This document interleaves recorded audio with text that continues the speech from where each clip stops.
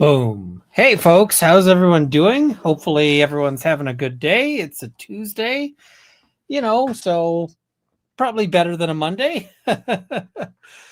Let's see. Today, we are going to be talking about the case of Texas versus Adrian Gonzales.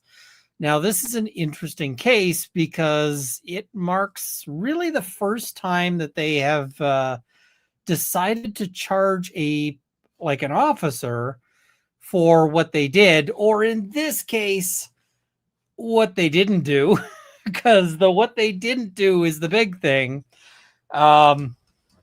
with regards to the Uvalde shooting. Now, this one is going to be a little bit temperamental. We'll have to see. YouTube may not like this. We'll have to see. But we're not going to be focusing on anything, we're not going to be focusing on gore or anything like that. We're just going to be talking about the court case. Now, this people should probably be familiar with this case. It was a horrible tragedy, but the thing that really got people's sort of ire up, in particular, I mean, mine as well, was that footage came out which showed that while the shooting was going on, the officers were sitting outside. And so there's that famous clip, and it's really awful. It's the clip of, the officer sitting there working the hand sanitizer machine. And so as he's sitting there operating the hand sanitizer machine, the little text on it was like, "Screams of children have been digitally removed."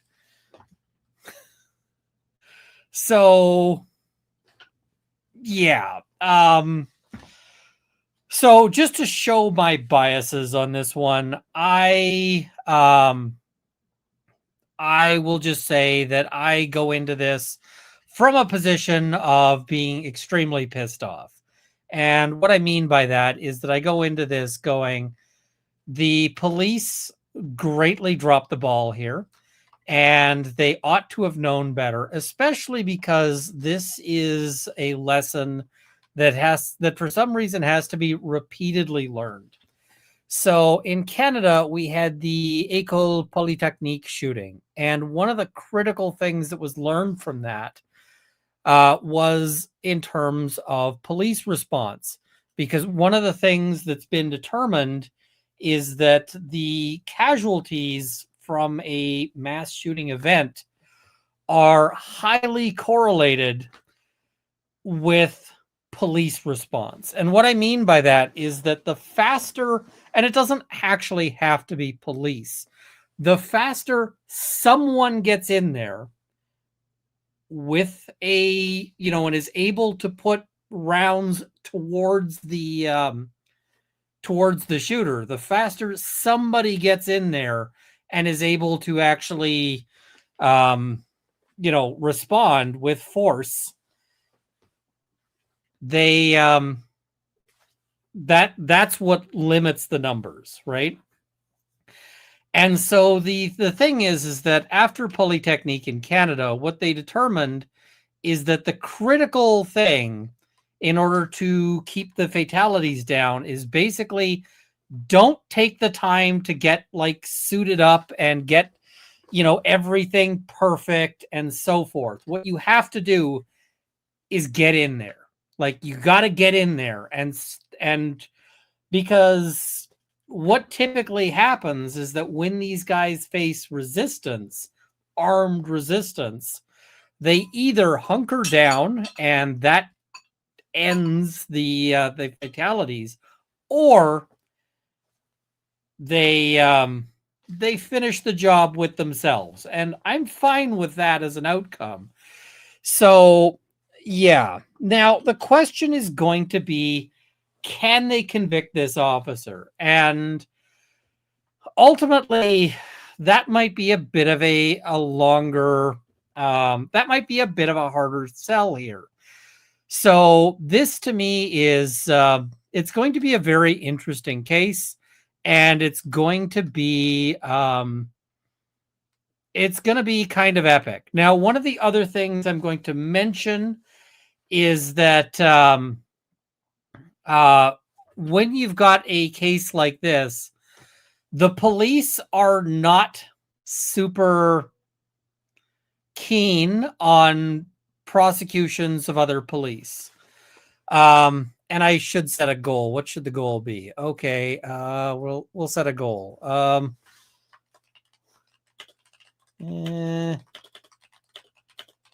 All right, here we go. There's a goal. Hopefully. There we go.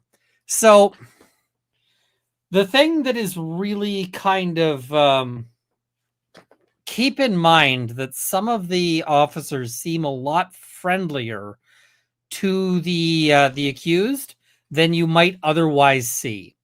And I think that might be because there's officers who are sympathetic to the accused in a way that they wouldn't be sympathetic to, I don't know, anybody else, you, me, right? And so that is going to be a big factor in this as well.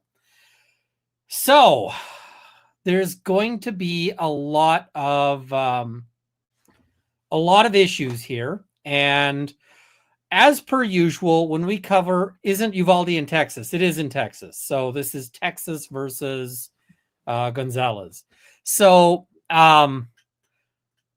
as we go through this, we're going to start off by watching. There's a bit that happens before the opening statements. We're going to watch that, and then we're going to watch the opening statements. Whenever I cover a trial, I go through the opening statements basically as they are. We're going to watch it at 1.5 speed, but we're going to watch the opening statements. And what is it?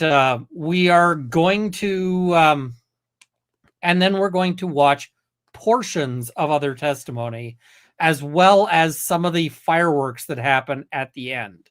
So some of that is going. We're not going to watch everything that happens today, but it will be a bit of a longer evening. So we'll talk about that. And yes, I have been to Uvalde. I actually have driven past the school that this happened at. Now, when I say I've driven past the school that this happened at, it was not intentional. I was not aiming to drive past the school. It was just, I was in a vehicle and we were driving, and I wasn't like controlling the route, and I see a school and it's got all these like signs on it basically saying, "Go away, leave us alone." And I was like, "What is with that?" And they're like, "Yeah, that's the school. That's where it went down." And I was like, "Oh, okay. All right. Right. We're not going to bother them." Right. So, yeah.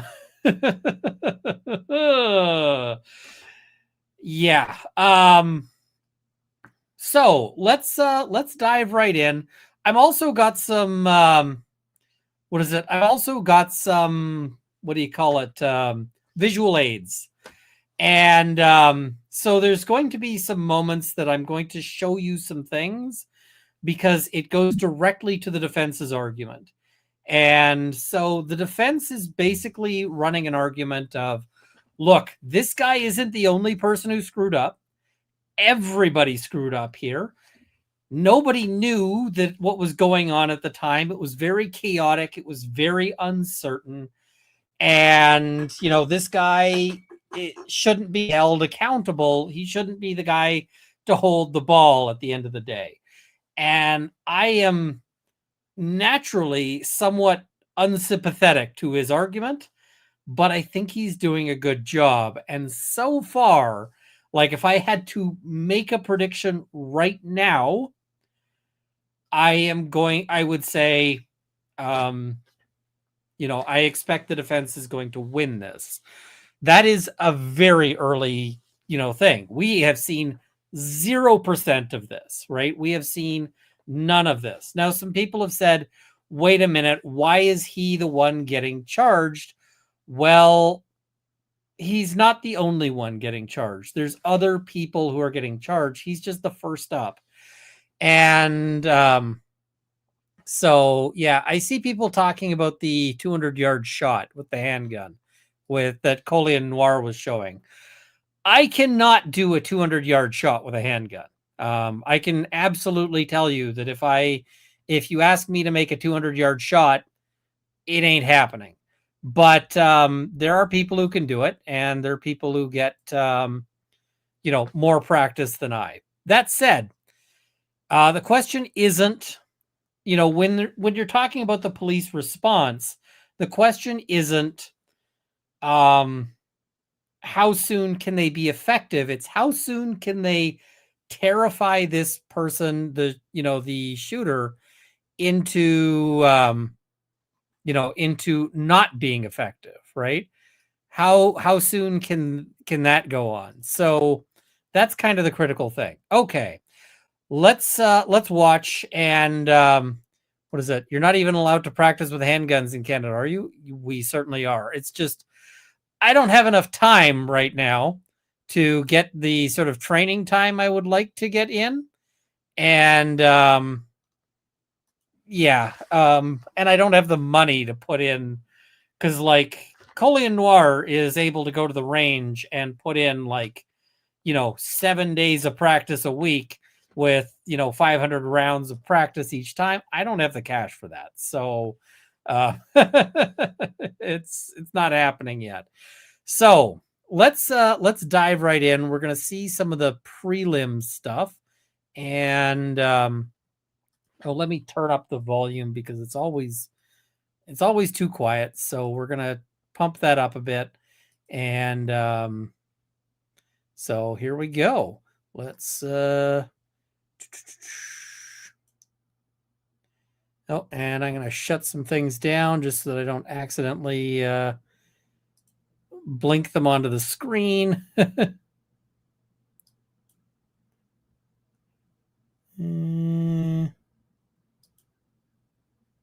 All right.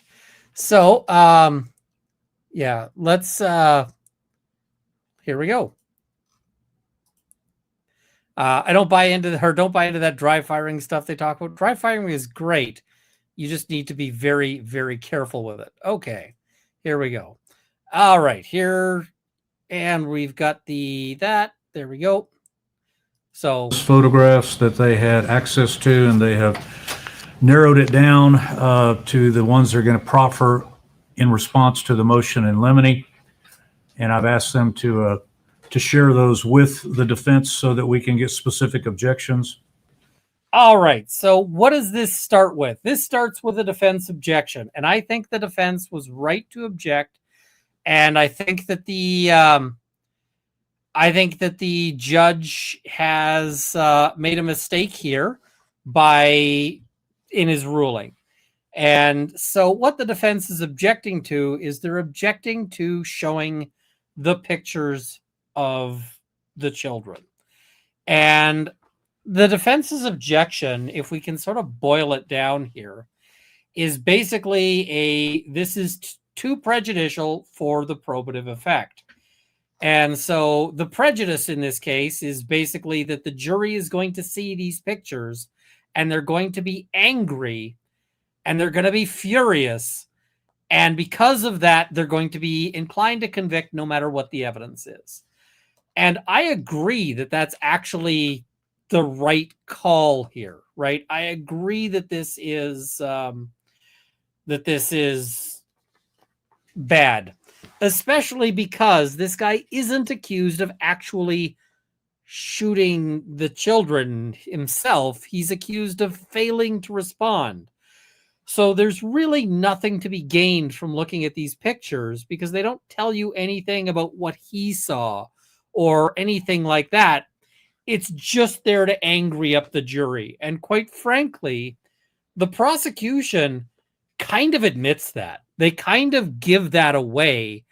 And so, yeah.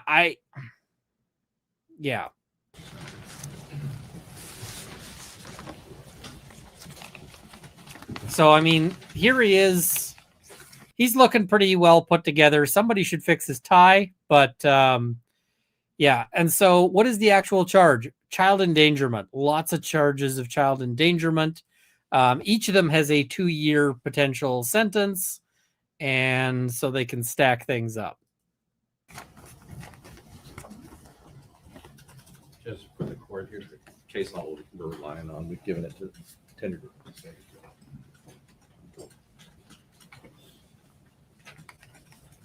It deals not only with the autopsy but crime scene photographs. And we're going to take this up to 1.5. The crime scene photographs as well, depicting somewhat of the same issue that we have the issue with. So I believe we have one of 112 that involves victims. So they're objecting to autopsy and crime scene photos. So basically pictures of murdered children. Somebody in the chat made an excellent point. And the point is that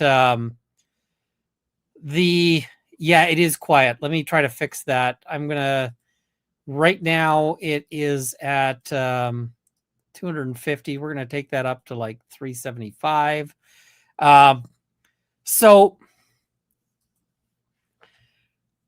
the point that was made in chat, and I think it's an excellent point that was made in chat, was that the jury at the end of this is going to have to live with those images, right? And so you're basically doing psychological damage and psychological harm to the jury. I don't like it. Well, I need to, let's get specific and actually, show me the photographs and then I can make rulings. So it's your motion. So you want to go ahead and proceed after you've reviewed what they've tendered to you? yes, Your Honor. I mean, I could honestly, I could start now. Okay. And my co-counsel can review. I can start now because we are not, the substance of our motion is not that that some would be okay, but others not. The substance of our motion is that none are okay. And so, if you'd like me to start, Yeah, please. So, So the judge asks basically, which ones are you objecting to? He's like, all of them. I'm objecting to any of them being shown to the jury, right? So, yeah. court knows that the law has been pretty well settled for a long time that a defendant who causes some sort of gruesome injury or death cannot be shielded from his actions under Rule 403. Our argument here, though, is that our client, the person on trial here, did not cause any of these injuries. He did not. Salvador Ramos caused these injuries, and he is not the person on trial. I only say that to start because that is one of the things that as litigators and criminal litigators we're used to is having that I guess that axiom of law. But in this particular case, and it's a very specific and different case, Adrian Gonzales did not shoot any child, did not kill any child. Now, what he's charged with is endangering. The endangering does not actually require it in the elements does not require them to prove that there was ever death, right, or to prove that there was ever any injury, because as far as an endangering goes, it's not an element of proof that they have to make. Now, we agree, and we will stipulate. So one of the things they're going to offer is a stipulation as to that the kids died, right? And the thing is that's all the prosecution needs to prove here. So the question is, what do these pictures offer over and above that stipulation, over and above that agreement? And the question, I don't know that there's a good answer.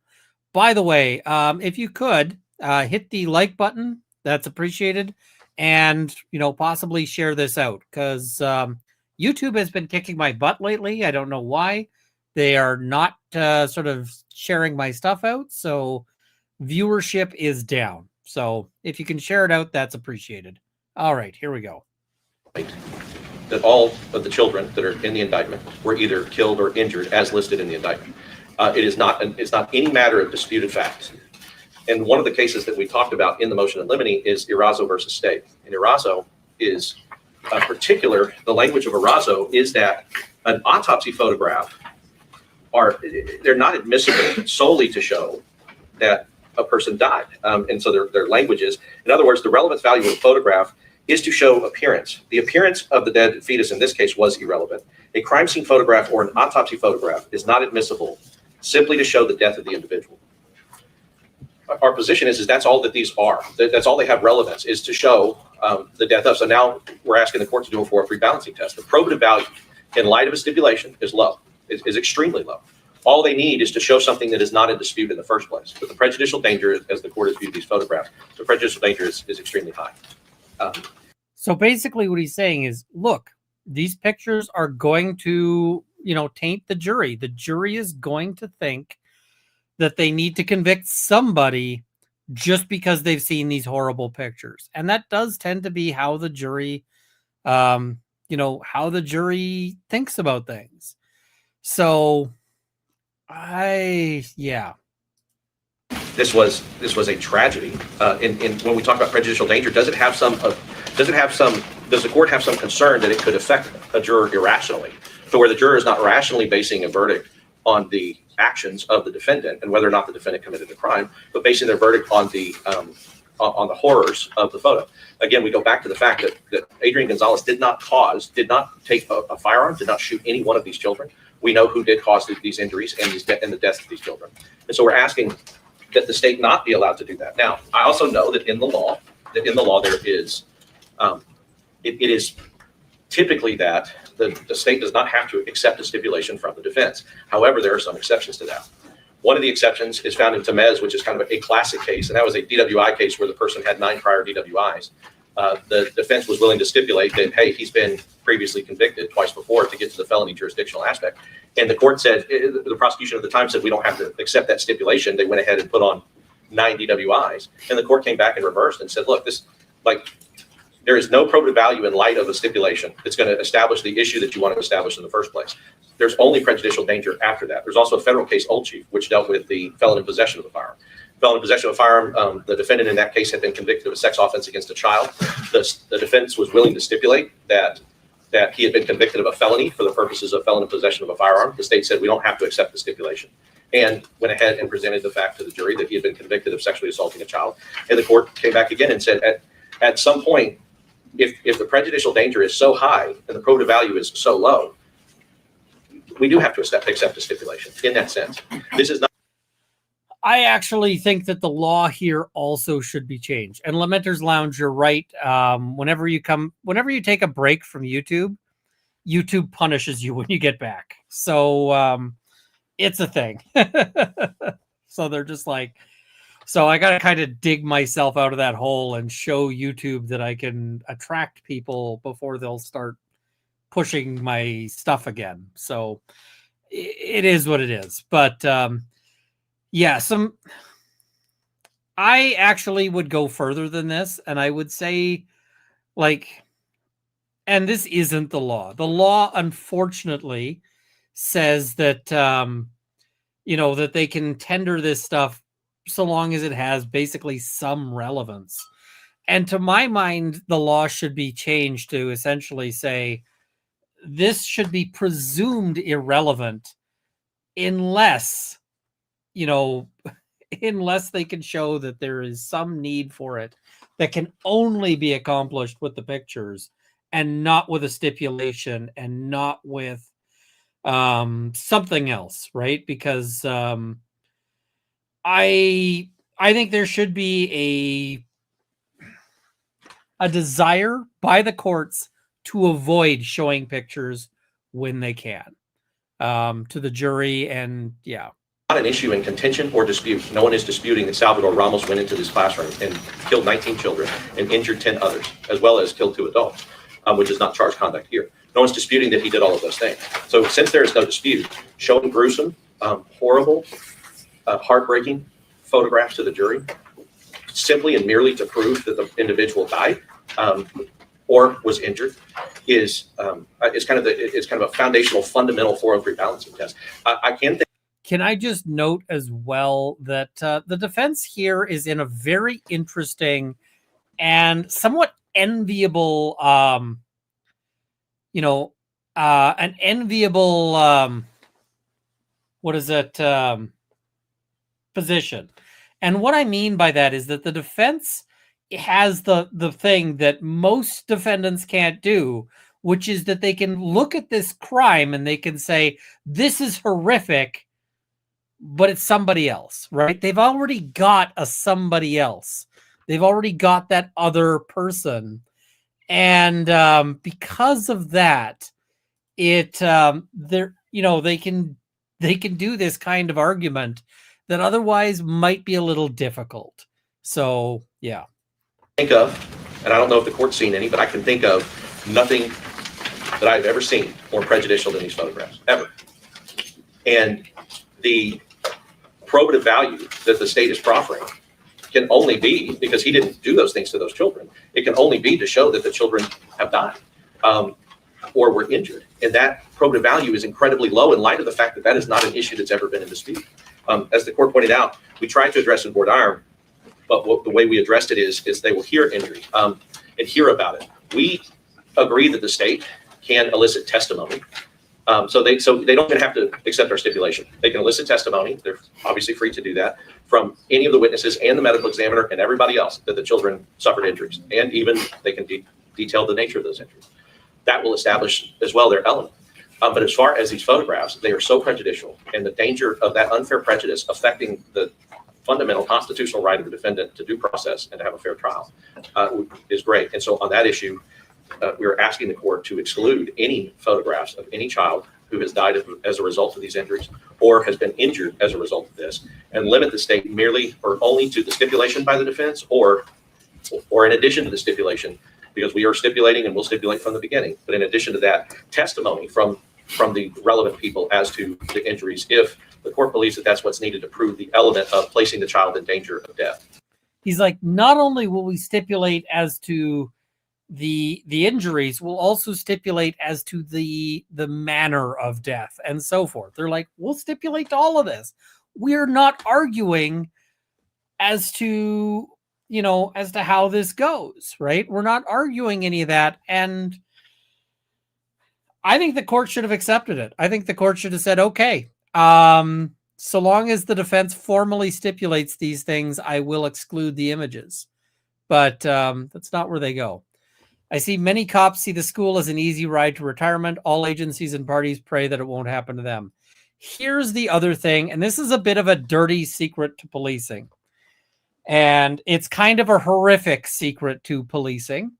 That school resource officer who's posted in your school, or whatever they're called in your area, where they've got a cop who's posted at the school. One of the things that will horrify you is that this is often what they would call a punishment posting. And what I mean by that is that officers who have screwed up, or in some cases committed offenses that really should have had them de-policed, but they sometimes get posted to the school as like a, you screwed up, here's where we're going to put you. And the reason why is because the school officer doesn't, the school officer isn't sort of cruising around doing, like, they can't screw up what sort of gets viewed as real police work, right? And so what you end up with is these police officers who are there because essentially it's like, let's put them somewhere that, where they're like, they can't cause problems. So this is a whole thing. And so when if you're a parent and you're looking at that school, be aware of that, right? And this is the other thing is police have a limited duty to protect. It is very limited, such that if the police watch you get hurt, they often won't be, there's no penalty for it. So they're going to have to draw out a duty on that one. So, yeah. And then the ROs in my inner city high school were bitter, angry, power-hungry failures and mean. It's a thing, right? It's a thing. So, police cannot be held legally liable for failing to intervene under the public duty doctrine as affirmed by the U.S. Supreme Court. Most people are unfamiliar with this idea, but police have very low duty to protect you. Okay. So I guess on that issue, there are some other issues in the motion, but on that issue, I will pass to my opposing counsel. Have you reviewed the photographs? We have this. Could you tender them? Oh, yes. So the judge is saying, I don't have the pictures. I don't have the photos. Where can I get those? And so the judge spends a very long time reviewing the photos, like a very long time. And then we get the the prosecution, and the prosecution has some interesting responses.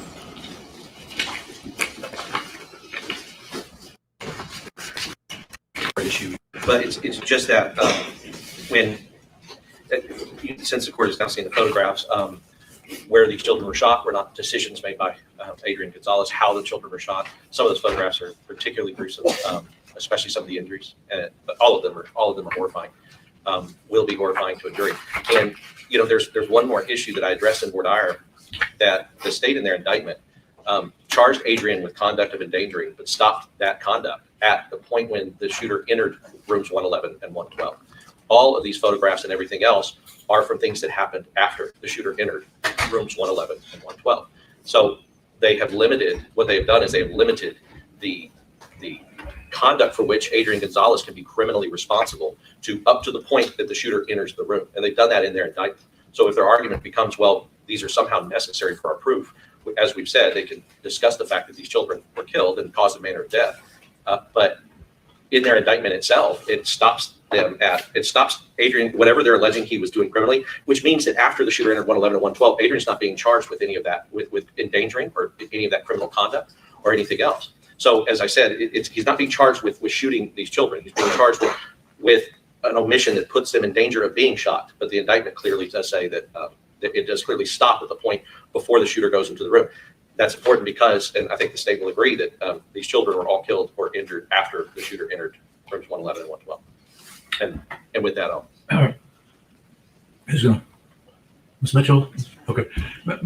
So watch what the prosecution has to say, because the prosecution kind of seems to admit that they want the prejudicial effect, right? So, yeah. We are 3 minutes away from the goal. Okay. I assume you have these cases.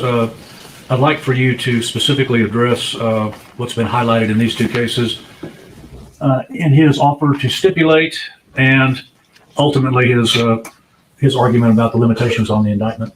But those cases seem to be fairly on point about, I think everybody can agree, these are horrific photographs. I've seen a lot of autopsy photographs. These are I didn't set up X this time. Not so much by the nature of the injuries, but by I didn't set up X in part because X, there is like zero. X pays like $0. So, yeah. virtue of the ages of the victims and the innocence of the victims. So certainly, there's no doubt they're prejudicial. My question is, can you address the probative value outweighing the prejudicial value they're offered to stipulate, specifically in light of those cases, and the limitation in your indictment that Mr. Gauss has argued? So, Mr. Turner, you may proceed. And if I could, I would start with exactly where he ended, and that is that the indictment ends with the gunman entering 111 and 112. The indictment includes, after the gunman entered rooms 111 and 112 and shot at a child or children in room 111 and 112. And so we have a fundamental disagreement about what the state has accused this defendant of doing. We've accused this defendant of being aware that children are in imminent danger and failing to act in the face of that imminence. And it's the state's position that we're not talking about one shot put the defendant on notice, not two shots put the defendant on notice, but the repeated shots at children at a Robb Elementary School over a number of minutes is what caused this. Our cases that support that proposition are when kids, other child endangerment cases, when one child is injured, evidence that that child is injured is admissible to prove that the next child is in danger also. These are Case law. Excuse me? Did you say case law? Case law, in the interest of EW, I believe. Interest of ED. And I have excerpts of that I'll provide for the court. All right. But in that case, it was one child was injured. They introduced evidence of that child's injury because they said that was proof that the other child was in danger of being injured. So as each child is injured, another is also. I want to talk about the concept of adults and children for just a second. And we can all agree, I think it's human nature. I think the nature of child endangerment is that we give special attention because we understand that children are fragile tender years, and for them to be hurt is disturbing to all of us. But are we to now rule that adults can be murdered and the results of that can go to a jury? Children don't. That was never the argument. It was never, but the more prejudicial something is, the more it's got to go in. So, yeah. Get that same protection by a court in the Texas. more you got to consider. The child gets injured, but because it's so horrible, the very nature of what makes the defendant responsible for a horrible crime, we're not going to allow the jury to see the results of that. And that's exactly what the cases on photographs of autopsies and crime scenes is about. A defendant is responsible for the conduct that he causes. And in this case, it's the state's position that he was compelled to act upon hearing 60 shots into children. And it was the compelling nature of that and his failure to do that that makes this such a significant crime. We're not talking about one shot and one person. We're talking about 29 kids, 19 of which died. Many of the others are injured. Each one of those children have the right to have their injuries depicted in the absence of Adrian Gonzales acting. Each one of them have the right to have their injuries depicted. And we've hit the goal, so I'm opening up a gin soda fizz here. First of all, there is no right on the part of a victim to have their injuries shown.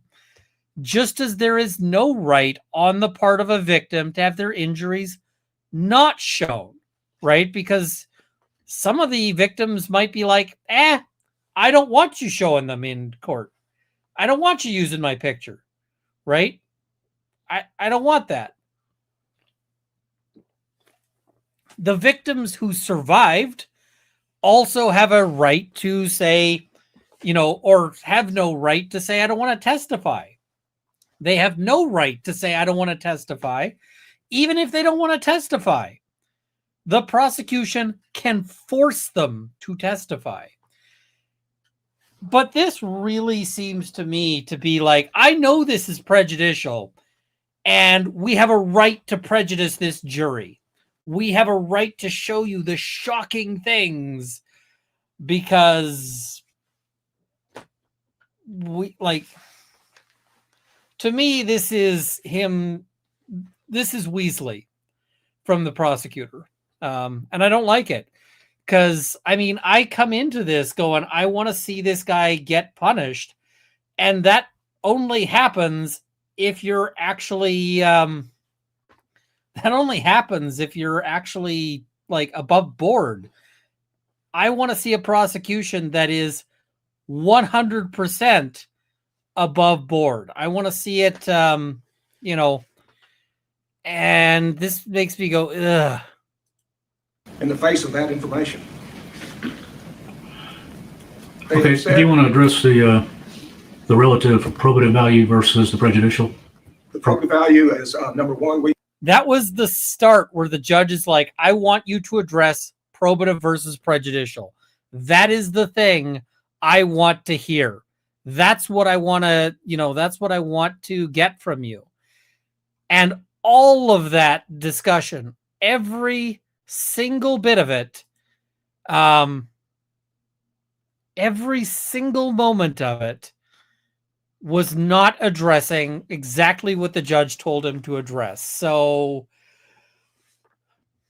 it was just, don't like it. But now the judge is like, answer my freaking question, please. They've alleged that the gunman entered room 111 and 112 and shot at one or more children in room 111 and 112. But what's the distinction between discussing it and describing it versus showing the actual photographs? The case law says if you can discuss it, you can show a photograph of it. Well, true, but you still have to consider the prejudicial versus the probative. So what do these photographs lend? He's like, you still have to answer the thing I asked you about. So, yeah. To the jury in determining any disputed issue of fact that could not be done equally by description and discussion? I suppose the same would be with any injury case, Your Honor. Case law has said, though, that that is relevant. It is indeed relevant. So what we're saying is simply because it's children, because certainly people are killed with high-powered rifles in the state of Texas on a routine basis. So the fact is, what they are arguing makes it so horrible is just that the body is a younger person. And the younger person doesn't get the same protection that the adult does. Would you? I'm not sure. Are those microphones hot on the council table? Maybe pull that one over toward you a little bit, if you don't mind. Whoever's going to be speaking, maybe get a little closer. Mine will test it on. I assume. Just from the very beginning, we Bill, you said, got to turn it on. You push that button right there. There you go. Should be a green light. from the very beginning, we've tried to explain that the whole case of child endangerment puts people in a different situation. Adults are required to act differently when children are in danger. And it's because of the compelling nature of what bothers us about children. It's the whole reason we have child endangerment statutes. All right. Thank you, sir.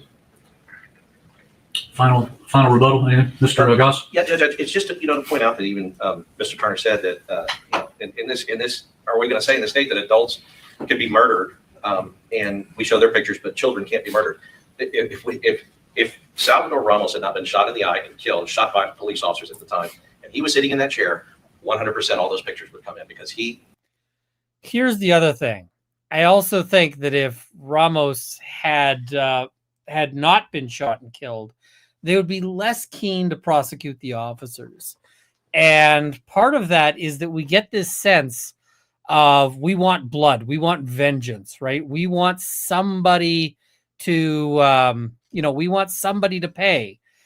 And the proper person who should pay is the guy who's holding the rifle to start with, right? But when that person is not available, we start taking other steps. And that's when you see them start to go after parents. That's when you see them start to go after, officers. Now, I think every officer basically who responded in the, officer hand sanitizer absolutely should not be a cop. But I don't know if criminal prosecution is the right answer here either. Yeah. That is his conduct, and that is what he did. This is not a murder case, and that's not what they're trying. Their indictment has limited it, and because we're asking you to take those things into account, because a person who has actually done the things and made the choices of where to shoot the children, where to aim the gun, of what kind of gruesome injuries to inflict upon those child, that regardless of what the state is alleging, they cannot say that Mr. Gonzales was that he made those choices, because nobody else made those choices but the shooter. And then, as the court's saying, I think this is a good argument. We are willing to stipulate, but additionally, every argument. person who testifies will be able to testify as to the injuries, the death. That's the only probative value that it has. And the only other thing that it can do, is inflame the passion of the jury. And as we said, it would, and as the court has seen in the evidence. And 100%, that's what the, let's not mince words. That's what the prosecution wants to do here, is to inflame the passions of the jury. And that's why they want it in. And quite frankly, I would like to know that the jury, if the jury convicts, I would like the jury to know, or I would like to know that they convicted because they believed the evidence, not because they were just like, I'm pissed off, I'm angry, right? So, yeah, maybe I'm too much of a defense lawyer. It's one of the most gruesome and horrific things. And not only just, if you just took each child, but in total, like all the children, the 19, especially in the autopsies, if you take, and then multiple pictures of all the children, that adds up as well. And so, of course, what the state would say that is, I'm sure, is that, well, we can't leave a child out, so we need 3 pictures for 19 children, which then becomes this cascade of horror. And are we able to be sure that his due process rights won't be violated? Are we able to be sure that in that cascade of horror that it's not going to irrationally affect the jurors' minds and make them so angry at the defendant that they don't make the decision based on the law and the fact? All right. For the purposes of the opening statement, I'm going to deny the motion in limine. I'm going to find that my review of the photographs, that the probative does outweigh the prejudicial. However, I'm not admitting the photographs at this time. Having gone through them, there are several that I may sustain an objection to, and they will not go to the jury. But for purposes of the opening statement, I am denying the motion in limine. But I'm reserving. So he's like, we can show the pictures in the opening statement. Huh.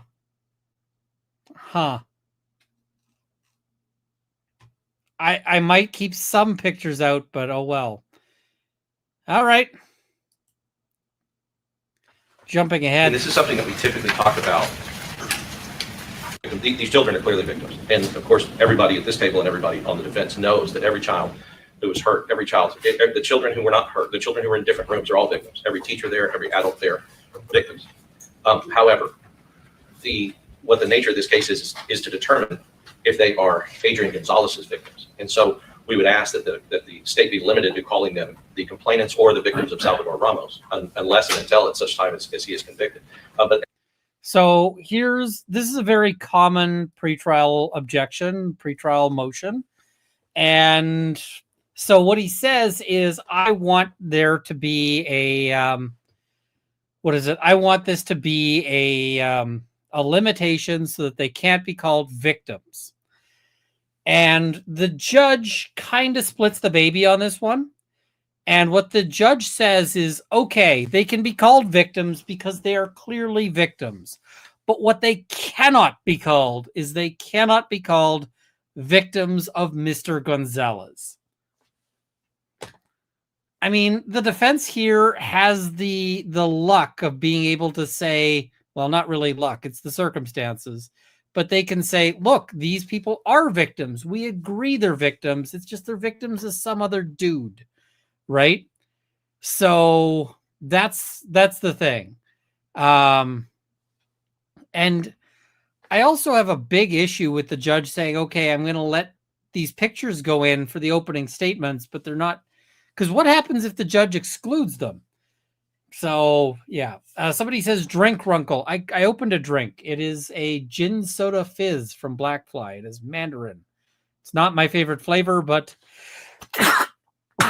I got a variety pack and this one's left. So, all right, let's jump ahead and we're going to see the opening statements. We're going to skip over the jury instructions and we're going to go to the opening statements because the opening statement, we're going to watch at 1.25 in their entirety because the opening statements are important. They give us a roadmap. And so as much as we can sort of shave stuff off with some of the witnesses, we're not going to cover the witnesses in full detail, but the opening statements, I think, are important. Before we do that, let's maybe wrap just so we don't get too far behind on supers. Thank you, PY Not, for 10 gifted memberships. Thank you, Masterful Melon, Woot, number 12. It's been a whole year. Elf Wiggins says, anticipating the demonetization. I suspect you'll find that a lot of content creators are going to avoid this one because you can't mention events like this without YouTube hitting the demonetization button. And so, yeah.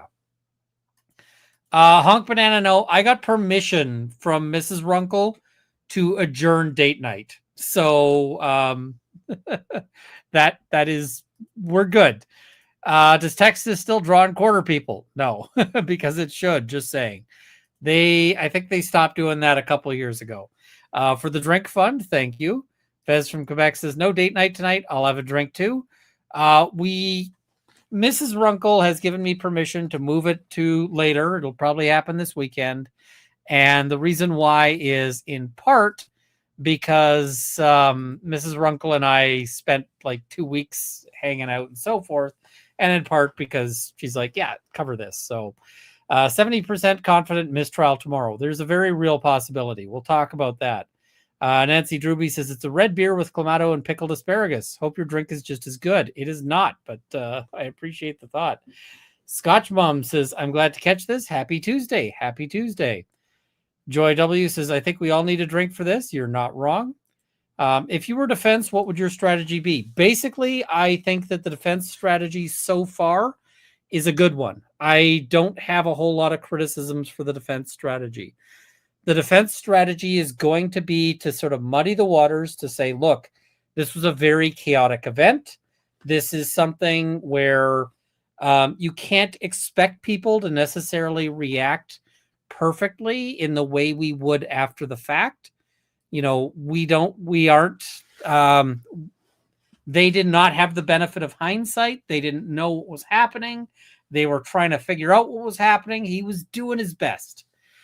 And, it may not have been perfect. It may not even have been good, but it was what he was trying to figure out at the time. That's the strategy there. This is so sad, but could potentially set a new precedent for police accountability. Police have a duty to act and should be held accountable here. Thing is that they don't really have a duty to act, and that's why I suspect this is going to be a bit of a gong show. But yeah.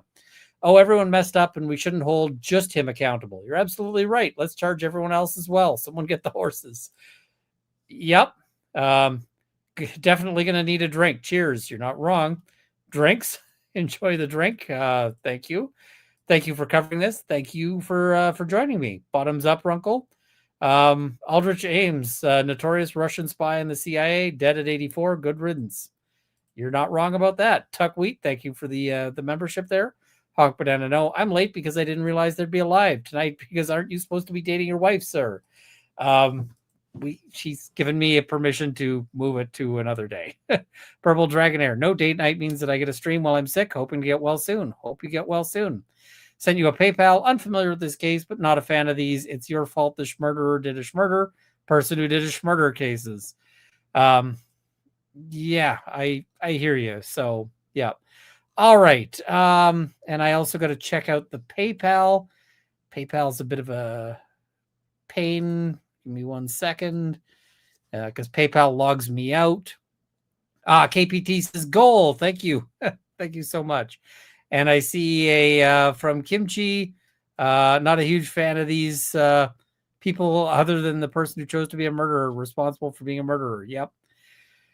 Yeah, it gets difficult. Now, if anyone's going to be responsible for failing to stop a murder, I would say that the police should be responsible. But the U.S. Supreme Court has very consistently said that the police don't have to protect you, right? That they don't have a responsibility to protect you from, dangers unless the police put you into that danger or unless the police have care and custody of you. So an example of that would be if the police shoot you, then they have an obligation to apply to give you first aid, right? Or if a police officer, you're crossing the street, police officer runs you over, right? They may have a duty to give you to call for help and so forth. Or you're in custody, right? You are in the back of a police car and you're like, hey, I need help. And they're like, yeah, that's funny. So, but juries may not necessarily listen to that. So, yeah. All right, here we go. Opening statements. It was awards day at Rodona. Fourth graders lined up throughout the morning and gathered at the cafeteria with their parents. To receive certificates of achievement. It's a day of celebration. After the celebration, they returned to their homes and to their classes. So let's just stop right here. It's a day of celebration. I just want to show you this part again, just because, yeah.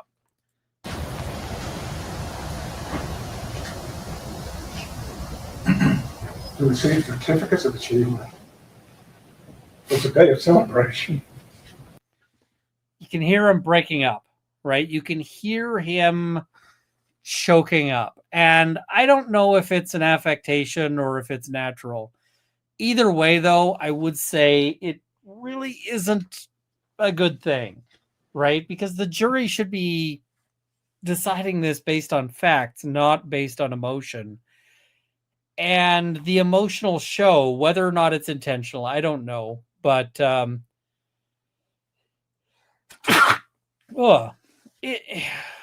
don't necessarily like it. Okay, taking it back up to 1.25. And here we go. After the celebration, they returned to their homes and to their classes. They turned off the lights and they watched movies because it was a light day. Some of the kids got to go to recess. Just down the road was Hillcrest Funeral Home. And a man named Gilbert Lamones was working at the funeral home. It was about 11:30 when a truck crashed through a rail and into a ditch. So he did what any of us would do. He went to check on the driver to see if it was okay. He and Cody Brasino left the funeral home, walked across the street, got close to the ditch when they were met with a man who exited the truck and got out with a rifle, a high-powered rifle. So as you might expect, they turned and ran. Shots were fired. So they called the police. They called the police for help. The gunman jumped over the fence, deliberate pace across the schoolyard to the southwest corner building, and opened fire. Stephanie Hale was in the playground on the south end of the school. She heard the fire, and it didn't make her incapable of action. She protected the kids. She got them to safety. They went into the classrooms. They did as they'd been trained. They hid in the dark and waited for help. Now, what we're also going to hear is that this school had a bunch of like anti-active shooter training and practice and so forth. And what ended up happening is that people were subverting it. And when you've got this kind of thing, but it's inconvenient. So what they have is they've got a bunch of locks that like keep anybody from getting into the school. And here, they were defeating those locks with magnets. The school was. And the reason why is because it was a pain in the butt. These locks were annoying. They were irksome. And so they end up getting defeated and with incredibly tragic results. But this is going to be something the defense is going to point out to say like, hey, this is, he's not the only person who is making mistakes. So, yeah, I don't know if that argument is going to carry the day in a big way, but yeah.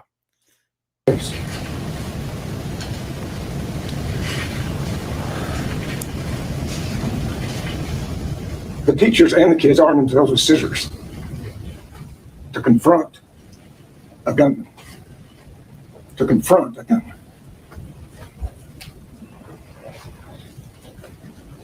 Melody Forrest was also out there that day. She heard the shots fired. She had a concern for the kids. She was capable of action. She ran to where the gunfire was sounding. And there were kids at the south end that were about to go to recess. They were told, get back in, get back in, get back in. And she doesn't leave her post until they get back in the west wing. But she stays there so long that when that happens and the last kid enters, she's face to face with the gunman. And he fires on her and she turns to run. And when she turns to run, she trips and she falls. And when she gets up, Adrian Gonzales, the police officer, is there. She says, he's over there. She urges him to go get him. Adrian Gonzales just says, where? Over there. He's wearing black. He's in the teacher's parking lot. As shots are ringing out. This is not confusion. He gets on the radio and says, shots are fired. He's wearing black. He's in the parking lot. He knows where he is. But Adrian Gonzales remains at the south side of the school. The gunman makes his way up the west side of the west building where the fourth graders are. He fires shots into a classroom full of children at 102. You know what you haven't heard yet? well into this opening statement,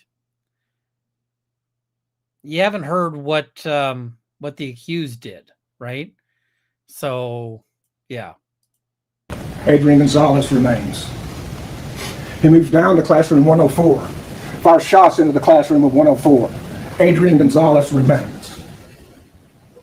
He moved halfway down the wing, fires more shots, this time not into the building, because there's no defect in the building. It's not going into the windows, it's not going into the bricks. It's also at the same time, when forces are coming, other police officers are starting to arrive. He then hurries to the west door and enters. It's been a minute. And there's a break in the shooting, and Adrian Gonzales remains. That gunman then walks down the hallway, gets to room 111 and 112, the entryway, and fires in the neighborhood of 20 shots in the hallway. And Adrian Gonzales remains. The children in 111 and 112 are done as they're trained. In the dark, lights off, be quiet, hide, and wait. For Adrian Gonzales. And the gunshots get nearer, and the slaughter begins. One of the shots penetrates the window going out of room 111. Melanie Flores is still urging Adrian Gonzales to go in. She sees the shot come through the window. Adrian Gonzales tells the police he sees the shot go through the window. Adrian Gonzales gets on the radio and says, "Guys, I think he's made it in the building. This isn't confusion." Adrian Gonzales remains. For the next minute and a half, about 60 shots go into children. And Adrian Gonzales remains. 3.5 minutes. And this is the thing. I think that, ultimately it was the cowardly choice. And no matter how this case plays out, Gonzales and all the other officers have to live with the fact that they're live cowards. At the end of the day, I would say that these are people who, in a perfect society, we would have a better solution for. And the better solution is just that everybody who encounters this person should treat them with contempt, right? Like, just be like, oh, yeah. And yeah, I mean, these people shouldn't be police officers anymore, and they should be like reviled by, by society. But I don't know if the criminal system is the way to go. So I'm into this ordeal, while Adrian Gonzales is still standing out there, his boss shows up. Peter Arredondo, along with Sergeant Coronado. They're running up adjacent to another building, get about the same distance Adrian Gonzales is from the gunshots, and they hear the shots going off. And Coronado yells, what you would expect a police officer to yell. Shots fired, get in the building. 3.5 minutes later. So Adrian Gonzales joins the other two officers and Donald Page, who's just arrived, and they go into the building. He enters the building 3 minutes and 45 seconds after he got there, and after the damage is done. So we ask ourselves, was this his first day on the job? Was he a rookie? Adrian Gonzales was a veteran of 10 years. He'd been at the Uvalde Police Department for 10 years. He'd been to the school district for a year. He had thousands of hours of training. He went to compelled training, which was active shooter training, which is pretty straightforward. When you hear gunshots, you go to the gunfire. But it wasn't just. This is the thing, is that the active shooter training is very much about go stop it. And the thing is that people love to trot this kind of scenario out, and they say, look, when bad things happen, a good guy with a gun doesn't stop anything. And the thing is that a good guy with a gun is exactly what stops things. It's just that the officers aren't necessarily good guys. That's the thing. You actually need good guys to do it. And the police aren't, you can't depend on them for that. Am I not being is my audio not coming through? Let's see. Oh wait. No, it looks like it's fine.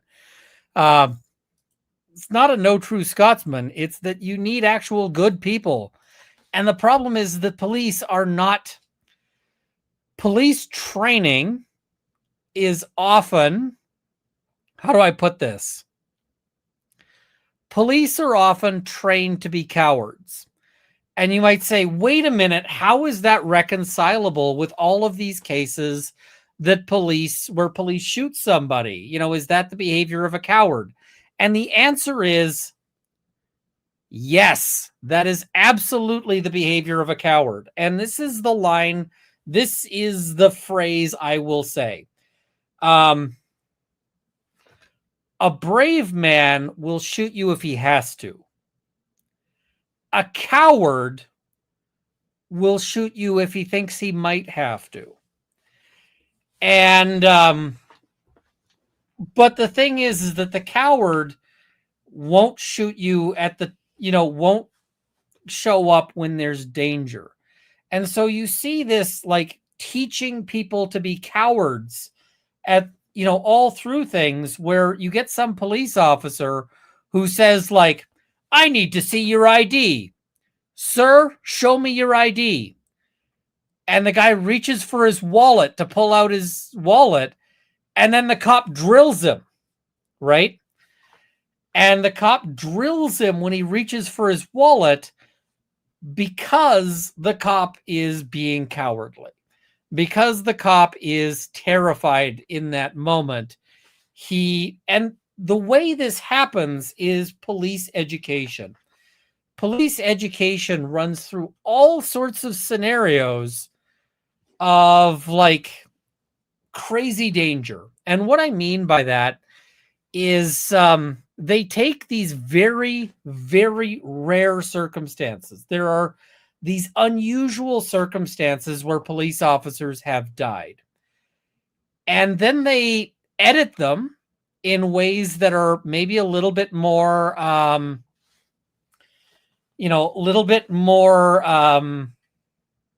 lurid, I guess. And then they teach officers about these, like this is every call, might be this like extreme danger. And so an example scenario that shows up in police training all the time is based on a real incident. And so the scenario goes like this. The police officer shows up at a small like convenience store or whatever, where there's a report of a robbery. And the police officer, there's somebody outside who says, officer, they're inside, go inside. And what usually happens with recruits is that they go inside, is part of this training, and they get shot by the training guy in the back of the head. And it's like, okay, what'd you do wrong? Well, grandma out there, because they put like a grandma or like a woman with a baby or whatever else. They're like, she was with the robbers. And so because you didn't think about this, the possibility of that, like of grandma shooting you in the back of the head, you have died.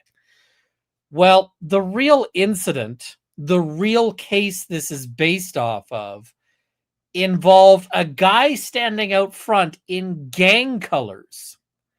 And so the critical thing there was, notice that the dude is in gang colors, right? And notice that there's a danger there. But what they end up learning is that like every potential witness might shoot them in the back. And they do this in scenarios that get even more ridiculous, where you have, they'll show up and it's just like some random bystander suddenly pulls a gun and like opens up on the cop in this training scenario. And so they're told to be terrified of everything. And the problem is that that leads to unnecessary shootings, and it also leads to situations where police are too scared to act. And I think that that's, that is a fundamental problem. You need to teach some courage. And I was talking to an old cop, a retired cop, and the old officer noted that when he was a young cop, they used to do things all the time that they just couldn't do towards the end of his the end of his term. And so what he noted is that, like, in his early years, if they needed to talk to somebody, they'd just go up to their they'd go up to their house with like one or two officers and just knock on the door and say hi. Now they won't do that unless it's and they do this with like suspects. Now they roll out like 8 people deep.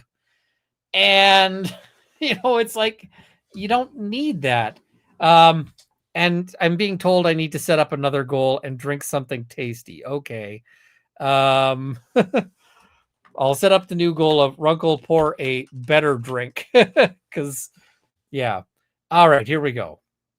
So let's carry on. That's sort of my rant there, but yeah. Active shooter training, and didn't just sit in a classroom, they practice. They practice what do you do if it's in an open area, like this open area. And they trained Adrian Gonzales how to do his job safely. And that is, you look for concealment and cover. Concealment means the gunman can't see you. It may not protect you if he shoots, but he can't see you. Cover means you're protected. Okay, let's talk about the distinction, because he doesn't do a very good job. Concealment is like, imagine you're behind a curtain, right? And so the curtain isn't going to stop bullets. Like, a bullet will go right through a curtain.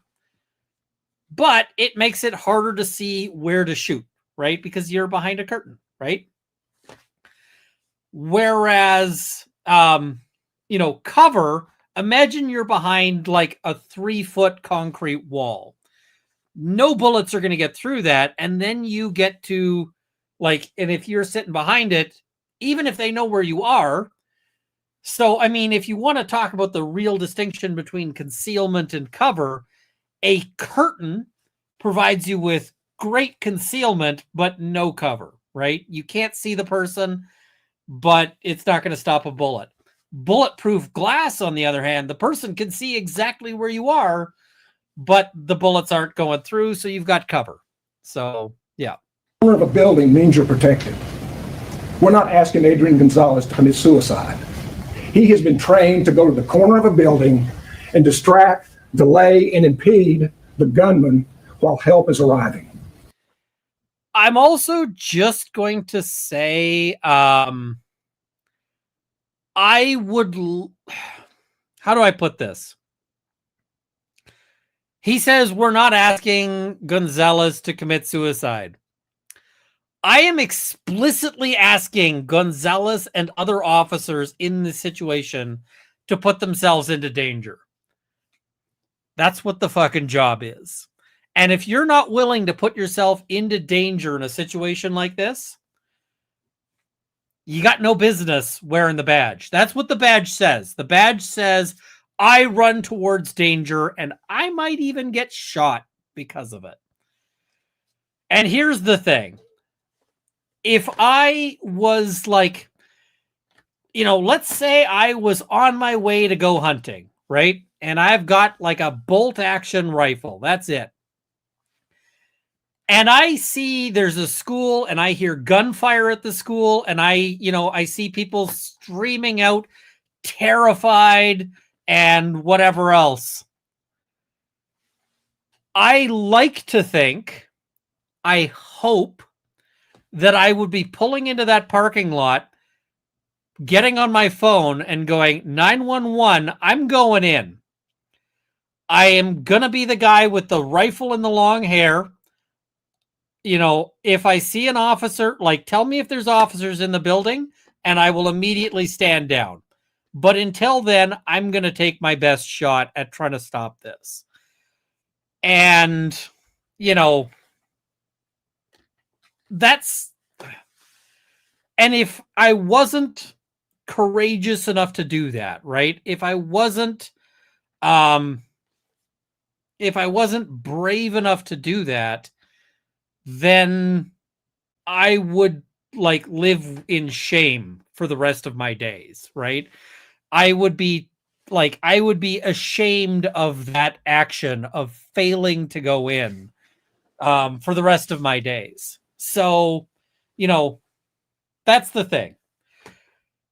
If you're a police officer, that's the job. Get in there. Get in there. 100%. And quite frankly, if I went in and got killed, trying, it'd be like, cool. Put that on my headstone and I got no regrets. So, yeah. But Adrian Gonzales does nothing more than mic his microphone and tell other officers what's going on.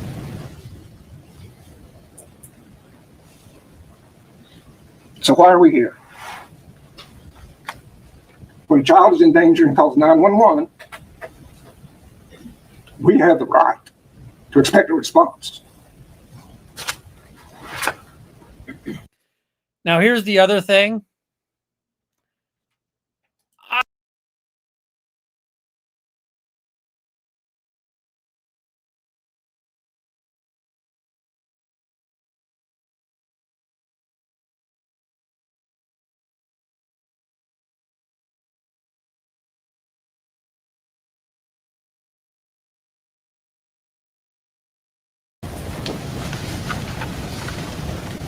Have a seat, Judge. Please. If I may have a moment to rewrite some law, I got a piece on the back here. All right.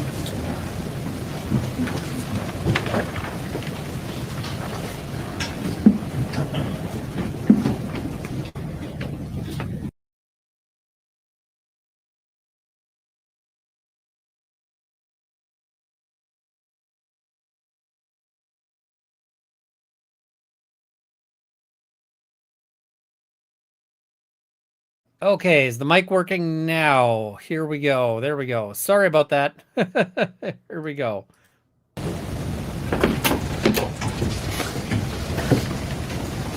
Yeah, I actually thought the prosecution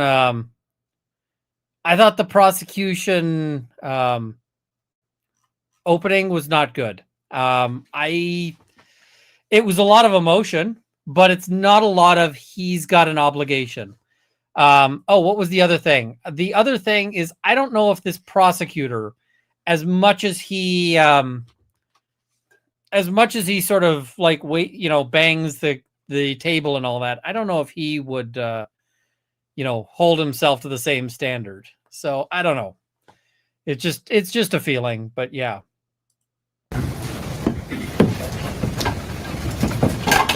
All right. So now we're getting on to the defense statement. And yeah, that was it. That's all they've got. I actually thought the prosecution statement was way more emotion than it is based on any sort of legal argument or factual argument. That's it.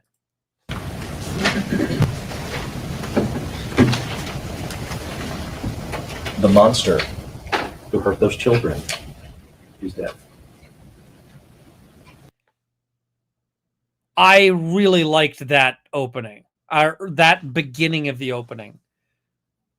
And this is what I mean by the defense has the luxury of being able to point and say, there is a monster in this case, and it's not our client. He opened, if you didn't catch it, he said, the monster who hurt those children is dead. Whew. And I mean, it's emotion. I can understand why Bill, when he talked to you, I could understand why he had emotion. I can't talk to you without it either. I also love how he plays the prosecutor here a bit. He's like, I get why he's emotional. I'm emotional too. You should be mad, but not at my client. I think you heard me say it yesterday. This is one of the worst things ever happened in our country. There's only been a few like this. He's not wrong. This many, this young, innocent. It's awful. But Adrian Gonzales did the best he could with what he knew at the time. Adrian Gonzales, the prosecution got up here in the opening statement, and you're going to see, and Nico, my partner, he's going to come up here and he's going to go through the times after I talk to you. But you're going to see that the prosecutor has tried to condense time at some points and then tried to stretch it out. But one of the things that you didn't hear in his opening was any preciseness of the times. We heard about a minute. I thought this was a little weaker. This is getting into the weeds. He has a really strong open. And I feel like this part is, I like the argument. I like the fundamental argument he's making, which is the prosecution isn't selling it to you straight. But what he should be doing, he needs more passion here. He needs more specificity. He should be saying, the prosecution isn't giving this to you straight. What the prosecutor is doing is they're using a lot of fuzzy words to cover and to whitewash the details. They're not telling you 36 seconds between this moment and this moment. Instead, they say about a minute because they're hoping that they can vaguely convict you or convince you to convict, whereas the specifics, precision, accuracy will lead you to acquit. So that's not what we're going to do in this trial. We're going to talk about what Adrian knew, what was happening second by second, so that you can understand that we're right. We know that Adrian never was able to confront the gunman. But the prosecution is going to agree, and the evidence is going to prove throughout the trial, Adrian never saw him. The prosecution says knowing the general location. They have to prove beyond a reasonable doubt. And one of the things that you heard the prosecution say, you heard him say that Adrian said he's over there in the parking lot. He's over there in the teacher's parking lot on the west side of the building. What he didn't tell you is that when Adrian said that, and Nico's going to talk about it, but he said that. This is the parking lot on the west side of the building. When Adrian calls that out, he's over here, all the way on the other side of this building. And as far as being here, calling it out, the shooter had already entered the building at the time that Adrian says he's on the west side of the building in the teacher's parking lot. He does not know. Adrian does not know where he is. But I want to talk about it using this map so that you can get an idea of what happened. First, the issue. There's some sort of weird voice in the background, and I don't know what it is. It's like somebody's watching a video in the courtroom. Yeah. I like how he's humanizing his client using his first name. I always try, whenever I'm speaking, to humanize my client as much as I can. If you can get away with a first name, do it. You can say Mr. So-and-so, right? But he also does this with the prosecution. And he does this in a way that he's very much, I'm just going to say we have a very different style, or in this case, from the defense than what we saw in, for instance, Karen Reed. Karen Reed, they came out and were like, these people are lying sacks of shit. That was kind of the approach, right? Like, we hate these guys. We hate these prosecutors. Here, he's like, I don't hate the prosecutor. I empathize with him. I get where, he's sad. I get why he's sad. It's a different approach, and yeah. It was that, sorry. The issue was that, I'm sorry, my assistant's trying to get in touch with me. yeah, it's fine. Where we start, and just so that everybody can understand. And oftentimes in these kind of cases, we don't use the names of these monsters because that's a lot of times why they do this, right? He's a monster. What he did to these children, what you're going to see that he did to these children is horrifying. It's disgusting. It's terrible. But he didn't start with the kids. The first thing he did before he got to Robb Elementary was he shot his grandmother in the face at his home. So she gets shot in the face. He gets in a vehicle. Her house is probably a couple of blocks. So if you can imagine the map extending out here, he gets in a car. He doesn't know how to drive. He gets in a car with that firearm. He comes up Grove Street here, and you're going to see that this right here it's like a concrete culvert. It's got a railing here. And obviously, somebody normally would make that turn that ends into this culvert. After shooting his grandmother in the face, he comes down here, blows through this railing, and his car ends up in the concrete culvert. Now, this is going to be important because if you listen to the prosecution, what the prosecution is wanting, I suppose, and expecting and trying to show you or argue in this trial is that everybody has to have perfect understanding of what's happening. But you're going to see that this is the first thing that contributes to confusion. You're going to hear that there's never been a school shooting in the United States of America that begins with somebody wrecking into a culvert like that. Now, what does this tell a police officer? And you'll hear what the evidence is going to show. This tells a police officer somebody has maybe shot an adult, right? Maybe committed some other crime, maybe committed robbery, maybe trying to get away, or maybe is drunk, right? And doesn't navigate the turn, or maybe was texting. Some other thing is happening. This is not how a school shooting starts. It just happens to be next to a school, and this is important. So the argument he's making here is basically because this school shooting starts weirdly, it starts with this car crash. It starts with this thing that he's like, we don't know if it's, he's like, they didn't think that was what was going on. They thought that this was, they thought this was a car crash. They thought this was like a gang thing. They thought this was, some other deal, right? And so I don't hate this argument from the defense. I don't hate it. I actually think the defense is doing a much better job with their opening than the prosecution does. And I don't think it's close. I think, like, if I'm awarding judging points for the opening, 4 out of 10 for the prosecution. Big 4. Defense, 8. wrecked, and as the prosecution says, there's a fence right here. He climbs the fence. This is the funeral home he was talking about. People come out of this funeral home because they see this wreck, and he fires shots. Now, where's Adrian at this time? Just so you understand, this is Robb Elementary. These are all the buildings in Robb Elementary. Robb Elementary does not have an officer that's there all the time. So he is not the officer for Robb Elementary. He's not the police officer that's there. He is not at that school. He is actually at a park because he typically works at the high school in Uvalde.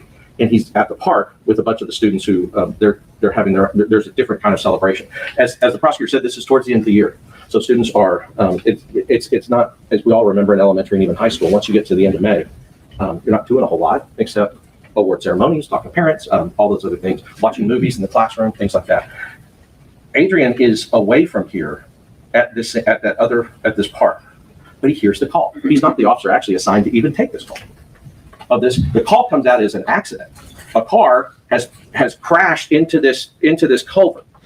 He's not the officer assigned. There's a different officer you'll see that actually comes up here later on, and the person assigned to the call doesn't ever do any of the things that you're going to see that Adrian did.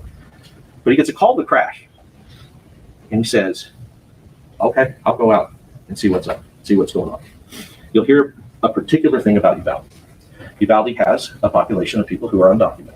You will hear that 50 times. Now, this is a risky argument, but he's got to make it. And, I don't hate him for making it, but it's risky. And what I mean by it's risky is that he's got to be very, very careful about the fact that, you gotta, who's on your jury, right? He's going to be talking about, look, we get situations where people who are undocumented are piled into a car and then they crash and they all go running, right? That's the argument. But you got to make sure that there's not somebody on your jury that it's going to piss off. And yeah. In a 2-month period is typical for there to be some sort of accident or bailout involving people who are undocumented. It's one of those things that's particular to Uvalde, particular to the region. It's one of those things that officers deal with all the time, and it's one of the things schools deal with all the time. And this is important because when that crash happens, the school does not go into lockdown. Why doesn't the school go into lockdown? Because nobody is expecting that this is a school shooting. They're expecting that this is a drunk. This is somebody getting away from something else. Now, why is that? And this is the thing. He's like, the school doesn't go into lockdown And this guy can't be faulted for not knowing better than the school doesn't know. Even when he's advancing or leaving his car, what they can see and what they can tell at the time is not telling anybody that he is trying to get into this school to hurt any children in this school. He is trying to get away from the scene of this crash. And that's one of the themes that throughout is that what's happening with this particular situation is confusing the police about what actually the intentions are of this person. They start setting up perimeters that you'll see later because they're thinking he's trying to just get away from them. Nobody's thinking, we know now, they know now, everybody knows now that he was messaging people that he's about to go shoot up the school. Everybody knows now that he was disturbed, that he was a monster, that he was trying to do this. He was speeding towards the school to do it and just happened to have not negotiated the turn and went into this culvert. But at the moment, that's not what it looks like. That's not what it looks like to him. It's not what it looks like to anybody. It's not what it looks like to anybody, any of the officers that come up. But then there is gunfire, and that's important. So he shoots here towards the funeral home. At the same time and around, Adrian is starting his response. And Adrian also comes up Grove Street. And this is important. He'll talk to you about the fact that can't be on the jury if you're undocumented, but you can be on a jury if you have sympathies to undocumented people. You can be on a jury if you are a citizen, but you have relatives who might be undocumented. It's a touchy issue. It's a political minefield is really the issue, is really the thing there. There was Melody Flores. As Ramos is walking this way, and he does walk, he starts walk, shoots here, starts walking this way. You'll hear that people from the funeral home, the homes up here, can see that he hide behind cars. And they call that in, but that's not something communicated over the radio to the police. But they do call it in that he is here in the parking lot. By the time Adrian is getting here to the property, he understands, he starts to understand, because now the people are calling 911, they'll talk about, and now they're saying that shots are fired. So Adrian here, as he's coming down here, he starts to hear shots are fired. This is a gate that gets onto that school property. It should be closed. It wasn't. And Adrian drives right through here. So he was responding, and you're seeing shots fired, hearing shots fired, understanding, okay, this is not just an accident anymore. And then you'll hear that Melody Flores, the teacher that the prosecution talked to you about, the teacher that the prosecutor said, well, she acted, right? And we agree. She did see kids, and she told them, we talk about the west part of the building, south part of the building, west part of the building, south part of the building. She told them, get back inside, get back inside. As she's over here telling them this, and he's here firing rounds, and you're going to know that that's where he's around this area firing rounds. Adrian is coming here.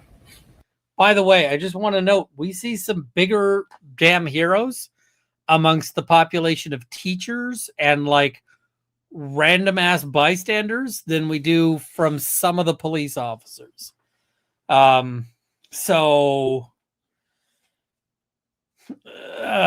Just got to say, it doesn't feel good, right? When you see police officers not standing up.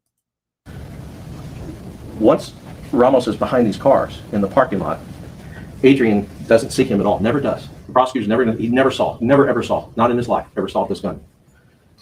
Gunman's here, Flores is here. Adrian sees Flores from that distance and thinks that she may be the gunman. Or that she may have, or somebody, he doesn't know if it's a man or a woman. You'll see the distances, it's too far to tell. But he thinks that he's hearing that there's a person, hearing that he knows there's shots fired, he believes that this person is either grappling with a defense kind of makes it an issue. That's the thing, is defense kind of throws that in. Gunman, or is the gunman themselves. The reason he thinks that they might have grappled is because, as Bill said, she trips and she falls in, and this is all dirt. So there's like this cloud of dust, and it looks like from that distance. What does Adrian do? He acts. You will watch him, and there's a camera from this funeral home that will show this. He comes in, and he spots her. He zeroes in on her, doesn't know it's a her, doesn't know it's a coach, doesn't know it's a teacher, thinks that that's what he's there to respond to, thinks that that's potentially the danger that he's there for. And he drives straight to her. He goes straight at her until he gets here. And this is where Adrian ends up parking his car, and you'll see that. Adrian parks here. She falls down here in the dirt. Remember, this is the south side of the building. 5 seconds after he gets out of the car and realizes this isn't a gunman, and there's nobody else here but her, and he's trying to ask what's happening. 5 seconds after that, the shooter starts shooting into the side of the school. And he does. You can see by the shell casings, they'll line here, and you'll hear the shell casings when a gun is fired, they go back, slightly back into the right, slightly back to the right. And you can use the shell casing. So the ejection of brass depends on what kind of gun you're using. It depends on a bunch of other features, but on most firearms, it will be back into the right. Now, that can differ if it's a left-handed gun. It can differ if it's all sorts of things. So, yeah, but this guy is going to do better with gun stuff than the officers. There's never any over here, so he wasn't over here firing at Melody Flores. They're here, and they go right up the building here. So it gets in here. So what they're talking about is the gunman is moving up this school. And these distances, when you go and you see it in person, or you see it in some of these videos, you see the pictures, it doesn't do it justice. This and this, there's nobody that can see or understand here what's going on over here. There's not. She is telling him, but she's going to testify to you that when he got out, she told him he's in the building. And she was 100% wrong. He was standing right here, shooting here. And that's okay that she's wrong. We're not requiring her to be right. This is the most tragic day of Melody Flores' life. It's the most stressful thing that she's ever been through. I really think that the defense is in a great position of being able to be compassionate to people like Ms. Flores, right? The defense is great at being able to be, I like the way he does that. I like the way he's saying, like, this is the most stressful day in her life. She got some things wrong. It's okay. But as the prosecutor says, Adrian says, well, she's telling me that he's over there and that he's wearing black. And what did Bill say? He said, well, what did he do? He didn't do nothing but call the radio for other people to come. That's what police officers are supposed to do. Whenever you hear information, you have to call it out to everybody else for everybody else's safety.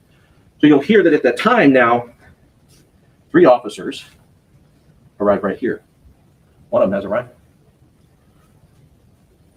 They see him about to go in the building. One of them asks for permission to shoot. Permission, there's not even a chance for a response. Because by the time that they turn around, he's gotten inside. That was a mistake. Like the permission to shoot. It's like, no, don't call in asking for permission. Just, I shot the guy. Like, call in that you shot him. But yeah. Texas Forever says, on the topic of guns, my brother's boss gave him a Henry Big Boy rifle for his 10-year anniversary. That is a great anniversary gift. I don't think I'm likely to get anything that cool for that. So yeah. Adrian doesn't know any of this. Didn't see any of this. They see it because they're in a direct line of sight to that door, to that west entrance.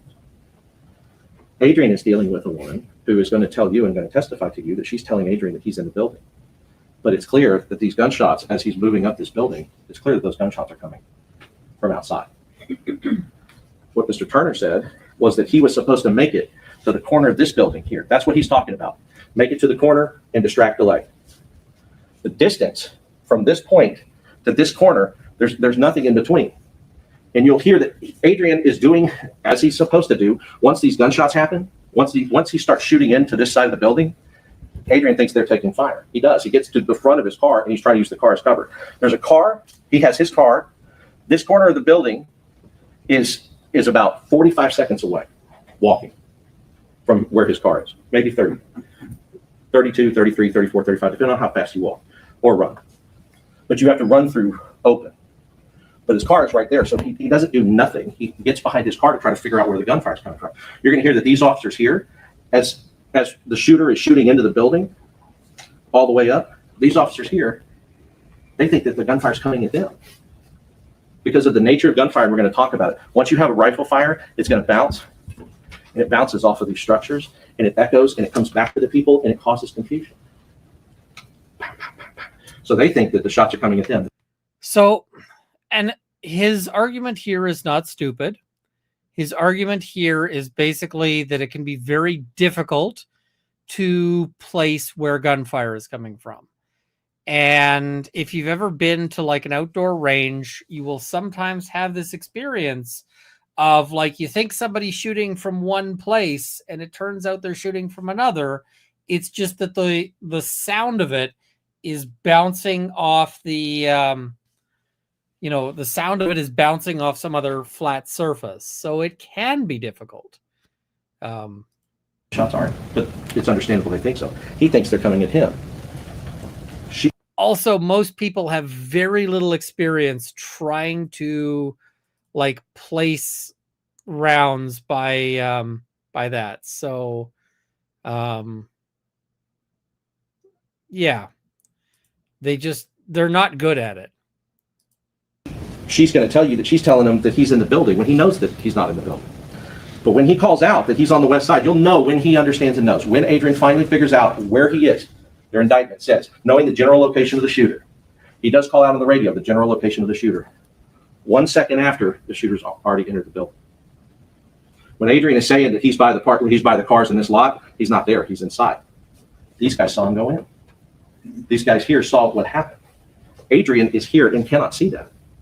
Now, other things begin to happen. So at a certain time, and even you're going to hear these guys, they still don't know what his intent is. They think that they're setting up here.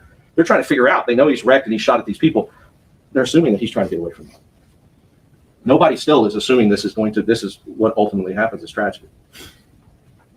Once something like this happens, right? This was the only and the first time ever that a school shooting starts with a wreck and a culprit. Now, it's part of the training. Don't get confused.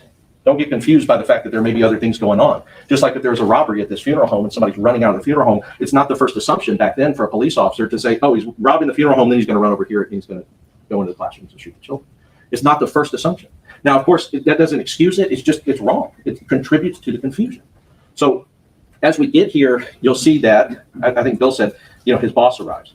What happens is that some of the officers, as he's going in this way, some of the officers bring the car around to try to figure out, like, is he trying to get around here? You'll see that Coronado and you'll see that Chief Arredondo come this way and this way to where Adrian is. By the time that they talk to Adrian. So do you get the feeling from watching this? Like, he's saying what he's doing here is he's basically saying, I know exactly what was happening and why the accused is, shouldn't be held accountable. And, I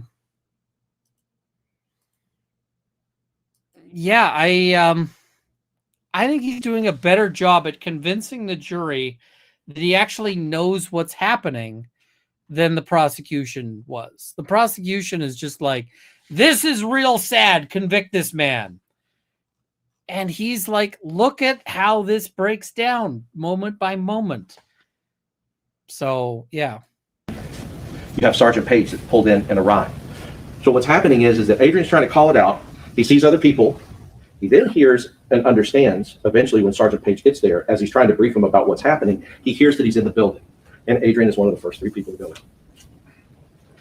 This is not a man that does nothing. This is not a man that is sitting and doing nothing. It's a man who is confused. It's a man who's talking, who has made assumptions that are understandable that turned out to be wrong. But he was trying. He was going towards that danger. And this is a man who, when it was time and they are standing here and it's time, because you'll hear that Coronado did say, like, he's in the building, we got to go. But Sergeant Page never said any of that. Sergeant Page said, we're standing there. We hear the gunshots from inside the building. We made the decision. Everybody's kind of making that decision at the same time. The first 3 people to go in, when Adrian goes in there, when he goes into the building, Sergeant Page is in front of him and he goes in behind him in the building. The gunman comes out of the classroom and takes shots at other officers coming in from the other side. Adrian Gonzales did not fail to act. The gunman turns that way instead of that way. He's right in the line of fire. And he was willing to be there in a hallway with a rifle with no real protection from a rifle. They had nothing that would protect them from a rifle. That wasn't going to stop the rifle. If he turned around and shot him right in the chest, right past the Kevlar, that bullet kills him.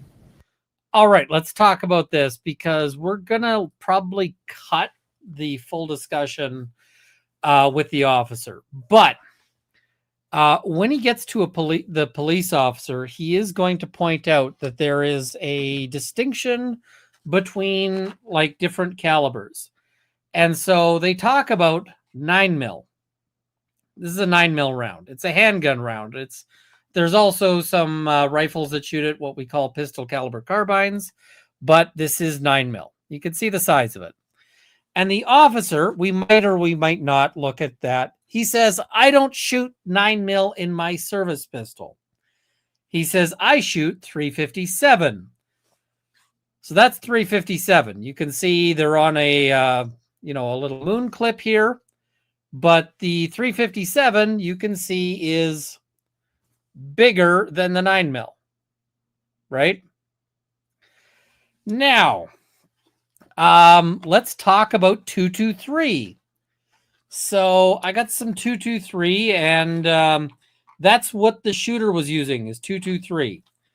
And let me just see if I can open it. It looks like I got to tear it open to open it. Okay, fine. We'll do that. This is an unopened box of 223. But what is it? This is a 223 round. Now, I just want to let you compare here. 223 versus the 9mm. Right? I'll see if I can sort of hold.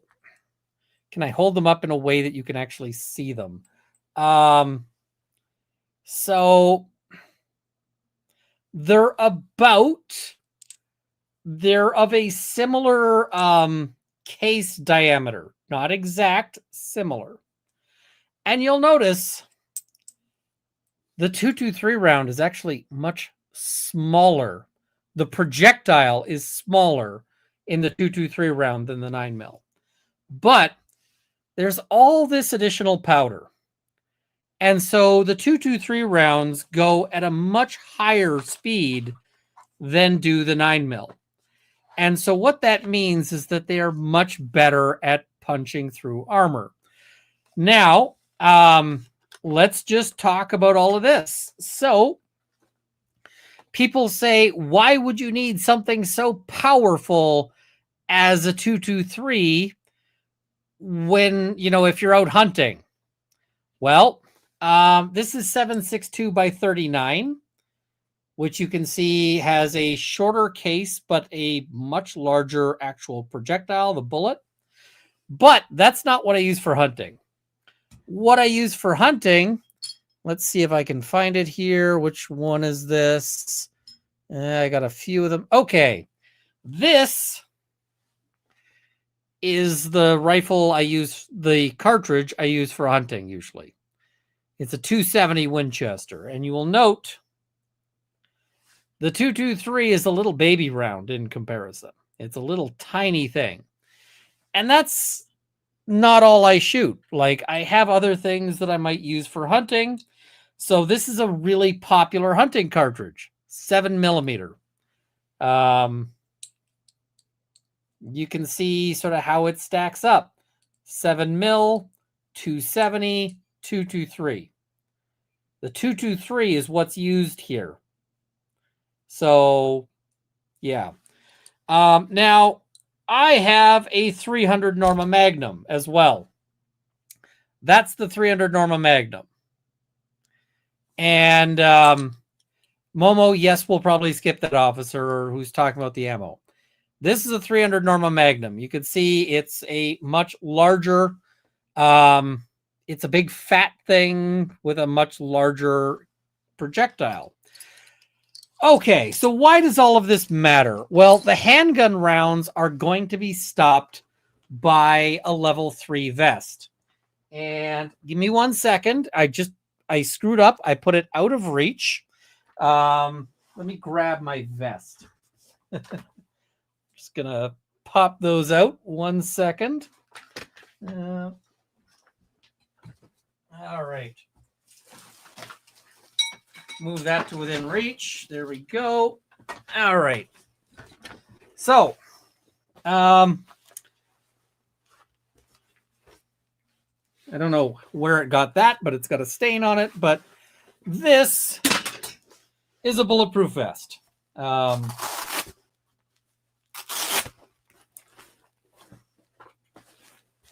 Here we go. This thing is level 3. This thing will stop the 9mm. It will stop the 357. Probably. But This thing will not, under any circumstances, stop the 223. It will not stop it will not stop a 270. It will not stop any of those rifle rounds. Good for handguns, but not so good for rifle rounds. Now, this is much, much heavier. So this is a plate carrier. And in this plate carrier are level 4 plates. Now you'll note a plate carrier is supposed to sit a little higher up. Why does it sit higher up? Well, because all of the good stuff is higher up, right? The higher up is where you've got stuff like, your heart and all of those good organs, right? So, and yeah, I've got my own patch on it. I couldn't find some of the patches I've been wanting to put on this, but the plate carrier, by the way, weighs a lot more than my level 3. It also covers a lot less because the level 3 covers the sides. It covers all of the chest, here it's covered. Whereas this thing will cover, will handle a lot more. Now, let me see if I can dig the plates out in a reasonable sort of period of time. You're going to hear Velcro.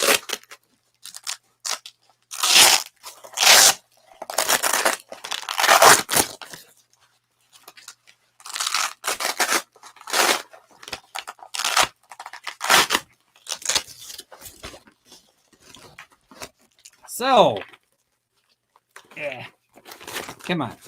Got to get this out here. All right. So this is what goes inside the plate carrier.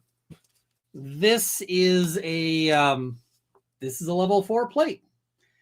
And yeah. So this one it's a ceramic plate. It is covered in a Kevlar material, so it is sort of spall resistant, so it's not supposed to, but yeah. Now, is it ideal to have a level 4 plate if you're going in to face a guy with a rifle? You bet it is.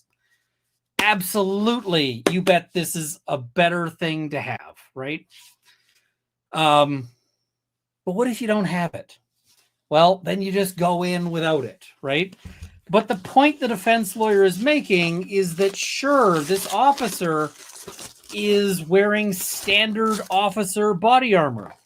And the standard officer body armor is good for level 3, right? It's good for, the standard officer armor is good for 9mm. It's good for 357. It's good for these things.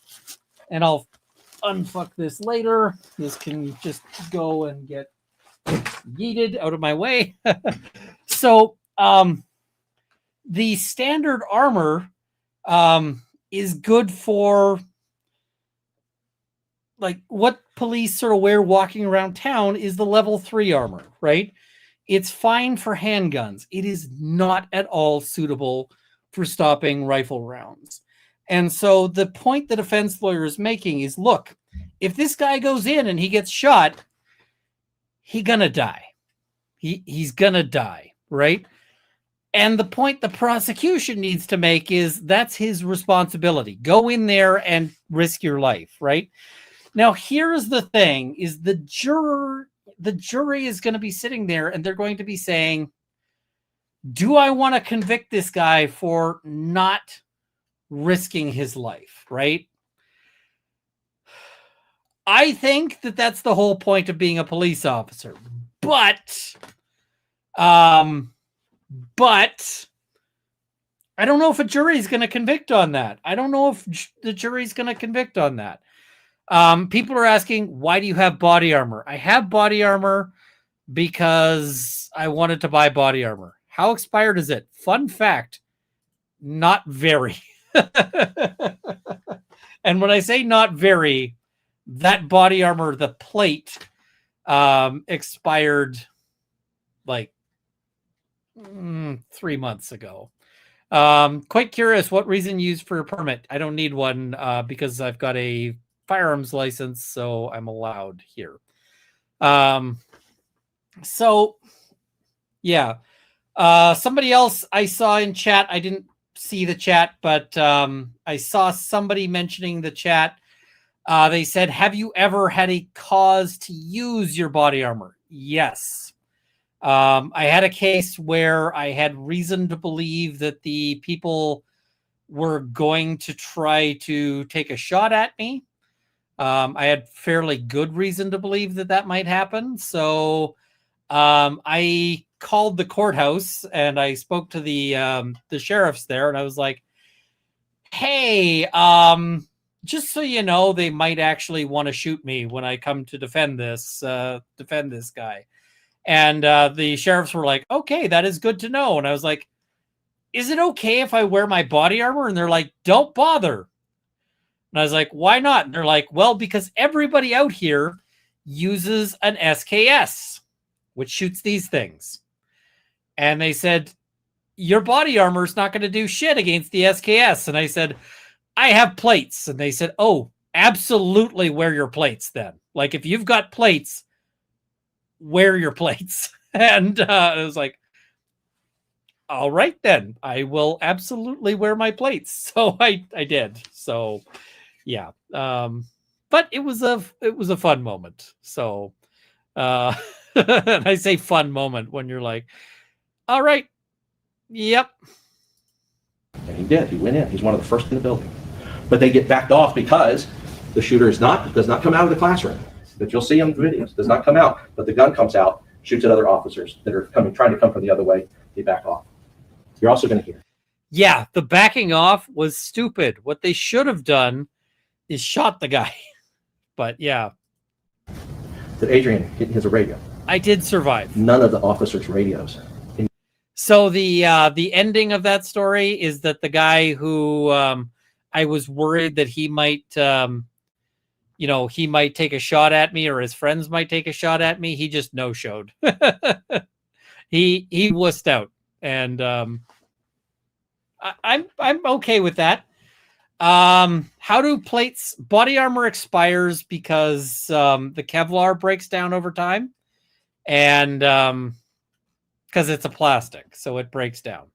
So there's a warranty tag in that thing that says the warranty it only lasts for 5 years. Uvalde ISD, none of them, you'll hear what they say break. That just means none of them work. They cannot communicate inside the building. His chief tells him to go out of the building and call SWAT, Adrian does. You'll also hear that as people start arriving, right, because eventually there'll be 374 officers that arrive. 374 officers arrive, and it's not enough people to, it's not enough people for them to go in. The conduct of the police generally was shameful. But the thing is, I'm not sure that this officer, the one they single out, is the one to single out of all of the stupid, shitty police work. So, yeah. They, in any of the indictment they read, they are not charging Adrian with the conduct of any officer in that hallway. Anybody that was standing there, anybody that was getting hand sanitizer or anything that you might have seen. They specifically mentioned the hand sanitizer. Ooh. He is not being charged with any of that conduct. He is not being charged, in fact, with any other conduct of his. The only thing where they stop is they stop after the shooter enters 111 and 112 and shoots at or in the direction of children. That's where it stops. So what the state tried to make you believe was this insane amount of time that he had to do all of these things from the time that he's here From the time he first contacts Melody Flores to the time the shooter goes in the building on the side is about 1 minute. That's what we're talking about. It's about 1 minute. So he's trying to get this information, understand it, communicate it, figure it out, and it's about one, and also protect himself and the teacher. I mean, he's trying to make sure that both of them are not being shot at because they don't know. That's 1 minute of time. This isn't a man waiting around. This isn't a man failing to act. They're not going to prove that. But what they are going to do, I'll tell you, they'll talk about it too. What they are going to do is they're going to show you the worst things that you've ever seen. You will not come out of this trial the same person in your heart. I'm not. I hate that he has to do this, but I like the way he does this because he's like, they're going to show you the worst things you've ever. He's pre-preparing the jury. He's like, you are going to see stuff. It is going to make you mad. It's going to make you angry. Get ready for it, right? Get ready for it because it's going to horrify you. And yeah. They're not. They're not. They're not. It's traumatic. They're not. Nobody will ever be the same. And we're not comparing what we've seen, but you can't imagine the pain. And what the prosecution wants you to do is see that, see those horrible things. You get so mad at Adrian that you convict him. So mad at Adrian that you say, convict him because of this horrible thing that's happened. And I can't even describe it, what they're going to do. They're going to try to play on your emotions. They're going to try to do that. The monster who did this to these kids, the monster who hurt these children is dead. He is dead. He doesn't get this justice. Hopefully he's got it different. But he doesn't have this justice. There's not going to be this trial for him because he was shot and killed as he should have been by police officers on the scene. So now you're looking for somebody put in that chair, put you in these chairs. I'm showing you those pictures like they're going to. I want you to be prepared for it. And I want you to know that it's going to hurt you. And I want you to know that it hurts us too. Thinking about anything these kids want to do. I want you to know that it's going to hurt you. And I want you to know that it hurts us too. I don't hate it. It's tough, right? It's tough, but yeah, I don't hate it. So it's terrible. I told y'all yesterday, I got 4 year-old. It's the hardest thing in the world. But what the judge will tell you is that the law and the evidence are the only things that can guide you here. The only things you can use to come to your verdict. And I'd ask you to address you.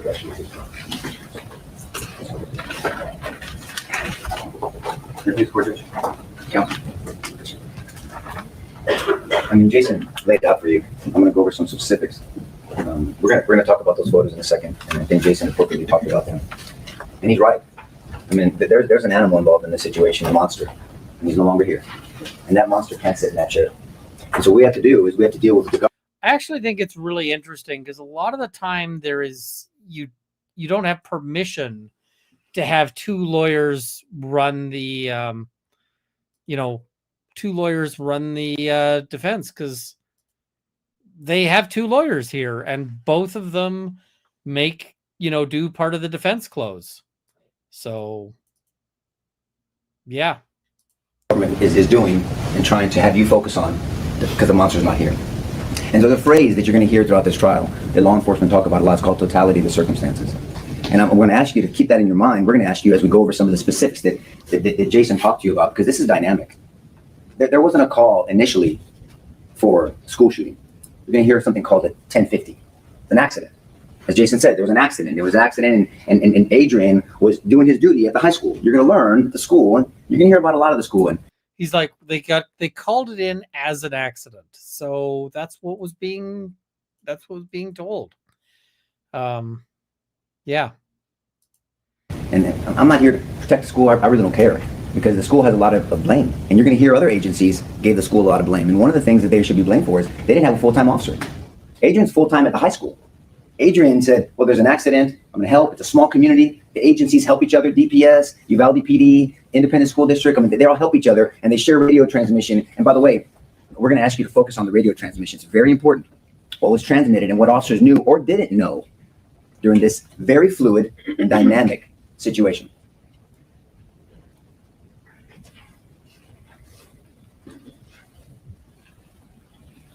So this is just we're gonna go over this briefly, okay? So this is what we're talking about.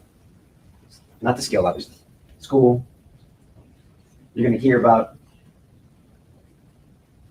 What am I doing? Yeah. Give me 1 second, guys.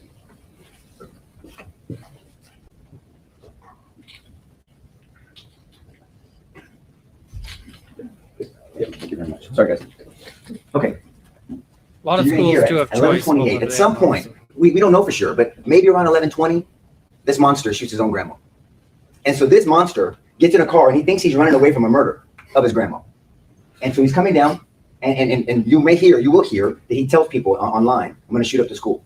There's times in there, and that's why we don't know exactly when he shoots his grandma, because he did that before and after, not to law enforcement, not to 911, to online people. But 11:28:23, he wrecks in that culvert. He doesn't manipulate the corner properly, and he crashes. You're going to hear Gilbert Limones, as Bill said, call 911. You're going to hear the 911 video from Gilbert, and it's going to be emotional because Gilbert's walking out there. You can hear it saying there's an accident. He's walking out there. Oh God, they're shooting. He's shooting at me. Because as they were going to the culvert to help, this monster is shooting up at them from the culvert. He runs back. He lets the dispatch know he's walking to the school. He's walking to the school, and you will hear Gilbert, and I assume he's going to testify and say, in the name of Jesus, Lord, please protect those children. Oh God, please protect those children. Please hurry. Yes, sir. We're on their way. But what I want you to focus on is, how was that dispatched? Incident involving a gun, not shooting at a school. Again, bailouts. Jason talked to you about what you're going to hear about bailouts and how many they have. This community deals with those type of bailouts. And so he deals with that. Between 11:30 roughly 05 and 11:31:34, he's going to walk very deliberately, as Bill said, towards the school. At some point, he starts shooting at the school from the parking lot. You will also hear not just Gilbert, the funeral owner, say that she saw him hiding between cars. It's important. So at some point, Adrian realizes it, because it's very unclear on the dispatch. You'll hear him yourself, that there's a gun involved. Not towards children, there's just a gun involved, walking towards the school. So Adrian knows in his mind instantaneously that this is not just a crash, it's not a 1050, something with the school. And so he's driving, and at 11:31:41, here's Melody, and she's helped. To Bill's point, she's yelling at kids to stay in the building. Okay, so she's out here. She, by the way, is a badass, because she, when there's gunfire going on, is like, I don't want to go inside yet because not all of my kids are in. So, yeah. You're gonna see Adrian drive all the way into the complex and drive back here. It's important. This is the east side of the building. This is going to be considered the west side, and you will see the south side, and this is the west side. Excuse me. He makes contact with Melody. Now, there's some other times that are important. This is at 11:31:55, roughly. Okay, times are going to matter on this because they're trying to hold Adrian accountable for what he did or didn't do, and what he knew and didn't know, and that's important. So at 11:31:55, he's parked, and he gets out of his vehicle and makes contact with Melody. Now, at 11:32:09, it's not on here, but 11:32:09, he dispatches and he says, shots fired, shots fired. So now he's taking cover. What's important, though, it's here, is that 11:32:23, Officer Mendoza shows up at the corner on the west side of the building. Pay attention to these times. He's already shooting. He's shooting at the side of the building. He shows up. He says shots fired. No one is going to testify that Adrian could see anything. And you'll see some pictures. Look, he's way over here. Way over here in his car, you'll see the picture. And then the shooter, that monster, is walking up, taking shots. But he has no line of sight. Line of sight is important in this trial. 11:32:29, Officer Saucedo shows up on the west side of the building. Remember where Adrian's at? He's with Melody on the south side, but way where you can see the east side. 11:32, Sergeant Coronado shows up. Remember when Bill said his boss? His boss showed up a lot sooner than one running over here. There at this point, you will hear that Officer Mendoza believed he was under fire. Now, this is important because you're going to hear about echoes and vibrations and when people are shooting near buildings and how it sounds. Melody thinks she's being shot at. All I can tell you. Part of the problem with having two lawyers do the opening is that they end up being a little bit repetitive at times. And here he's going over the same shit his partner went over, which, yeah. Do we believe that she's being sincere? We do. I mean, she has no reason to lie about that. What you're going to find interesting, I think, and we think it's interesting, but is that she comes in to talk to law enforcement 7 days later. They don't go to her. She's not interviewed the next day. 7 days after this incident, she comes in and says, I have something to say. She's listened to the media. She's watched all reports, and she comes in. And I'm going to say this respectfully because we're not going to try to beat her up. We're just going to talk to her. She's wrong about almost everything. She describes Adrian as Officer Page, completely described him differently. She says that the shooter, that monster, didn't have a rifle. For sure, he had a handgun. She thought that he shot at her, and all we can say, and the government will have to admit to this, but there's no evidence going to show that there is any. You're going to hear something called defects. It's kind of damage from any type of gunfire. There's no evidence, objective evidence, that there was any shooting this way. No shells or rounds over here. No holes through the buildings. These are just metal buildings. So an AR-15 would have gone straight through that. No evidence of that. So she's wrong about a lot of things. And then she's also wrong and she tells the ranger of what door and how this animal got into the building. She's wrong about all that. Okay, and we think it's very sincere, by the way. But this is 7 days later. So these gentlemen are here. By the way, this is really common. This is not we should just talk about witnesses, right? And what happens with witnesses, because witnesses get shit wrong all the time. And especially in high stress situations, especially in circumstances where things are tense. So I get it. And it's not that she's a bad person or anything like that. It's just that she's just wrong, right? She's just stressed. So these officers are here, Mendoza, Saucedo, and Coronado, at these times. Now, these times are important. Okay, these times are very important. We talked about 3209, Adrian radio, shots fired. So Ramos is walking up this side of the building, and he gets into the school, and that's important. Because we're going to talk about it, and you're going to hear about agencies evaluating, different agencies, and I'll tell you about who they are in a second, evaluating this incident. And every one of them. So part of the argument here is going to be, look, other people screwed up too, right?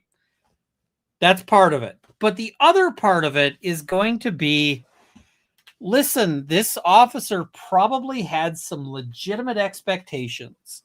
He expected that the shooter would not be able to get into school. Why? Because there's locks.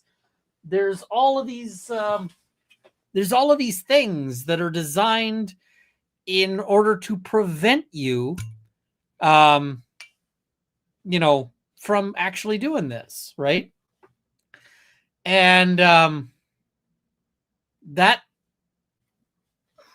the jury might go for it. Wonders why this school door is unlocked. This school door is unlocked.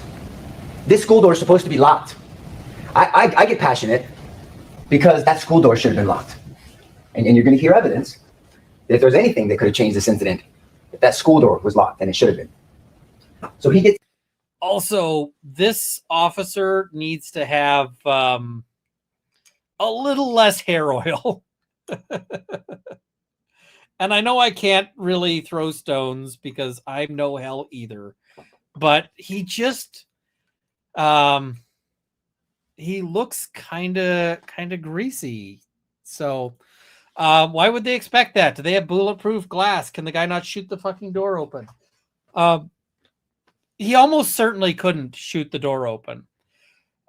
Shooting doors open is really something that is it's much more of a Hollywood trope than it is a real thing. And by the way, I poured myself a drink because we got there over 2 goals. So, but in actual practice, it's actually really hard to shoot something open like that. Especially with the way school doors are built. Typically, they're not really going to shoot open. So I don't think the guy would have been able to get through in the absence of that. Into the school at some point. This monster enters the school at 11:32:58.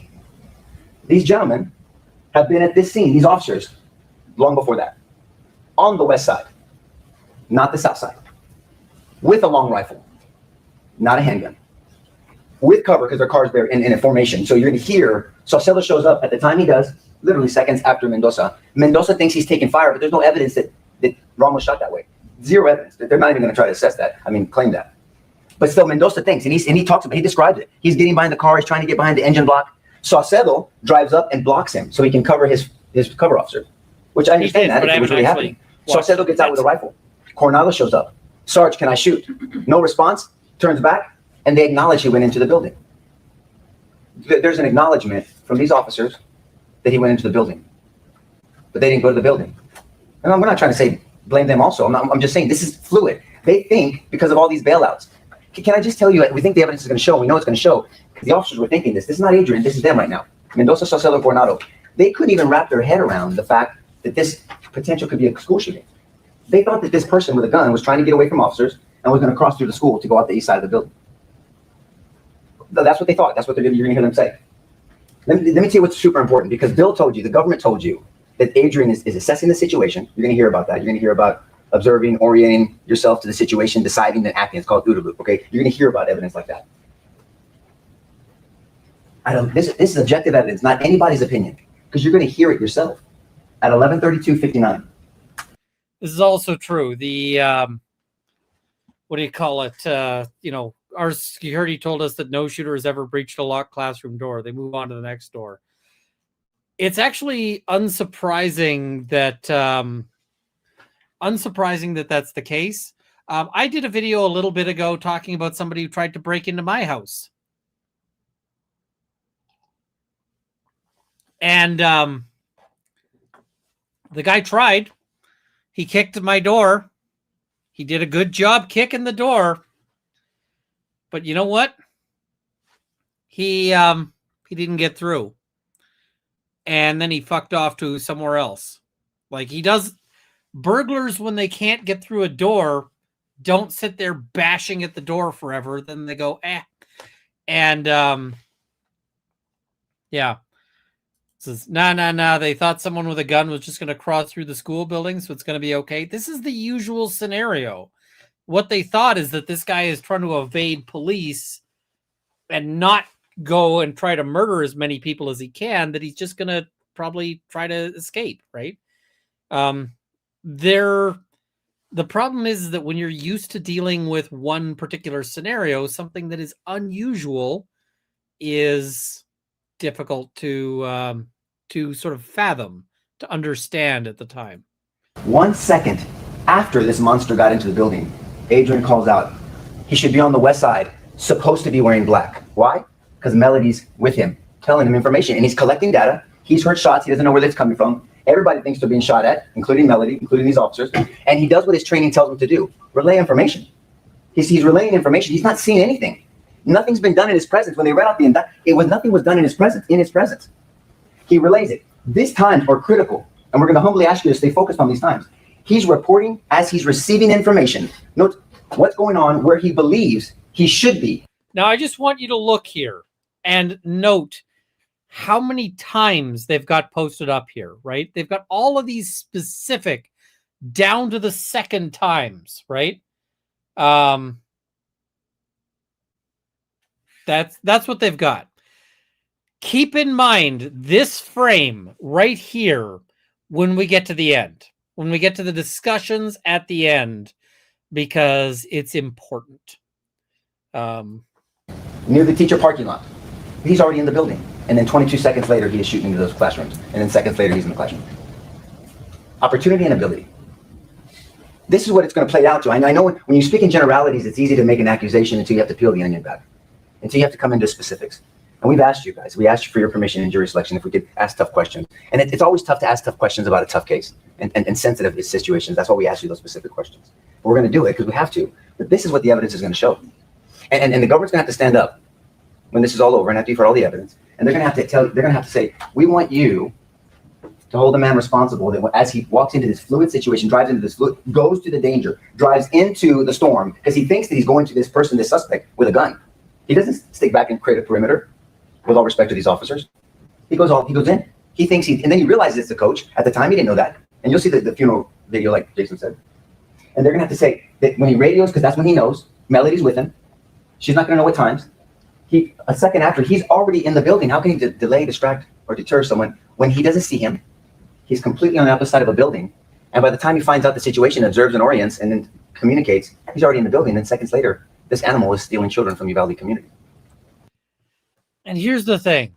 374 officers were sitting there doing nothing for a lengthy period. I'm wondering how they picked who to charge, right? How they picked who to go after. Because they've got a couple of them who are charged. And I'm like, is this the guy who is the biggest fish here? I don't know. It bothers me a little as I watch this. And I mean, I hate what happened at Uvalde, but it seems to me the guys who were standing outside the door, it seems like this guy might be going down to let those guys walk. And that is bothering me, right?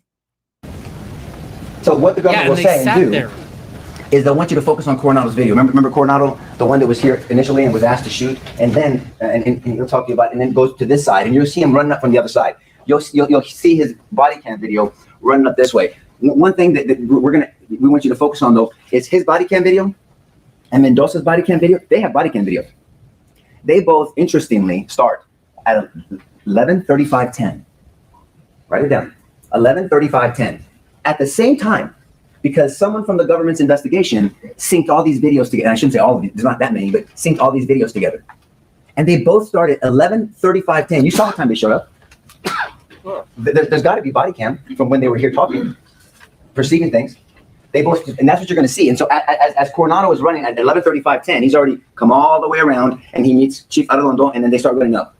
And then they finally run into Mel, because she leaves Adrian's point and goes to the school. She leaves, and Adrian stays there in cover, and he communicated information. And you're going to hear that a Lieutenant Vargas shows up, and then eventually a Sergeant Page shows up, who Melody describes as Adrian, and she was mistaken about that. And then as Coronado and Arredondo are walking up and running up, there's shots fired. Now you will see, and we anticipate that the government will focus on this. On Coronado's body cam, it's moving, that you see Adrian and Page standing there. Now they're not standing there eating something, or they're standing there talking. Adrian had head cover. Page drives up. There's a realization that he didn't take any fire. So they get out. Sergeant Page gets out, and it's really a moment. You're walking. They're like this. You're going to see them walking towards the school. Then they hear shots fired. We can hear Sergeant Coronado say, "Get in the school." And he said, "Oh shit, get in the school." And he's yelling, and he's out of breath. But there's no evidence that neither one of them heard him. They were so far from him. God bless you. They didn't hear him. And they immediately run into school. They're one of the first ones, if not the first ones, Page and Adrian, in the school. And then there's some officers on the other side. And as he said, they take fire. That's what this is going to boil down to. But we anticipate they're going to want you to focus on that literally that moment, that second that you see Adrian and Sergeant Page standing there and then walking towards the school, and then they sprint into the school, and you see Adrian's gun drawn, and he's in the hallway. It goes in again. We also think they're going to focus on time to enter, because Bill talked about that in opening. There's 3 minutes and whatever seconds. There's a lot going on in these 3 minutes. We're going to focus and break it down. It's not about just saying there's 3 minutes, because their indictment doesn't cover all 3 minutes. Their indictment covers what they decided to prosecute on is when he made it all the way, that animal made it into the building and then started shooting into the school. Remember, at 11:33:22. That's what it specifically covers, because that's when the assaults begin. Not the 3 minutes and whatever seconds after, as many officers are on the scene at that time and surrounding the school. But we'll talk about that. We'll cross-examine on that, and you'll hear evidence about that. And then they're going to focus on Melody Flores, and I kind of gave you a heads up about Melody Flores. She's just wrong about a lot of things, and it's traumatic, it's stressful, as Jason said. And I'm not saying this to scare you but we talked about this in jury selection. None of us, you will not leave this trial the same. You just won't. And thank you for taking on this role, but it's we're going to talk about the photos in a second. But Melody's wrong about a lot of things. Her times, she's with Adrian, not sure how long. So Adrian's dealing with her at the time, and she's with him. There's shots being fired. She sees bullets and glass breaking. Officers are coming. They're around. You're going to hear radio dispatch. Again, that's going to be really important about what's being communicated to the officers by the dispatcher and the other officers. This is not in the comfort of a courtroom, as one of the Rangers during their investigation would hear say, with 20/20 hindsight and playing Monday morning quarterback. That's from a Texas Ranger, not from us. Okay, because you're going to hear about interviews, and so they're going to really want you to focus on these photos. And I wish they wouldn't, not because it hurts us, because that's what they want those photos to do. It's because it hurts those precious people over there. That's why. I also like this. It's kind of a dick move, but I will give him the props on this one. He's like, I wish they wouldn't show those photos. He's like, aren't the prosecutors kind of assholes for showing you these pictures? And I mean, maybe the jury will think that. Maybe the jury will be like, maybe the jury will be sitting there going, I hate the prosecutors. We were watching this. Somebody asked, are we watching at 1.5? We're watching at 1.25. So, yeah. So, yep. All right, here we go. I shared with you in board what my family's been through, and so I get it. I get it. And so we're going to ask you, it's a really, well, if you have to get emotional, you get emotional. You may. I anticipate you will, depending on what you see. This is emotional. This is an emotional trial. People are going to get emotional. Bill's a good man. He got emotional. But we're going to ask you not to make a decision off emotion, because that doesn't bring justice to anybody. But I do want you to focus on this. There were multiple agency investigations. Multiple. The DOJ did an investigation. Looked at all the evidence that the government's going to show you. There's not some secret evidence, with all due respect to them, that they're going to show you that the DOJ didn't see. Texas House of Representatives did an investigation. They had a committee. There's not new evidence going to be presented to you that they didn't see. This report has a lot of criticism to go around to the school. Really has to do with that door. And other things, by the way. Radios that can't work inside. Officer not assigned to the school. Lockdown procedures that weren't followed. A lot of things. Way to communicate. Individual locks. The actual classroom, 111, wasn't locked. 111 wasn't locked. You'll hear some evidence of could it even be locked? And did they know about it? And what should have happened? You're also going to hear evidence of the Uvalde police policy from 2015, and whether it's ever been replaced about how officers are supposed to respond. Should they wait for backup cover? Should they communicate? Should they observe? And training is going to matter in this case. And so we're going to ask you to stay focused. You're going to hear a lot of training, but again, totality of the circumstances of what Your Adrian Honor, I'm going to experienced. object to him talking about evidence. I mean, he's supposed to be doing an opening statement, outlining the evidence they're going to present. Right now, he's talking about third-party investigation. Whoa, this is one hell of a speaking objection in front of the jury. I wonder if we're going to be seeing that, like the court. Those agencies did not have the full investigation of the Uvalde grand jury, and I think that unless he says that the evidence will show you that they're going to present about these third-party investigations, I think this isn't doing nothing but misleading the jury as to the evidence that they're going to hear in this case. I think that's right for cross-examination, Judge. All right, I'm going to overrule the objection. Once again, ladies and gentlemen, what the lawyers say in opening statement is not to be construed as evidence. They're summarizing what they believe the evidence will show. If the evidence doesn't show that, you can recall that. Thank you, Judge. You may proceed. Thank you, Your Honor. Department. Yeah, I don't like that objection at all in the opening. You normally don't object to an opening, especially midway through the opening. So, yeah. Homeland Security reviewed evidence. Mary, it's not breaking news. We're going to cover it. So, I get it. City of Uvalde hired Mr. Prado, reviewed evidence. And what you'll see, Adrian fully cooperated every time. He wasn't in a corner hiding. He didn't hold information. He cooperated. He talked. He talked to investigators. He talked to the Rangers. He talked to whoever wanted to talk to him because he wanted to help. We're going to ask you to focus on what the evidence will show Adrian did. He took the call. He took the call to go to a school that he wasn't assigned to. He drove to the suspect into the storm, thinking that it was the person that had this gun walking towards the school. He gathered information the way his training told him to do. That's what you're going to see. He's supposed to gather information so you can let other officers know what's going on. He went into a building. After relaying that information, one of the first to go in, as we talked about. He called SWAT because he was asked to call SWAT because those radios couldn't work in the building. Like Jason said, break. I can't break. Meaning I can't dispatch, I can't communicate. So he goes outside to do that. Many officers are on the scene at that time.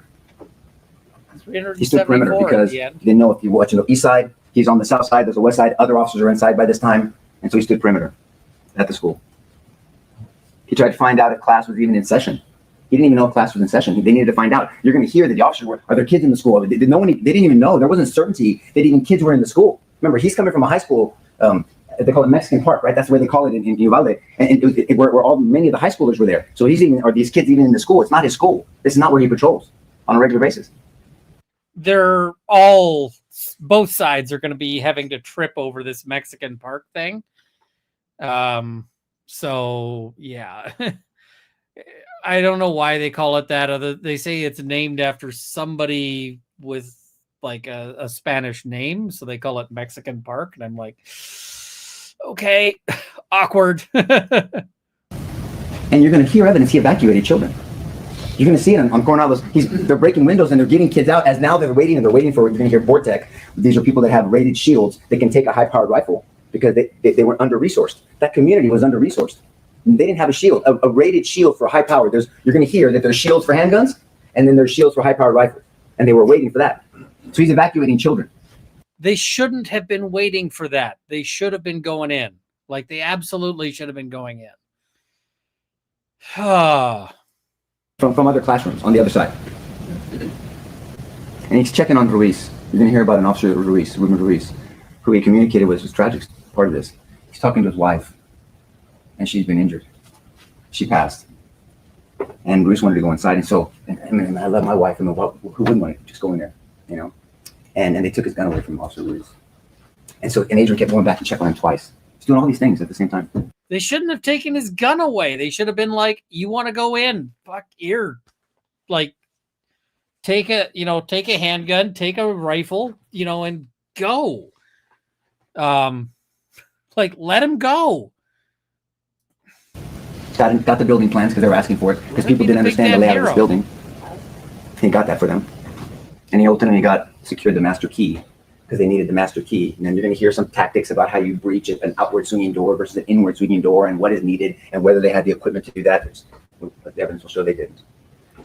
This is what Adrian did. I mean, the government wants to make it seem like he just sat there, He didn't just sit there. He did what he could with what he knew at the time, and this was fluid, and it was a dynamic situation. And we're going to ask you, and I don't know how you do it, and we all have to do it a different way, is to stay focused on this, because this is going to be emotional. And because we want justice, right? We talked about that. We talked about that our system works off of you and Lady Justice with a blindfold, and that's what we're going to ask you to do. Because evil is not rectified. Lakong, it is over and over and over again. It's been determined that the way you deal with these is you put fire on the, you go in as soon as you can. You don't wait and let them sit there killing kids. So yeah, maybe that officer might have gotten shot, but it might have saved a dozen kids. I mean, if that's a difficult trade for you, melt your badge down into freaking pennies. Like, with injustice. Pure evil visited that precious community. It did. But it's not rectified with injustice. And so at the end of this trial, we're going to come back to you and humbly ask you to consider the law and the facts and properly apply them. And we're going to be requesting and asking for a verdict of not guilty. Thank you for your attention. Is anybody booking the rules? Yes, sir. All right, you know who you're with. So when he asks, is anybody invoking the rule here is witnesses can't talk to each other, right? Witnesses cannot, cannot discuss things, and you're always going to invoke that, right? Yeah. And I agree, but you can't know how you'll react until it happens. Absolutely. But if you fail to do it, stop being a cop. Melt your badge down into something that's worth something, like some pennies, because if you can't do it, yeah. Yeah. All right. Witnesses are, the rule has been invoked, so please instruct them and don't let them come into the courtroom, please, while the testimony is going on. Ladies and gentlemen, I see some of you are taking notes, which is great. I'll instruct you at this time. If that assists you in concentrating on the evidence, please do it. But I will tell you, when you go back to deliberate, the bailiff's going to hold your notes, because if there's a conflict as to evidence, we rely on the official court record. But if it helps you in concentrating, please continue to do it. So the jurors are allowed to take notes, but they're not allowed to use those notes in deliberation. So that's a whole thought, isn't it? All right. Let's jump forward to witnesses. All right.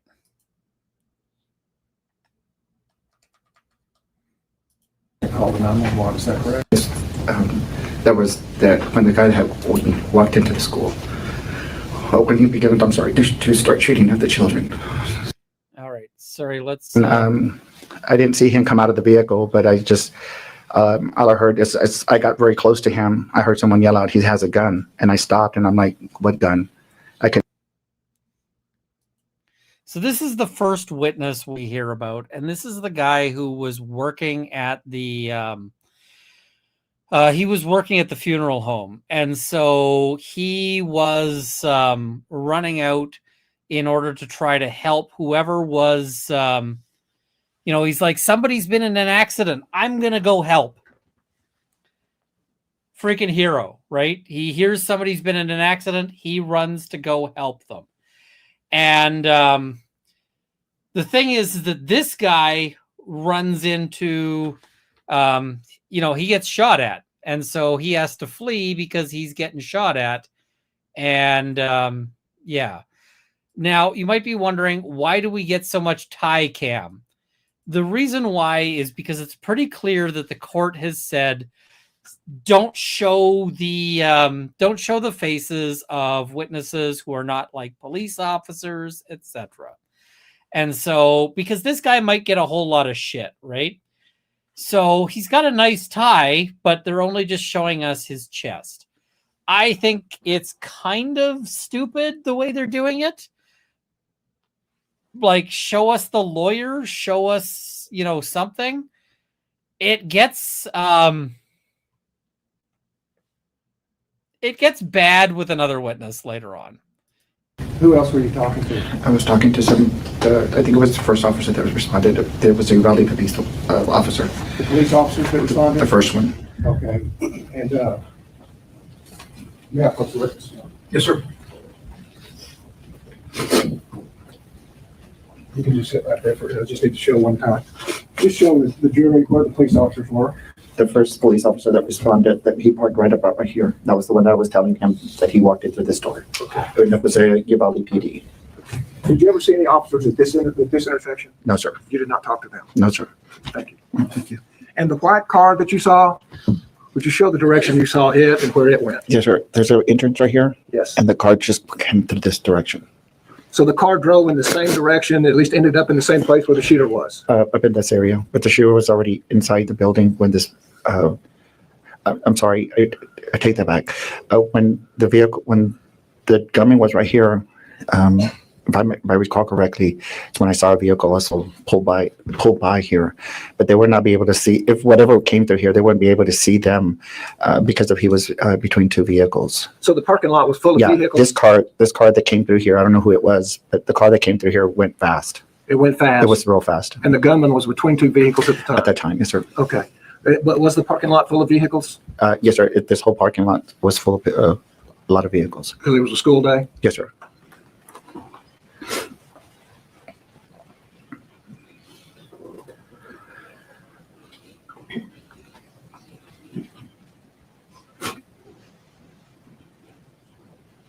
So largely what we get from this witness is that he is a big damn hero. And quite frankly, that,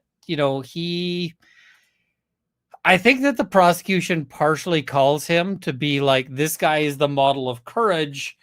And, maybe the T officer wasn't. Yeah.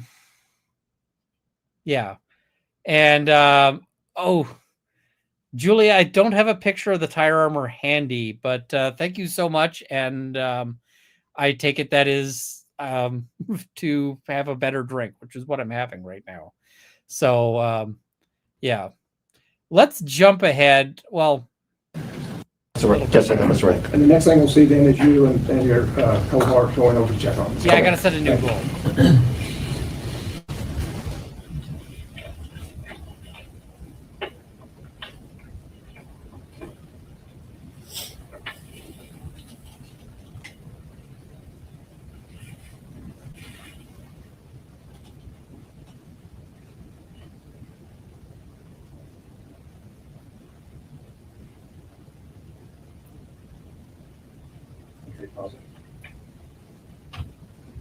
Okay, we have 11:29:05 on the counter. Do you see yourself on that video? Yes, sir. And would you point that out for the jury? That would be the first person on the right-hand side. You'd be the person on the right-hand side? Yes, sir. Okay, thank you. Thank you.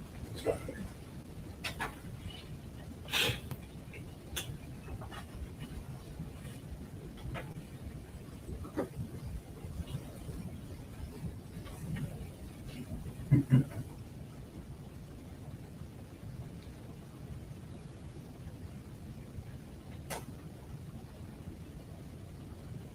we're going to see some video here.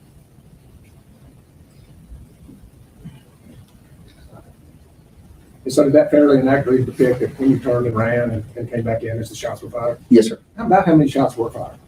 To us, I couldn't tell you, to be honest with you. There's quite a bit. I just remember bullets grazing us. So it was more than that. Yes, sir. Absolutely. Thank you.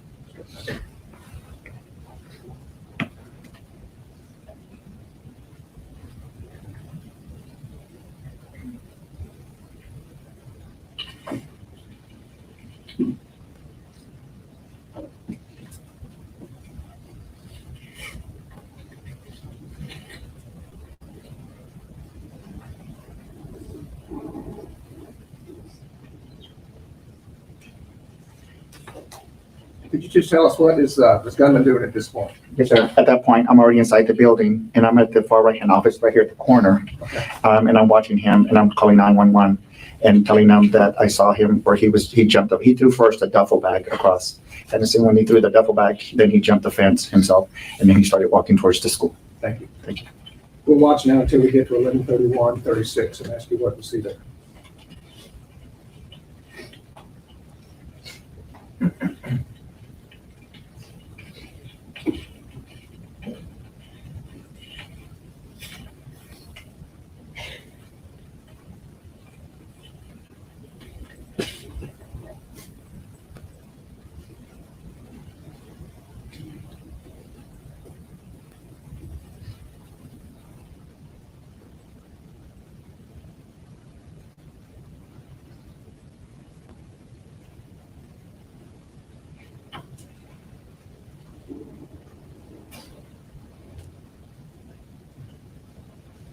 Stop.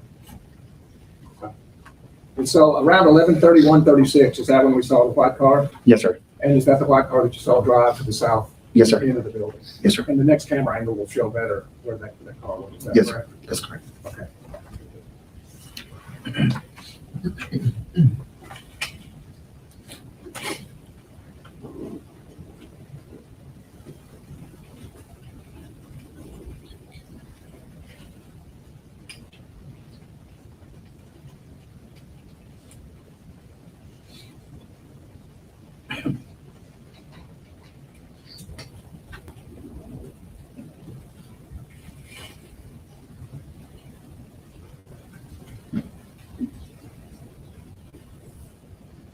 Okay, do we see other police cars arriving at this time? Yes, sir.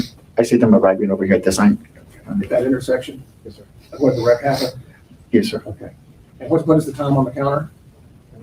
11:32:25. Thank you.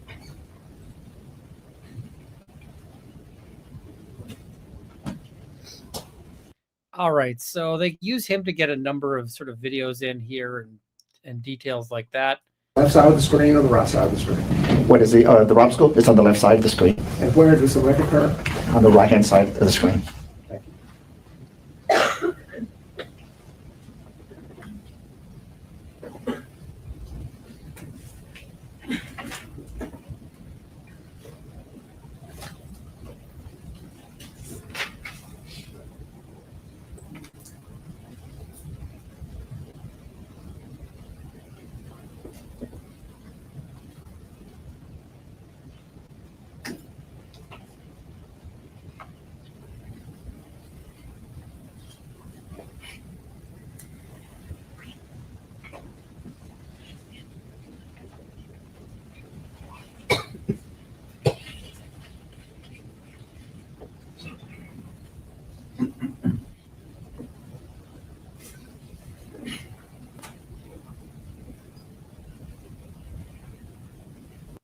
Let's get to the point here.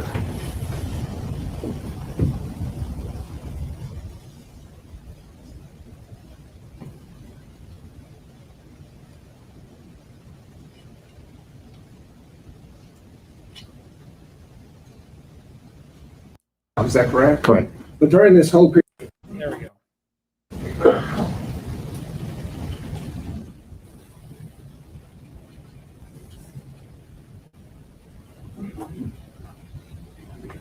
Okay.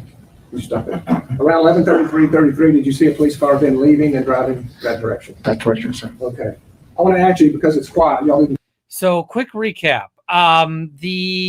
This is the trial of an officer who is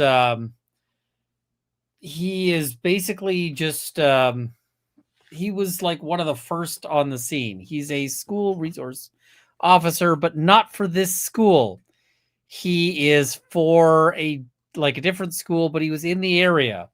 And so he shows up, but he doesn't shoot at he doesn't end up seeing or engaging fire or exchanging fire or anything with the shooter. So they've charged him with child endangerment, but basically the charge is like cowardice is essentially what he's charged with. You could boil this down to they have accused him of being criminally cowardly. Now, the prosecution makes an opening statement. The prosecution's opening statement is basically pure emotion. Like, a bunch of children died, convict this man. Whereas the defense's theory is the defense go through and they're like, look at all the exact times and so forth. He did the best he could. And so, yeah. We'll jump ahead a little bit here. My timestamps are all screwed up, by the by. I thought I had good timestamps, and then I tried to use them, and they just don't work. So, yeah. I don't know the name of the officer. It was the officer that parked close to the entrance of the door where the shooter had entered through. So I want to be clear. May I approach, Judge? Yes.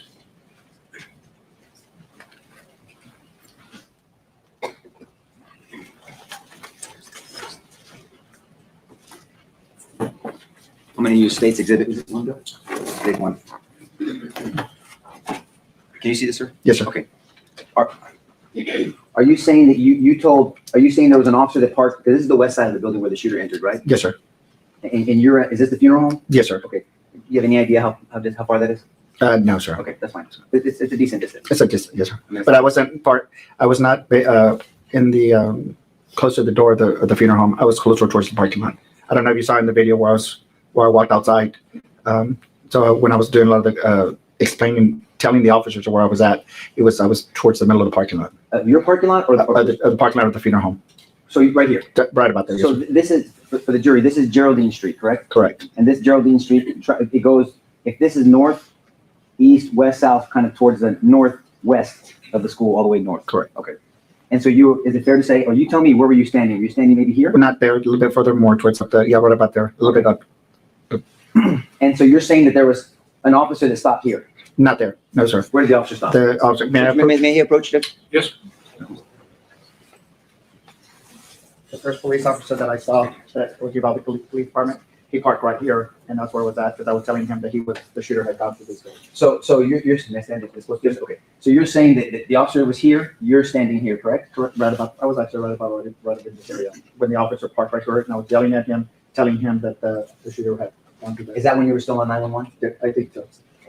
Okay, so do you have any time of the time frame of when that was? So unfortunately, I was not aware of any time. Now, is it fair to say that officer, whoever that officer was, and do you have any idea, could it have been these officers here? It could have been. Now, do you have any idea, or let me say, you agree that this officer, whoever it was, did not run to the school? Correct. I think. So this officer, you told him very clearly that you saw, not the general location, that you saw exactly where the shooter entered, correct? Correct. And I think if you hear the 911 call, you hear me telling them the officer, he went through that door. Well, I did hear that. I think we all did, and that's why I'm asking you this question. But we just don't know which officer you're talking to, right? Yeah, I don't. Okay, so but you told an officer, because we can hear you in real time on 911, he went through this specific door. Yes, sir. You didn't say he's in this general location. No. You said, sir, he went through that, and we heard what you said. Yes, sir. And that officer did not make their way directly to that door. Correct. So is it fair to say that officer did not breach this door? Breach meaning go through the door. No.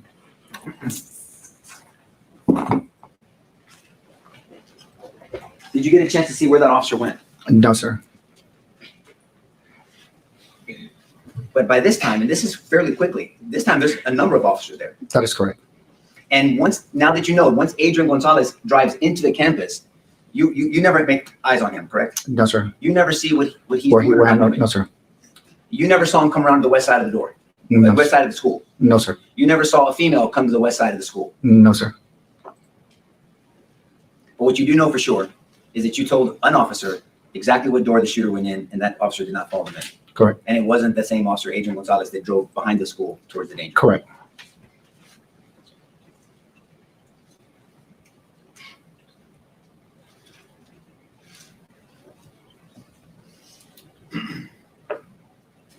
Okay, so our next witness, let's see if we can find him.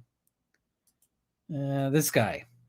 We're going to talk about this guy really briefly. Really briefly. Go around basic policing. Yes, sir. Right.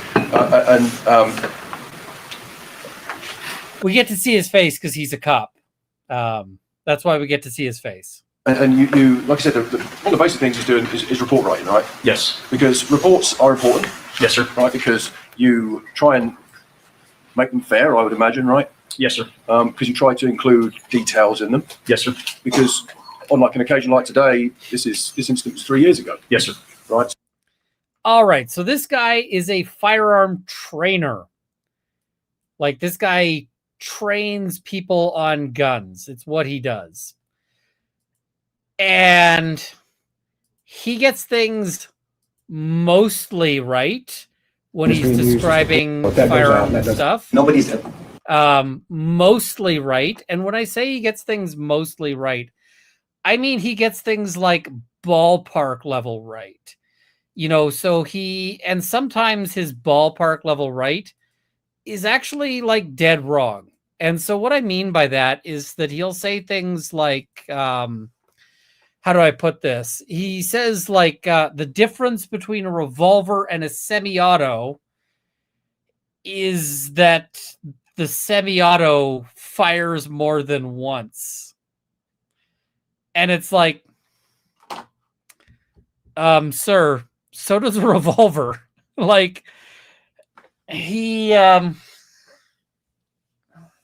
gets some things good and some things not so good. And it's actually kind of funny because the defense lawyer clearly knows guns better than he does. The secretaries and then officers that responded. And Rachel, I guess you would agree with me that your investigation showed a practice or a pattern of staff defeating the locks at the school, right? Correct. What I mean by that is there was a policy in place in the school district for the doors to be locked, the exterior doors to be locked, Correct. and for the interior doors of classrooms to be locked, Correct. right? And they were fitted, I guess you'd agree with me, with what has been called a lot of these doors, through your investigation, they're called Columbine doors, right? I don't know what that is. Okay. But they were fitted with doors that can only be locked from the outside. Correct. And there's a purpose for that, right? From the Yeah. individuals that I spoke to, the purpose for that was so a student couldn't lock a teacher outside the door. Okay, right. And but that's a valid purpose, right? But what you know through your law, because you've been a firearms instructor for 24 years, right? You were around just after Columbine in 1999, and you've done lots of training in active shooters. Yes, sir. Scenarios, right? And one of the reasons that those doors are supposed to lock is so that people like the person who committed this unspeakable act can't gain access to the building. Yes, sir. Because if it's locked, presumably they don't have access to the It'd be keys. harder to get into the school. Yes, sir. Yep. If it's locked, you can't get in through a locked door without breaching it. Correct. Right? Because these doors are pretty substantial. Yes, sir. They're metal. Yes, sir. You've got metal frames. Yes, sir. So if you were to go and you would need, and your team would need special equipment to get into that. Correct. So the reason they're locked is so that a kid can't play a prank on their teachers, right? Sure. But also for more sinister reasons to prevent things like this happening. Correct. So what we're hearing here is that these doors were supposed to be locked. The exterior doors supposed to be locked. The interior doors supposed to be locked. And what instead is going on here is that it was a regular thing that these locks were bypassed, that they used magnets to get through the doors, that they propped doors open, that they whatever else. And so this is kind of a big deal where the defense is like, look, this would have prevented it. They're basically, defense here is kind of pointing the finger at the school and saying, look, they're throwing this cop under the bus, but it wasn't his duty to like go charging in, but the school had an obligation. So if they're going to charge anybody with like endangering children, why aren't they going after the school? I don't know that it's their best argument. I don't know that it's their best argument at all, but I do think that there is a better argument with respect to, look, everyone else, the 374 police officers, wouldn't go in until they had their shields and their whatever else. And this guy didn't, right? This guy didn't have that. They get the 9mm versus 357 versus 223 through this guy. And yeah. Now, I had a timestamp. My timestamps are all screwed up, by the way. So I don't have a timestamp that works. I had a timestamp for a moment when you can see the defense lawyers, like their laptop. And the reason why I wanted to pull up that timestamp, if I can find it, let me just see here if I can find the defense lawyer's laptop in this thing, is because the defense lawyer's got an interesting, where is it? Where is it? All right, show us the defense team. Stupid court TV. No, not up at the sidebar. Show us the defense team at their desks. I need to see the defense team at their desks. Okay, so there's the prosecution at their desks. Do we get to see the defense lawyer? Maybe I'll have to find it. Let me see if I can find an image of it. No, I can't. From what I've... You know, Miss Hale in this to see. All right, where was that? Can we see it?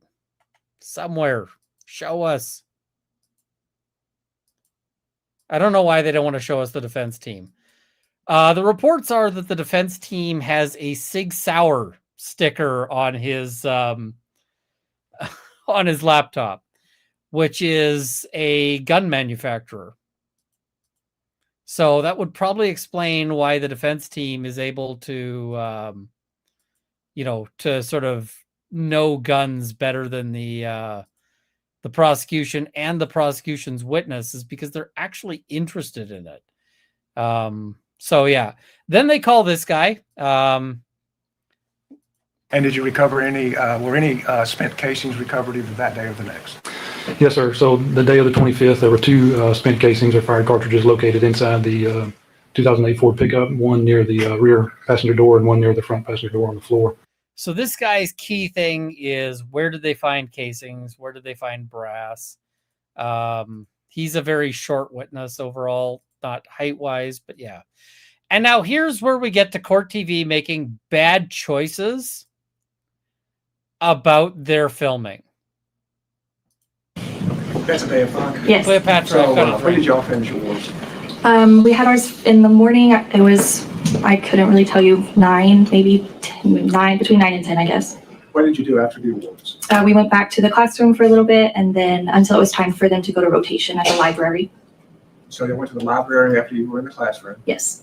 and then next, what did you do? After I dropped them off, I went to a math interventionist room in the 4th grade building and looked at some math manipulatives, and then until it was time to pick my kids up from the library. And I actually picked them up about 10, 15 minutes early that day so we could have extra recess. So you got them out early to go have recess? Yes. Where's recess? On the playground, I'm going to say maybe this house. So now Realized that they were kind of... they do a lot of this.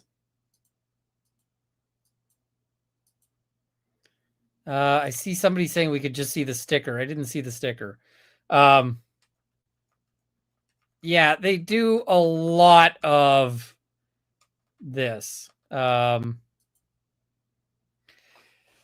TV or whoever is filming.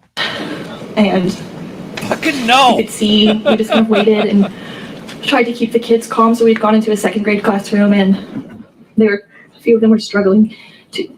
So let's summarize her testimony, because we are not watching Court TV zooming in on her chest. Like, film literally anything else other than zooming in on her shirt, because oh my god, what the fuck are you doing? But they zoom in on her chest the entire time because they've been told that they're not allowed to film her face, and it's really, really obnoxious. Like, really obnoxious. So here is a summary of her testimony. She basically was, there. She was off. She's talking to another teacher because that teacher is retiring, and basically she's going to get a bunch of that teacher's stuff. Like, she's like, I'm going to inherit a bunch of this teacher's stuff. So I was going there to pick out the good stuff, right? That's what she was out to do. So she's off to go pick out the good stuff, and then shit goes down, and she is telling kids, come in, get in the school. And like, she is not really thinking of her own safety. She is trying to get the kids to safety. She is a bigger damn hero than the cops were that day. Big damn hero. Now, I did find in this whole thing an appropriate moment here. So you can see this defense lawyer. You can see his laptop. And yep, that's a great big Sig Sauer sticker right on his. So I want to talk to this defense lawyer, because I really, really want to ask this guy, who are you, dude? Who are you? So but this guy, at several points when he's cross-examining that police officer, he clarifies firearm stuff in a way that I thought was very polite, was very friendly. The way he does it is he's like, so let me walk you through the terminology, but he doesn't want to fight the cop. He doesn't want to actually insult the cop. So what he's doing there is he's actually he corrects the officer in a way that allows the officer to sound like the officer already knew it. And he does a really good job, but it's clear this defense lawyer knows guns way better than the officer does. I want to talk to this defense lawyer. I'm going to reach out and be like, listen, I know you can't talk about the trial. I get it that you can't talk about the trial, and you probably will never be able to talk about the trial. Can you come on and talk about guns? Can we just talk guns? That'd be cool. So yeah, I gotta see about that. 2-minute break. We'll bring you back out shortly. So, would everyone rise for the jury? Shit, I might have to. So here's the thing that just occurred to me. He's probably still going to be in trial. January there is the SHOT Show, but there's also the Gundy's event. And I can bring a guest. I wonder if I could make it be like, I am going to SHOT Show and I'm going to invite this guy as a guest to my Gundy's thing. So, maybe, maybe, maybe I should reach out. He's going to be in trial for the next while, so he's going to be like, nah, I can't, but still. They're saying 10 minutes, but whenever it's over with, they'll bring you back out. Spoiler alert, it is not 10 minutes when they so they send the jury out for 10 minutes, but it's not going to be 10 minutes. And yeah. You seated in the courtroom, you'll have it. You're on man Teed up. approach the witness. Yeah. Yep. And do you need water or anything before we? Okay. Yeah, so I'm gonna get her some. Okay. Yeah. Here. Okay. Second.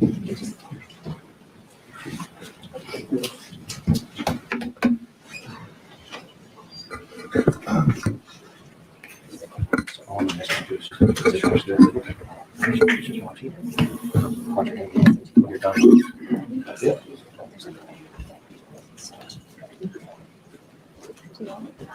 Listen.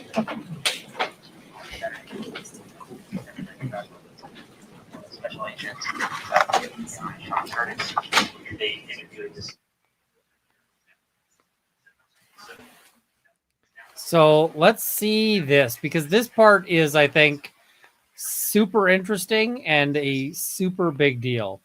That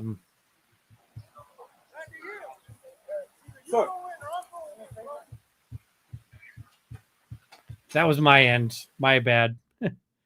I'm trying to find out the lawyer's name so I can look him up. Because I've got Norton, but now I'm trying to figure out what his proper full name is.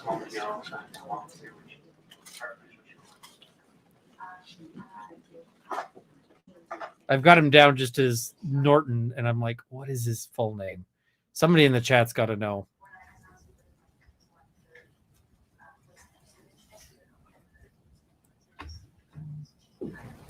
What about Rob? Rob is fine. Rob is just busy with life. All right, stop.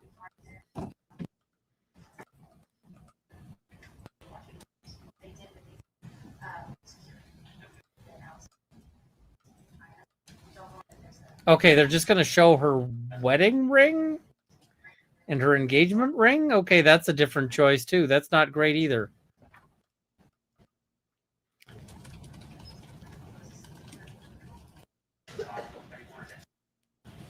All right. Down on. Okay, so here's the important thing. They're going to get to a huge argument.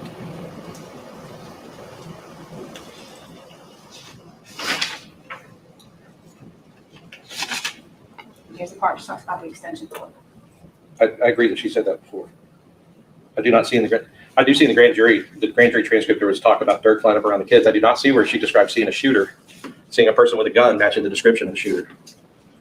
And apparently she told the prosecution that before trial. I mean, that's an incredibly important detail that I'm finding out about now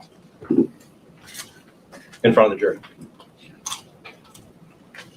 So here's what's being argued is, hey, they have failed to disclose critical information that they knew before this, and I'm getting to find this out in front of the jury. What the hell? And how's that Brady or exculpatory to be honest? Well, it's like insanely different. What I want to say is it is. Did you just hear what that weasel prosecutor just said? How is that exculpatory, Your Honor? Your critical witness just waffled on that. So, how is that exculpatory? Come on. Like, seriously? 180 degrees different than her prior testimony to the grand jury and her prior statement to the ranger. And it is of a matter of such importance because it has placed the gunman on the south side at the same place where my client was, where he responded to and where he went to. And so if this witness has told, and I understand witnesses testify, they remember things differently, but when the prosecution hears something that the witnesses remember differently than anything that we have, it's their obligation to provide that to us, because that would be what could be used for impeachment. But we provided with the grand jury testimony that had about whether or not there was a man in black, they've already stipulated that there's a man in black that was there. I agree, but not at that location at that time. And this is a man dressed all in black, not just all in black, with long hair and a firearm and a gun. Like there was more than one man in black and a gun. But that's South End of Rondo Elementary. The prosecution, I'm sure, is not trying to intentionally miss the point, which I'm sure that the court understands. Oh man, that was a little piece of magic right there. That was magic. The prosecutor, I'm sure, is not trying to intentionally miss the point. Yes, he fucking was. He's trying to evade the point. And he's lampshading it in the best way. And I just want to point, look at this face right here. There's the boss face. And there's the I just got slapped face. Can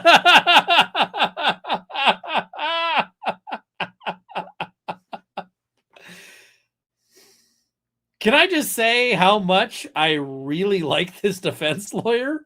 Like, man, this guy is, oh man. Let's watch that again.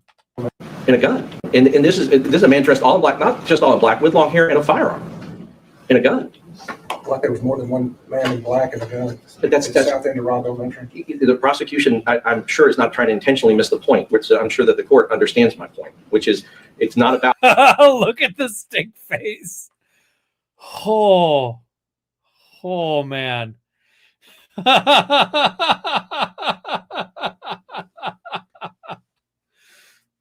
Who did the shooting. Of course, we all agree with that. But at what time, when and where and how, and what teachers had identified a shooter or had seen a shooter on campus? Well, the location is pretty important, Mr. Turner. Do we have anything that you show in your notes? You turn that over to them? About the man in black? No, Your Honor, I don't. Specifically the location at that particular time? Well, I guess the idea is the witness has testified that she told the state. Does the state acknowledge to the court that they were told that? I said, I believe so. Sorry. Yeah.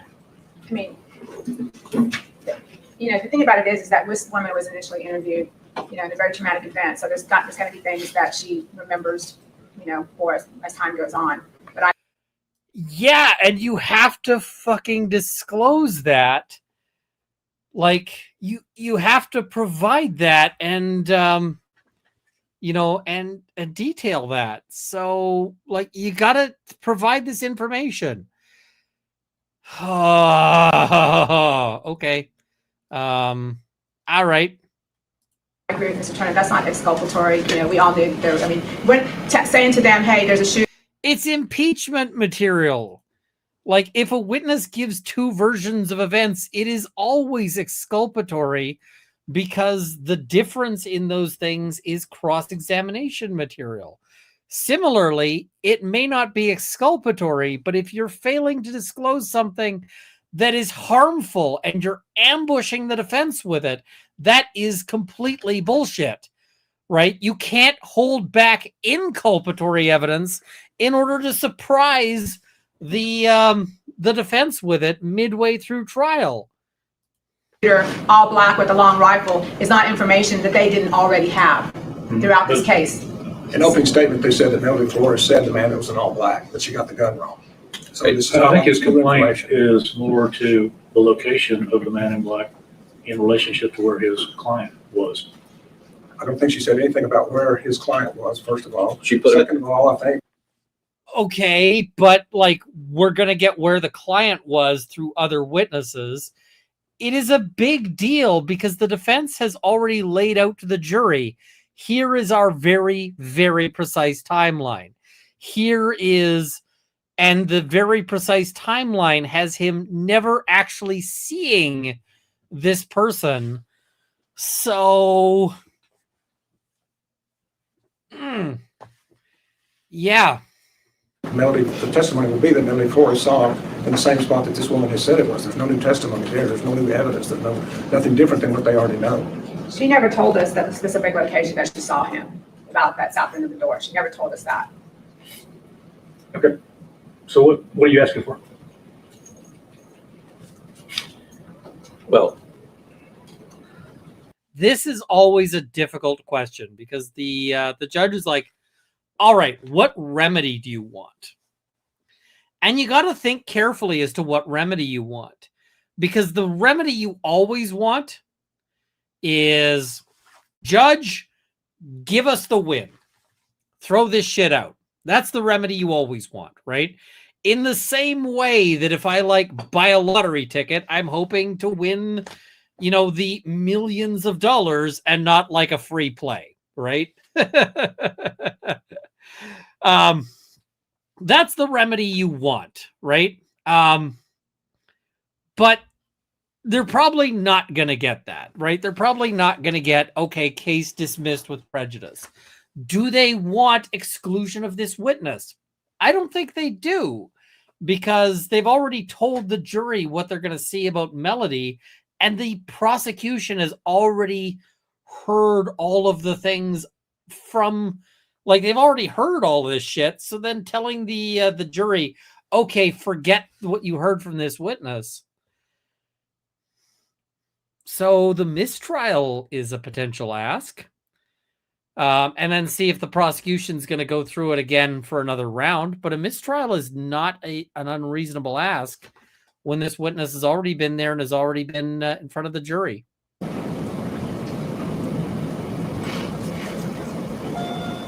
can I have a moment? Pretty quick.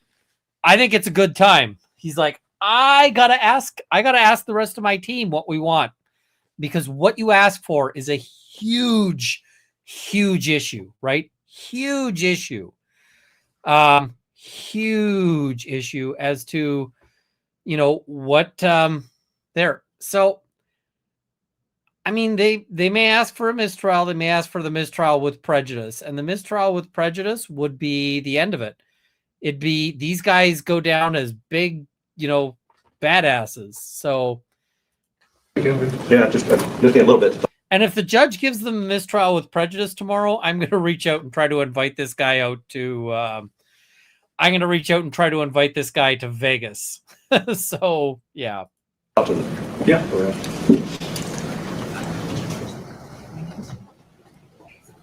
Now, I just want you to see Nico LaHood there, Mr. LaHood. Big fucking smile on his face, right?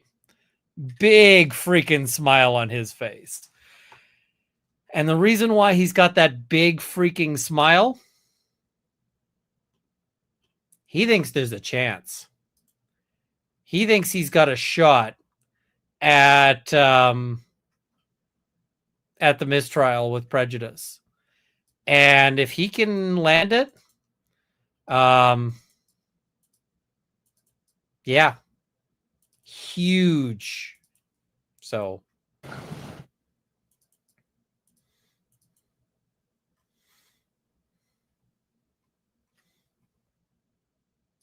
I guess tomorrow I got to call their office and be like, so whose laptop is it with the Sig Sauer?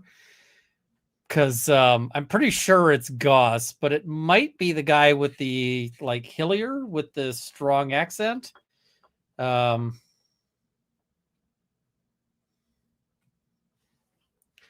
also got to say, I love the client as a client. And what I mean by that is that the client has been sitting there with a poker face, and occasionally he writes notes. And that's what I want out of a client. Now, I don't mean that this client is a good guy. I don't mean that he's an awesome person, because I don't think that. I think that the client is actually kind of a jerkbag, and that the client is, I think that the client is actually kind of a sack of shit. But he does do a good job of not making faces, of not like, any of those things, which is what I want a client to do. So good on that aspect. All right. So they're explaining to the client. They're saying, "Hey, here's our tactical considerations. Here is what we've got to decide. And this is appropriate. This is exactly what I want to see lawyers doing, which is they're going to the client and they're saying, here is the tactical decision. We can recommend. You have to choose." They're looping the client in to say, we want you to make a choice because this is your life on the line here.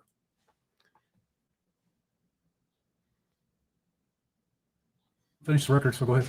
Before they ask for their remedy, we'll go ahead and ask your question. As far as the conversation you had with the prosecutors and the man in black, did you discuss, or do you have a firm memory that you discussed where he was, or did you simply discuss him and you saw the man in black? I don't remember. Are you talking like during the grand jury? During the grand jury or when? No, when you talked to the prosecutors in preparation for trial. Oh, I don't remember now. You don't remember? If I discuss the location then. Okay. And I'd also like to ask.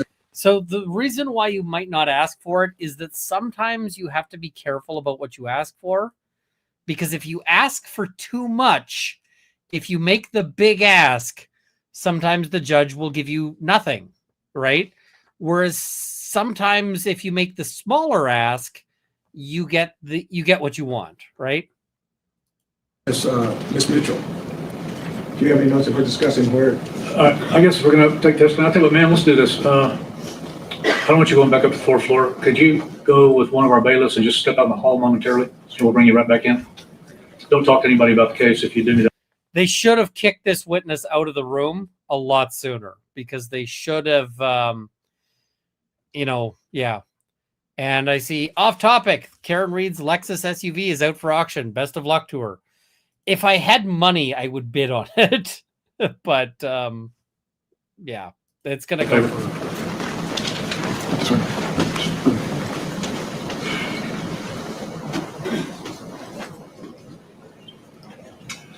All right, Ms. Mitchell, you raise your right hand. You solemnly swear the evidence and the testimony given in the cause will be the truth, self you got? Yes. Mr. Turner, we can just do it from council table if nobody objects. Go ahead. Thank you. Were you there and conducted an interview with Stephanie Head? Yes, for trial preparation. And did you take notes as a part of that? Yes. Do you have any notes as to Ms. Hale telling? I don't know if you noticed what just happened. They just swore in a prosecutor. They just put the prosecutor under oath. I don't see this often where the prosecutor gets up on the stand under oath to start testifying. And the last trial that I covered where that happened was Baldwin. I'm going to tell you, most lawyers would chew off their freaking leg in order to get out of testifying. I generally consider having to testify to be a bad state of affairs. And so, like the fact that they just swore her in, I'm like, y'all, what are you doing? You're in danger.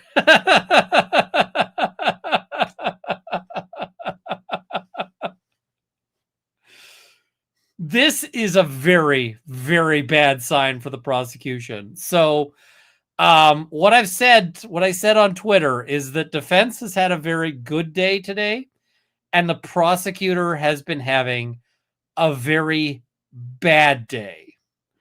The prosecutor, this is their day one. And I just want to note, every time, the way a trial should go, right? What you expect on a trial like this is that you should walk out of day one And you should be thinking the prosecution has this in the bag. Day one, that's where you should be feeling. Why? Because the prosecutor makes their opening statement, defense makes their opening statement, and then the prosecutor gets to lead with their biggest, baddest witnesses. And they usually do, right? Usually the prosecution in a jury trial is going to lead with their bombshells. Why? Well, they're going to save some for the end, but they're going to want to get the jury started off thinking, shit, this is a slaughter. Like this guy is super guilty. He going to jail. He going to jail for so long. But the prosecution hasn't landed that today. The defense actually does a pretty good job of all of this. And I mean, I would have loved to cover more cross-examination, but we are 3.5 hours in. We're going to cover this and then we're going to wrap it up because we just don't have the time. The prosecution today fails to drop any bombs. And the defense manages to turn this day really in their favor and then ends it off with a huge Brady issue such that the prosecution should be shitting themselves. And we'll talk about that. So The prosecution, where the man in black was. No, she told us there was a man in black. She looked, she saw a man in black with a long rifle. But she didn't tell us that he was specifically at that location at the south end on the sidewalk. She did say. Thank you. And I'd also call Mr. Garza, Your Honor. Oh, I'm sorry, pass the witness. yeah, you don't get to just call the next witness. When you call your fucking co-prosecutor as a witness, defense gets to cross your co-prosecutor. Yeah. The guy who's got the right face is not dude right here who looks like he just boofed a lemon. It's this guy right here. This guy with the pin. I don't know what the pin is. This guy right here with his, oh shit. That guy, his face is capturing the moment. This dude in the back right here. This guy of like, I don't know what's happening here, but it looks like he's trying to fart backwards or like all the way down. So yeah. Yeah, but clarify for me, what was in the grand jury testimony that you did disclose? That there was dirt flying up. Okay, all right. Yeah. Question. Ms. Mitchell, the notes that you're referring to, on what date was that interview done? I have to go back to my calendar. It was sometime in mid-December. It Of was right before Christmas. 2025? Yes. Were you the only prosecutor present at that interview? No, it was me, Mr. Garza, and Mr. Turner. All right. And See, at this stage in the prosecution, or in this stage in the cross, the defense is just like, I'm just getting some more information. I'm going to start bringing the hammer soon. But right now, I'm just taking notes because like we're figuring things out. you were conducting the interview? No, Mr. Turner was. And in that interview, the witness that we're referring to told you she saw a man dressed in black with long hair and a long rifle. Right. All right. And you noted that she had never said that before at the time that she said that. I didn't note that. Well, We're prepping her, so I can't say that I specifically noted that. but I mean, you, in just the preparation, you would have noted that a fact like that an additional person seeing the shooter at the time before the shooter entered the building outside, you would have noted that as a significant fact. You would agree with that? I would say that he was seen by several people. So one other witness saying they saw him, such as Ms. Flores. I'm just going to talk a little bit about tone because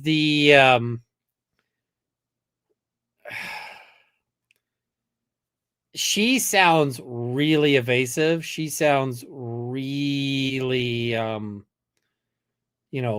really weaselly. And yeah, it's not a good look from a prosecutor. When you have a lawyer on the stand, they want to be on the stand sounding super fucking honest. And yeah. Or, was part of that. All right, but I guess what I'm saying is that whether or not he was seen, you understand and know that not only is location important, but time is important.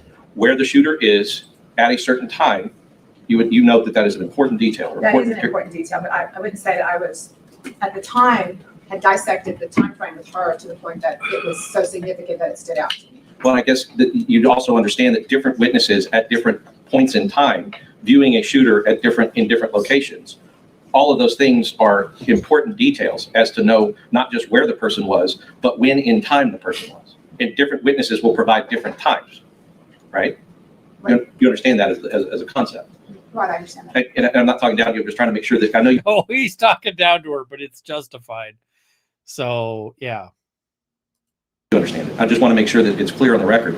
And so, because this focus on whether or not she talked about the location, if that's the first time that she ever said location, and it just happened to be the location in trial that is where our client was, and now she's put the shooter on the south side of the building on the sidewalk, looking like he's going into the building on the south side in trial today. Are you saying she never said that to you before in your notes?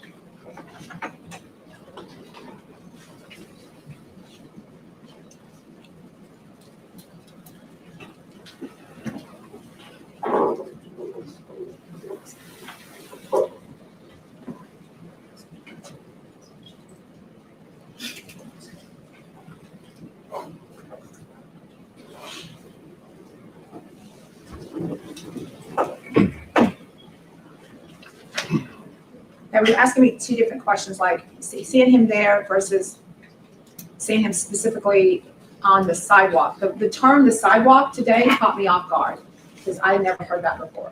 Had you ever heard her say that she had seen him either going into the south side of the building or approaching the south door? No, Did she ever tell you that he was on the south side of the building? no, So nothing in your notes. Now, no. okay, so here's my question. At a time when you're talking to a witness and for the first time they're telling you that they saw the shooter, neither prosecutor or anyone in the room thought to ask her, where did you see the shooter? That wasn't a question that came up in anybody's mind to ask her where the shooter was? You're getting very nitpicky. Let me tell you something. Whoa. Let me just say, the witness does not get, she's the witness right now. She does not get to complain. You are getting very nitpicky. And you see his face?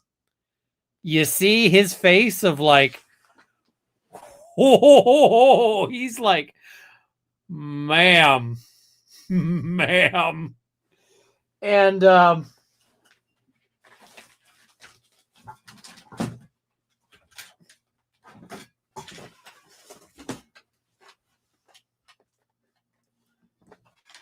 I feel like dude needs an ouchie stick of some variety. Like, this is the point where it's just like,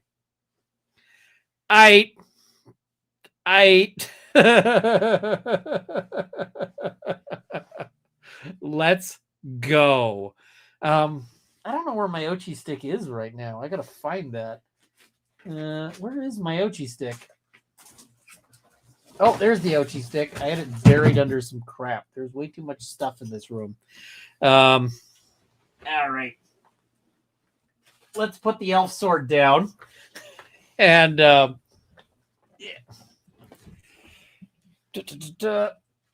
Here we go. The OG stick. These witnesses, I was running a law office, and so I was in and out of interviews. So I can't say that she said that and I like, oh my God. It wasn't that type of reaction for me. So that's the best I can say. I guess I know, but as a person present in the interview, I mean, this is who. What I can say is today when she said that he was on the south end, I was surprised. That's what I can say.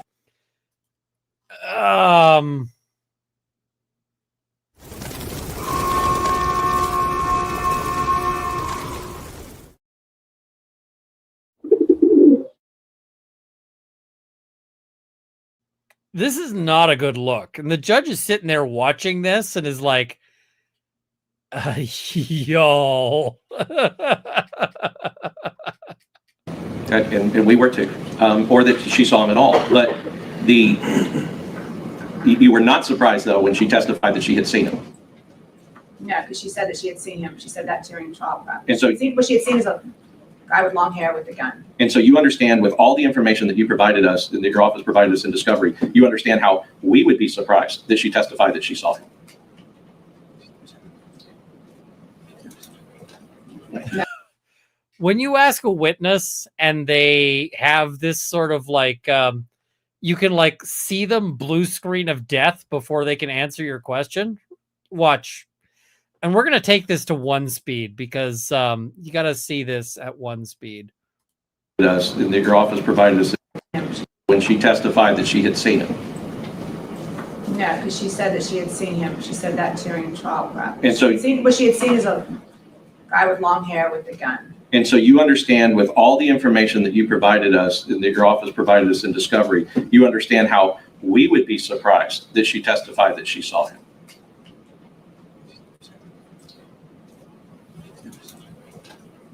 No, because I would assume that y'all knew that, given everything, given all the information that's been provided to y'all. Whew. That was, they sent a ping to her brain and the ACK had like a 10-second lag time. Y'all would know that the testimony, the evidence is that he's on that south end of that building shooting into room 102, right? And so if he's at 102, that's the farthest room on that end, on that south end, then somebody's going to see him because there's casings from that room. But somebody is going to see him versus a person in a particular place at a particular time saw him has a lot of relative. It's a whole different thing. So when I was a kid, I had an Atari ST. I loved that computer. It was a great computer, especially because my dad managed to get a satellite monitor for it. So the satellite monitor was like, it was like 4 feet by 4 feet of screen, which back in the day of the Atari ST was like, you have never heard of that. So it was the greatest computer, but this was also back in the day of like little floppy disk drives. And so those disk drives, they were not great, and they would generate errors that would cause your games to just not work. So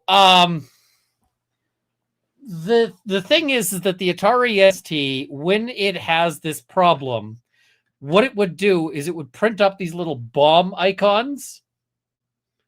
And so like the game would crash and it would print up like a series of bombs just to show you how bad it had crashed.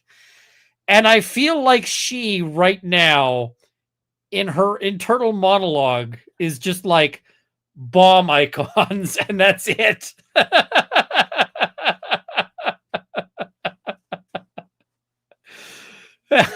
And he's sitting here like, oh, fuck. Oh, fuck.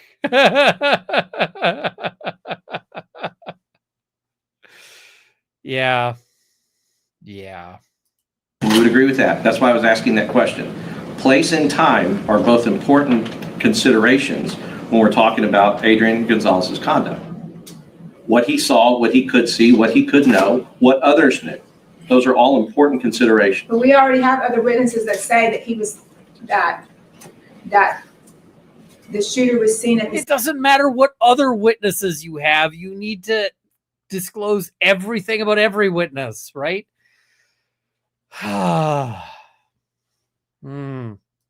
South end of the building. Right, and We you have would, other witnesses. okay, and so I didn't think that would be a surprise to y'all. well, let me ask you this. So you say you have other witnesses that will say that, and now you have provided, you would agree, you have provided a witness that will corroborate those other witnesses, right?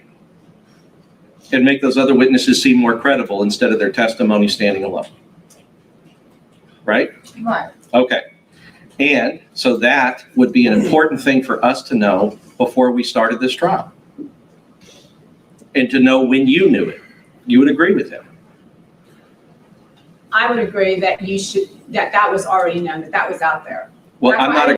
No, you don't get to that was out there. Because here's the thing. Sometimes what is already out there is, how do I put this? Sometimes the question isn't what is true. Sometimes the question is, does the prosecution know this? So I'm going to talk about the dark side-ish of defense lawyering, which is defending guilty clients. So, defending guilty clients. I had a client who was accused of committing a crime. And I knew that the client had done it. Why? Because the client told me he did it. And I knew that the Crown, the police, could prove it if they did enough work. Why did I know this? Because I drove to the area where the crime happened, and I saw across the street that there was a video camera pointing directly at my at where the crime happened. And I was like, if the prosecution figures out that there is video of the crime, my client is f***ed. But if they don't figure that out, my client's going to walk because their evidence is dog shit. And so I was checking disclosure like every day, waiting to see if there was a video where it shows my client committing the crime. Now, I am not required to tell the prosecution that there is video. Now, I am required to turn over video if it's in my possession. If I have a video, I have to turn it over to the police. But I'm not required to go get a video that I don't have. And that I, so I was waiting to see if the prosecution figured it. And they never did. And the thing is, it is not my job to convict my client. It is not my job to do the police's investigation for them. It is not my job to tell them how to convict my client. It is, in fact, my job to not do those things. But every day, I was sitting there checking to see if they found the video. Because I sure as shit was not going to trial if they found that video. And if they had found the video, they had an obligation to tell me the video existed. And they had an obligation to show me that they had the video and show me the video. They never found the video. Prosecution showed up on trial day and is like, we can't prove it. We're just calling no evidence. Client is acquitted. Okay. But they have an ethical obligation to tell me if they have the video and give the video in that case. And the thing is, they could have got my client. All it really would have taken is the thing I did, which is driving to the crime scene, having a look around, and going, shit, that's a camera. Shit, that camera points right to where things happened. So for the prosecution, sucks to suck, right? That's what it comes down to. But the prosecution has an obligation to tell me of that. They can't say, oh, well, we had this video. We just decided not to give it to you because it's not exculpatory and because we figured you'd know there's a video. Fuck you, right? No, that's not how that goes. Not how it goes. Now, there's always going to be somebody out there, somebody's going to clip this and be like, Runkle helps guilty people get acquitted. Well, no shit. That's part of the job. It's part of defense lawyering. My job isn't to convict people ever. My job is to put on a full defense.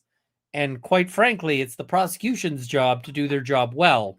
So I don't have to give them the evidence. That's and the thing is if I had the video, if somebody had dropped that video into my lap, I would have had to go to the police and be like, here's a video. And there's a procedure for that. The procedure for that came about from a horrific case. Horrific. The case is the Ken and Barbie killings. So yeah, it's Homolka. It's what's his name? Oh, frag, I forget his name now. Bernardo and Homolka. And so the case, basically, that case came down to established an ethical obligation to turn over evidence that is in your possession. Because what happened in that case was that the defense lawyer for Homolka ended up with tapes that showed or I forget if it was Homolka's or Bernardo's lawyer now, but had the tapes that actually showed the killings, and the killings were horrific, right? And the defense lawyer sat on them. He didn't reveal them. And so ultimately that was found to be unethical. However, what they said that he should have done, and I've been on both sides of this transaction, by the way, is if you get evidence in your possession that you have to turn over ethically, like a video, like a gun, like whatever, what you have to do is you have to go and you have to turn them over to the police. But the way you do it is, let's say I have those tapes. I hire another lawyer. That other lawyer gets the tapes and then goes in and drops them off and basically is like, here's the tapes. Here you go. I'm not telling you anything. I have been on both sides of this transaction where I provided something to another lawyer to turn into the police, and where I have gone to the police and been like, here's some stuff. It's yours now. And they're like, what is this? I'm like, I ain't answering any questions. You can have this, but I am not telling you anything. And you just get to figure it out. So could you get charged with obstruction if you don't disclose? You can get obstruction if you don't turn the evidence over, but not if you just don't tell them what it's about. So yeah. And yeah, it was Bernardo, his defense attorney, had the tapes and was going to use them to impeach Homolka, who is the state's star witness. So yeah, it was a messy case. So anyway, back to this. I don't understand why it's a surprise to you. Because you didn't report it when she told you that. That's why. Because you didn't turn it over when she told you that. And this is not something, this exchange should not be happening in a cross-examination. Watch this. Already known that was out there. Well, I'm not. I don't understand why it's a surprise to you. Because you didn't report it when she told you that. That's. It's not a fucking dialogue. Prosecutor, you are entitled to answer questions. You are not entitled to like chirp back at Goss. And Goss is sitting here eating her fucking lunch. Like, Goss is sitting here eating her lunch because she chirps him and he's like, let me chirp back at you better and smarter.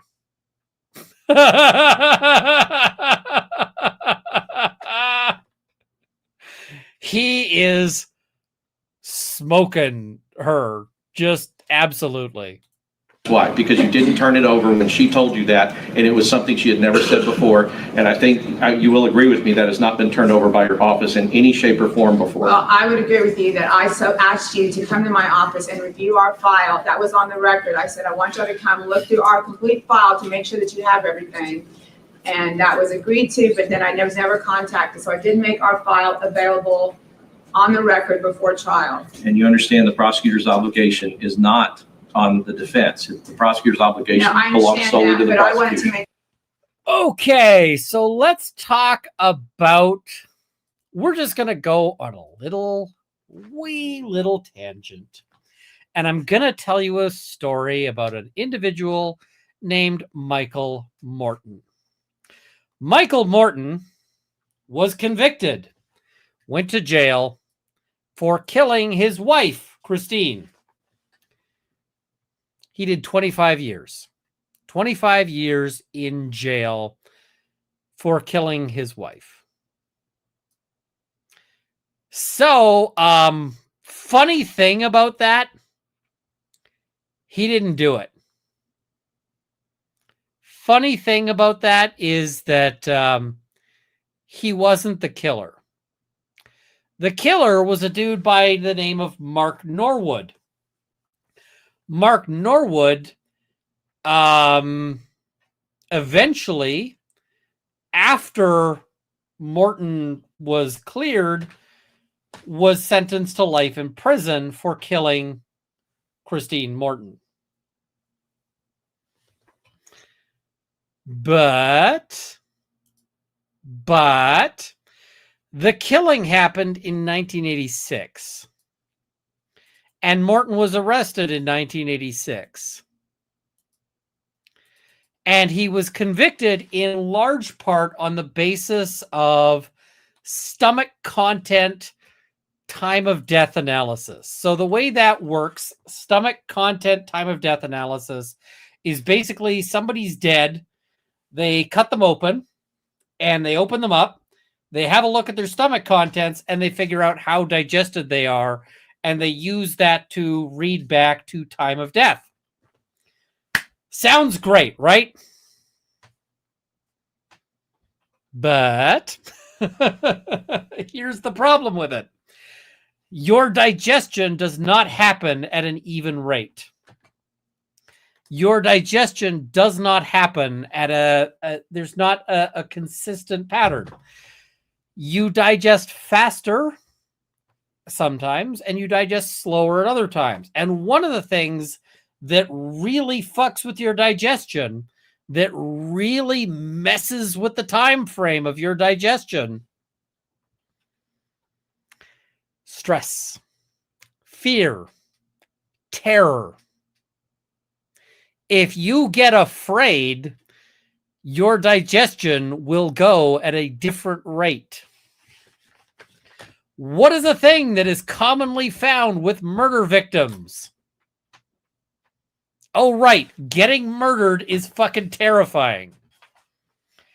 And so stomach content analysis is not a reliable way of getting time of death for murder victims, or really for anybody who died in any fashion. So there was other evidence that was left out at this trial and that was never disclosed to defense, including the eyewitness account of the child. They had a 3-year-old. 3-year-old was home. 3-year-old saw the murder. 3-year-old identified a monster as committing the crime and specified that his dad was not home. Dad wasn't home. A monster came in and killed mom.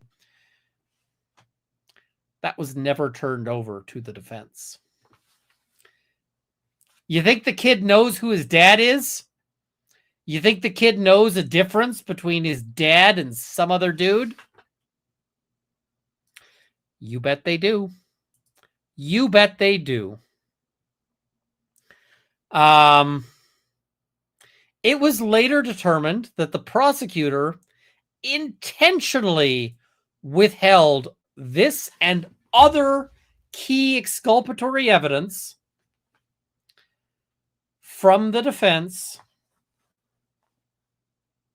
and did it on purpose, did it intentionally, knew that it was there and hid it.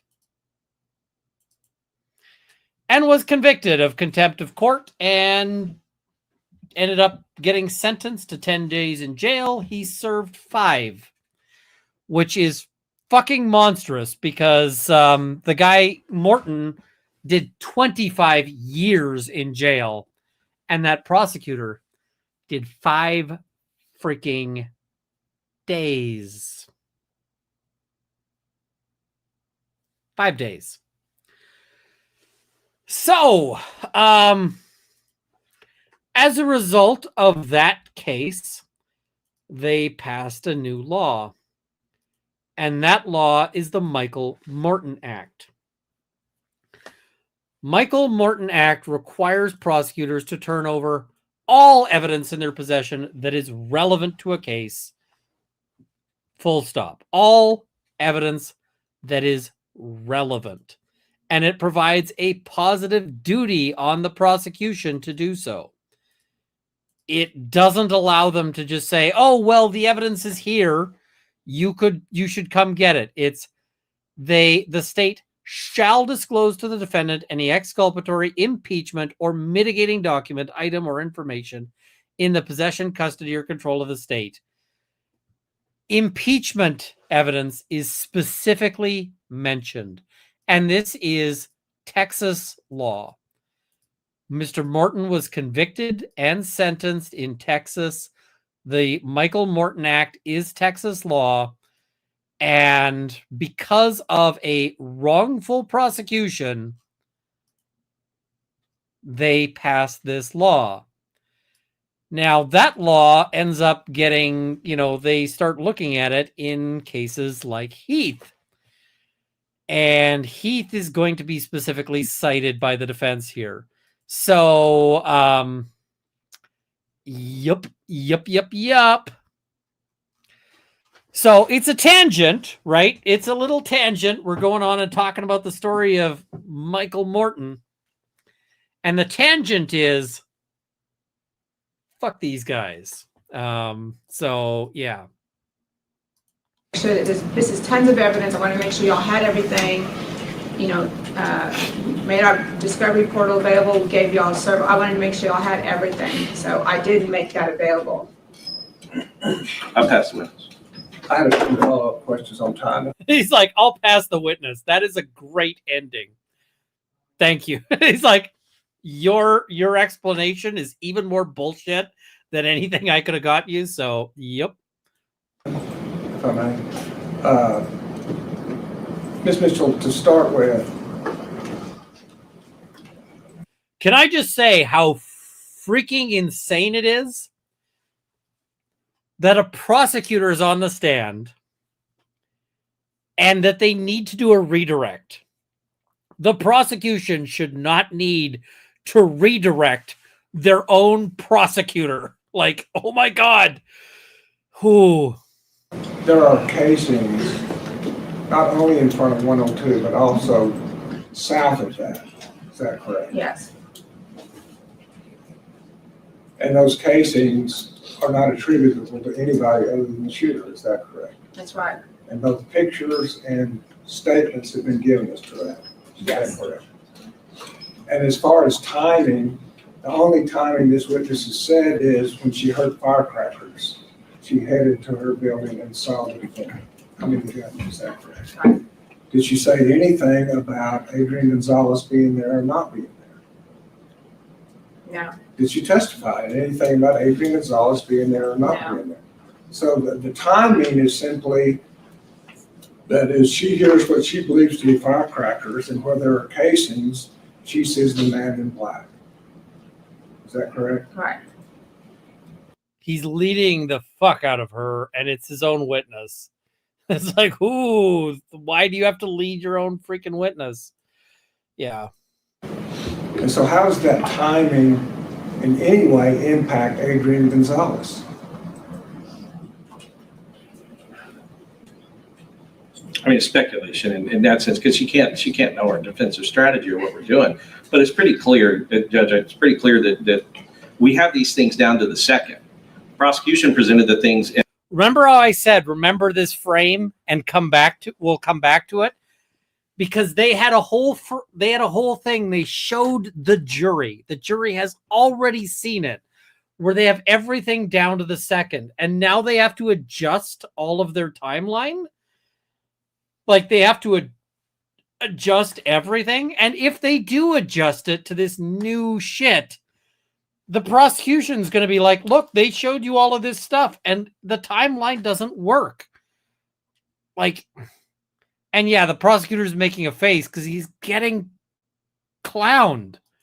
In a big blurb, we have it to the second, and the second matters, and every second matters. And so timing is important to the defense strategy. I'll just represent to the court. I don't need Ms. Mitchell to testify about how important it is to my the strategy. timing of when every shot was fired, including the shots at the south end, John. Okay. We do have examples. So here's what I'm going to say is if we had Judge Cannone would rule tonight in order to exclude, like in order to say, I am overruling the defense's objection, right? That's how she'd work. That's how that would go. That is not what this judge does. This judge does something completely different, and watch for it because, yeah. Show the evidence that you want. Did you have any other questions with Ms. Mitchell? Any other questions? No, Your Honor. Okay. Did you have any other follow-up cross of Ms. Mitchell on? I'd ask you to examine her records in camera or her notes in camera to find out if that's Did you want to call Garza or not? Yes. Okay. Let's finish the evidence. All right. You solemnly swear the evidence in the testimony given the cause to be the true self you got. I did. Go ahead. Judge is like, I want to hear more evidence. Yeah,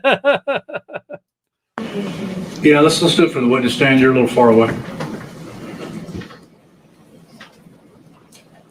them pulling them up is Okay. Thank you, sir. Go ahead.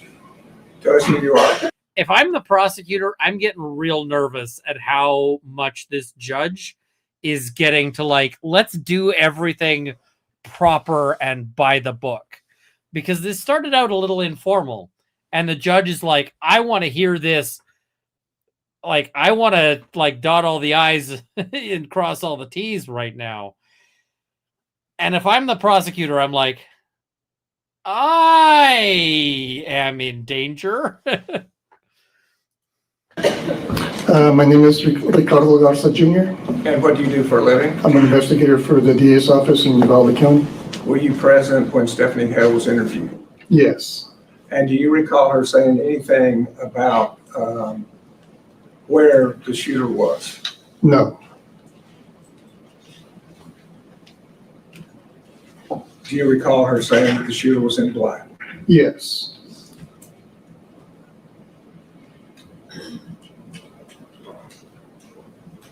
And did she say anything about the white car or Adrian Gonzales during that period of time? No. Did she ever give any testimony about seeing Adrian Gonzales or where he was in proximity to the shooter? No. And did she give any indication of timing? No. Was she looking at a phone, a cell phone, as to timing, No. whether in minutes or seconds? No. So she could give us no clue as to what time she saw the person in black. Correct.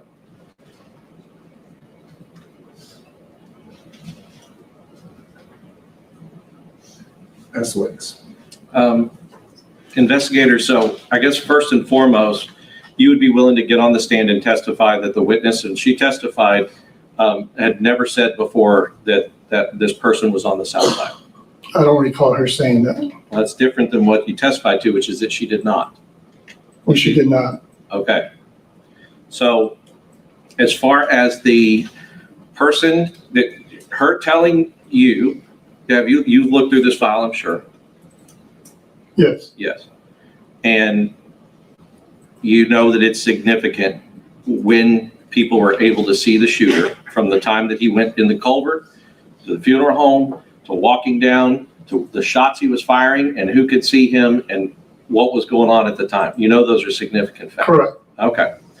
And the shooter was apparently, I guess, in this December 2025 interview that you were present for, a question was asked, or Ms. Hale told you guys in that room that for the first time that anybody knows that she saw the shooter with a black shirt, with wearing black, long black hair, and a and a long gun or a rifle.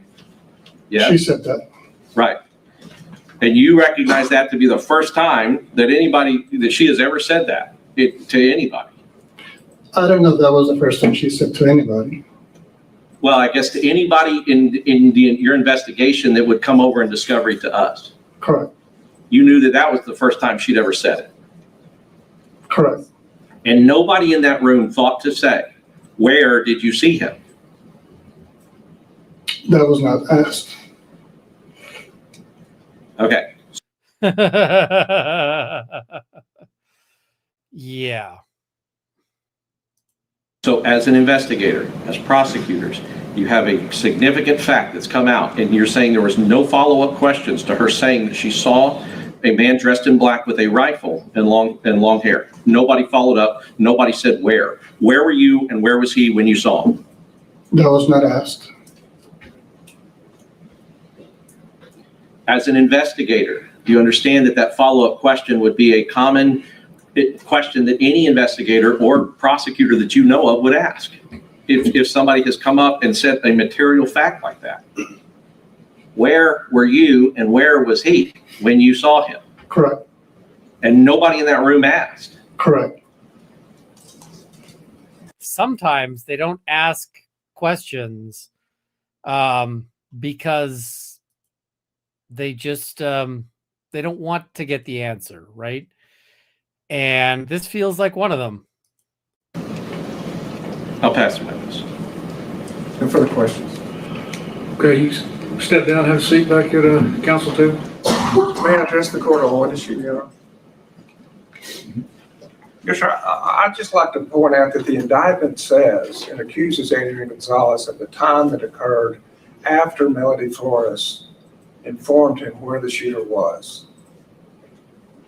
That's the time that is relevant and material to this case. Where the shooter was at any time before that has no bearing on Adrian Gonzales or his conduct in this case. Oh, bullshit that they're not gonna argue that shit when it comes time to closing. Like, oh, bullshit.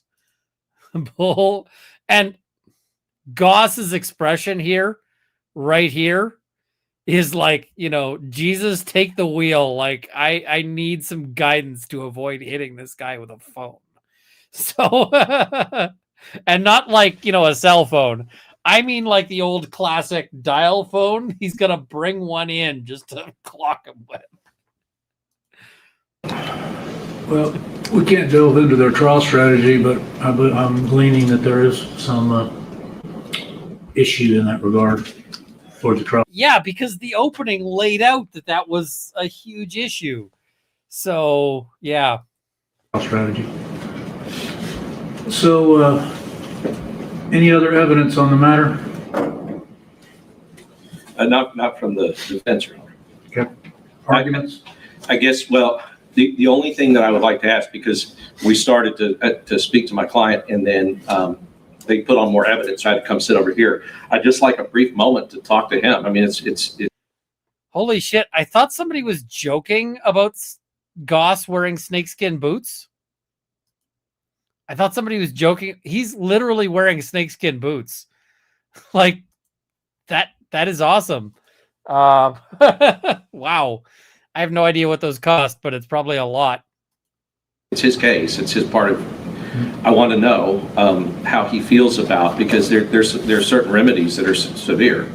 Well, there's several remedies, Heath, et cetera, that we can talk about. But yeah, talk to him. Thank you, Judge.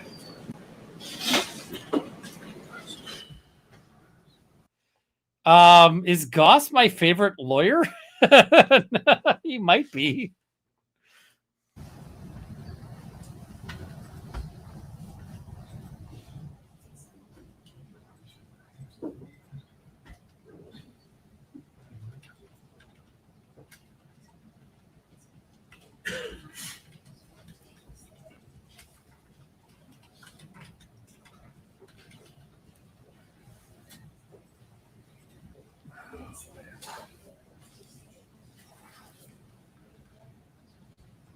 You want to tell them Oh, to be a lip reader right now. we're another 15 minutes, if you don't mind. They're like, could we actually lose this? Some files that were left on my desk for this case. We have them right now or for tomorrow. Go grab them. Let's fight one battle at a time. Judge is like, we're going to fight one battle at a time. All right. You can take off if you don't want. And then they cut the mic. Okay. Snakeskin boots from the boot barn around $300. I could almost justify that. I could justify the snakeskin boots. I guess next time I'm in Texas. I don't know when the next time I'll be in Texas will be, but yeah.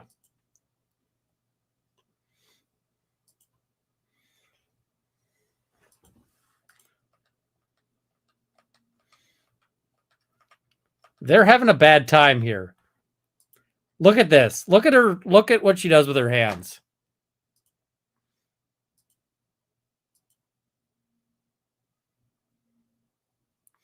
Yeah, that's a nervous motion there. That the prosecution's not having a good day.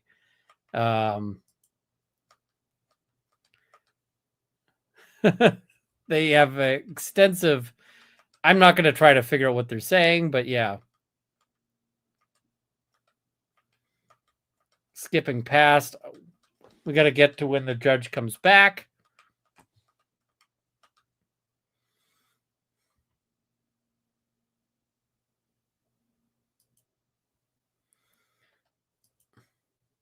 All right. Mr. Goss, would y'all approach the bench real quick? I'm going to do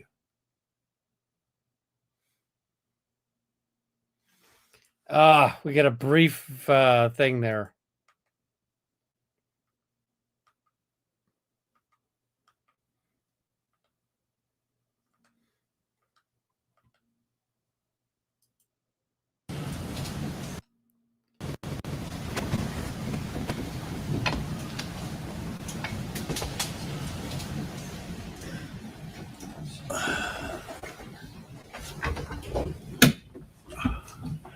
Okay, please be seated in the courtroom.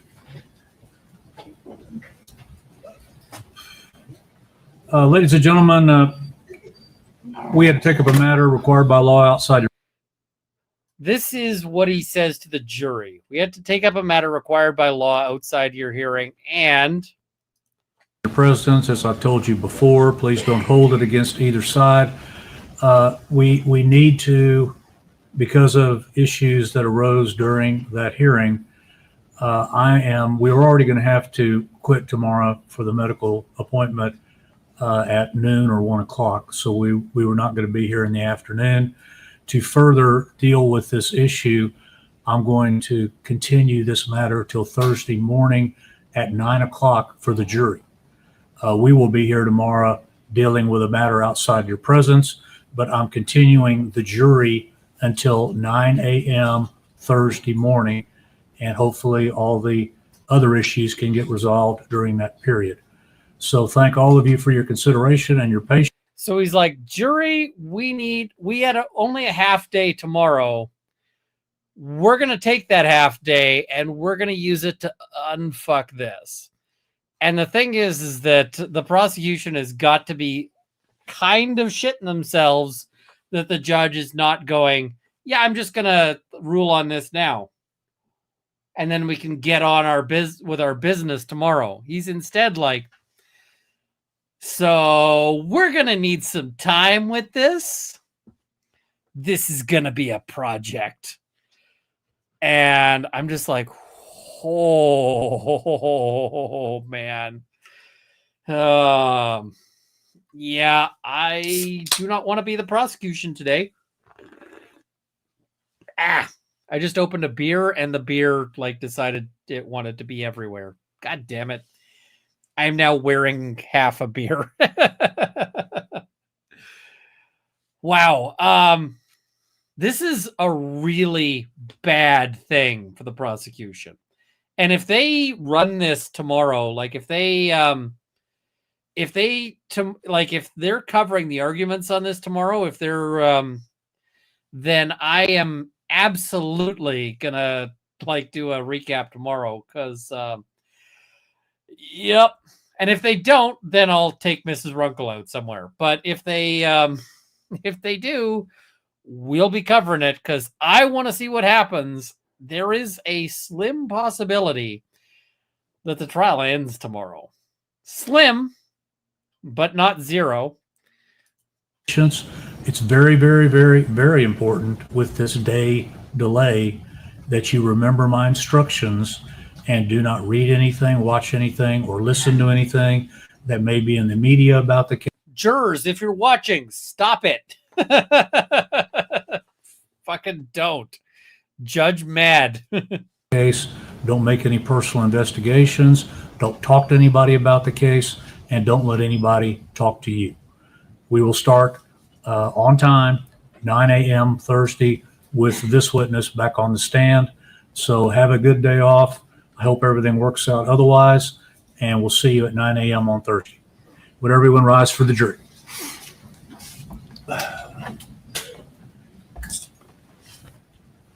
You're excused for the evening. Thank you all very much.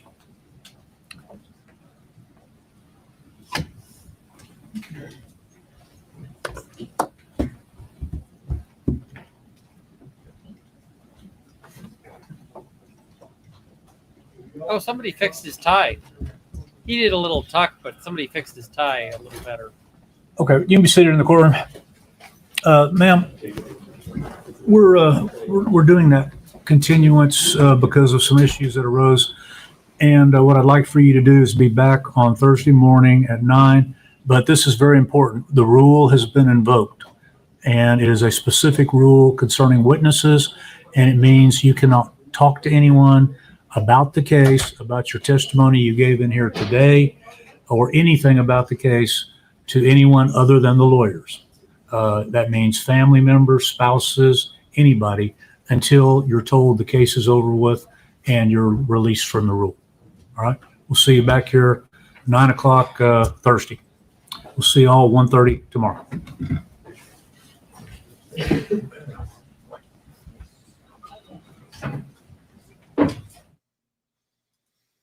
And that's it. It's like, everybody come back tomorrow.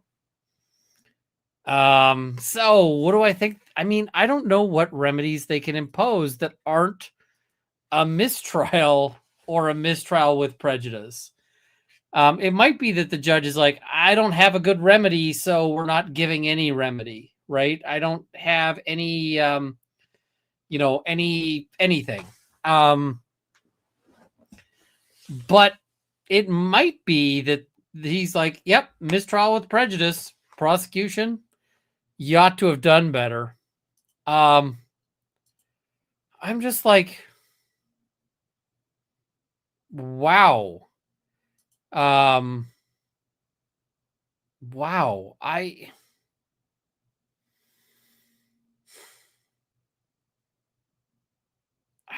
This was a bad first day for the prosecution. The prosecution should have been coming in here. This should have been the day when the prosecution is just running the show, right? Is just, they should be coming in hard on the opening. They didn't. They should be like landing punches with their witnesses. They didn't really. The defense, they should be putting up witnesses who the defense can't really get much traction on cross. The defense did. And they should not be running into shit waiting to blow up their case day fucking one, right? So, I mean, I want to see what happens here. Now, having committed to doing Uvalde recaps, I will be a little bit annoyed if this becomes the second case that I decide to cover that ends up getting blown up by prosecutorial misconduct, because I was all set to do big stuff on covering Baldwin. Baldwin was going to be the first case I live covered beginning to end. And it blew up day 3.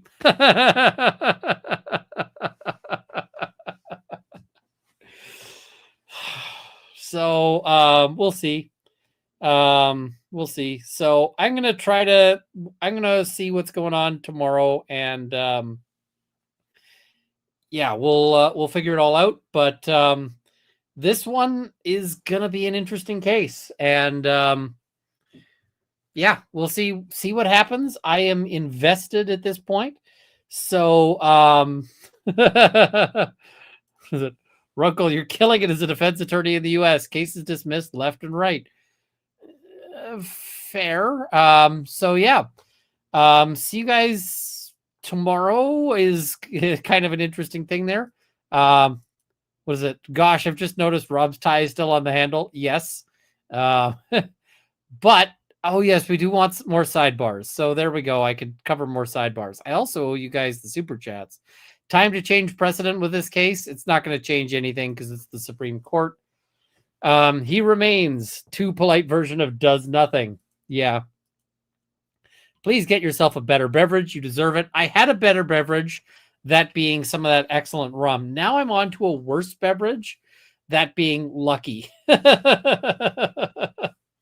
Lucky is not a good beer, but yeah. May I ask if a D&D quest with some of my colleagues with you as the DM would be in the realm of possibility and how much it'll cost me? Vez, I could do that.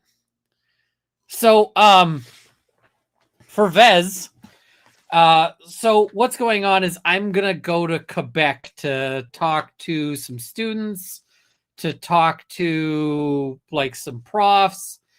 And Vez is like, do you think you could run a D&D game? I bet I could. Does it have to be a D&D game? Because maybe if I'm running a one-shot, I could run like Delta Green. Or Mothership. I really kind of want to run some Delta Green. I want to run a Vez campaign. Or, sorry, not a Vez campaign. A D&D campaign.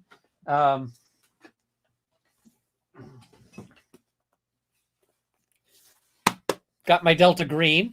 So yeah, I feel like we could make that happen. I might have to ask if we could like stream it or record it or something. So yeah, maybe I'll talk to Vez.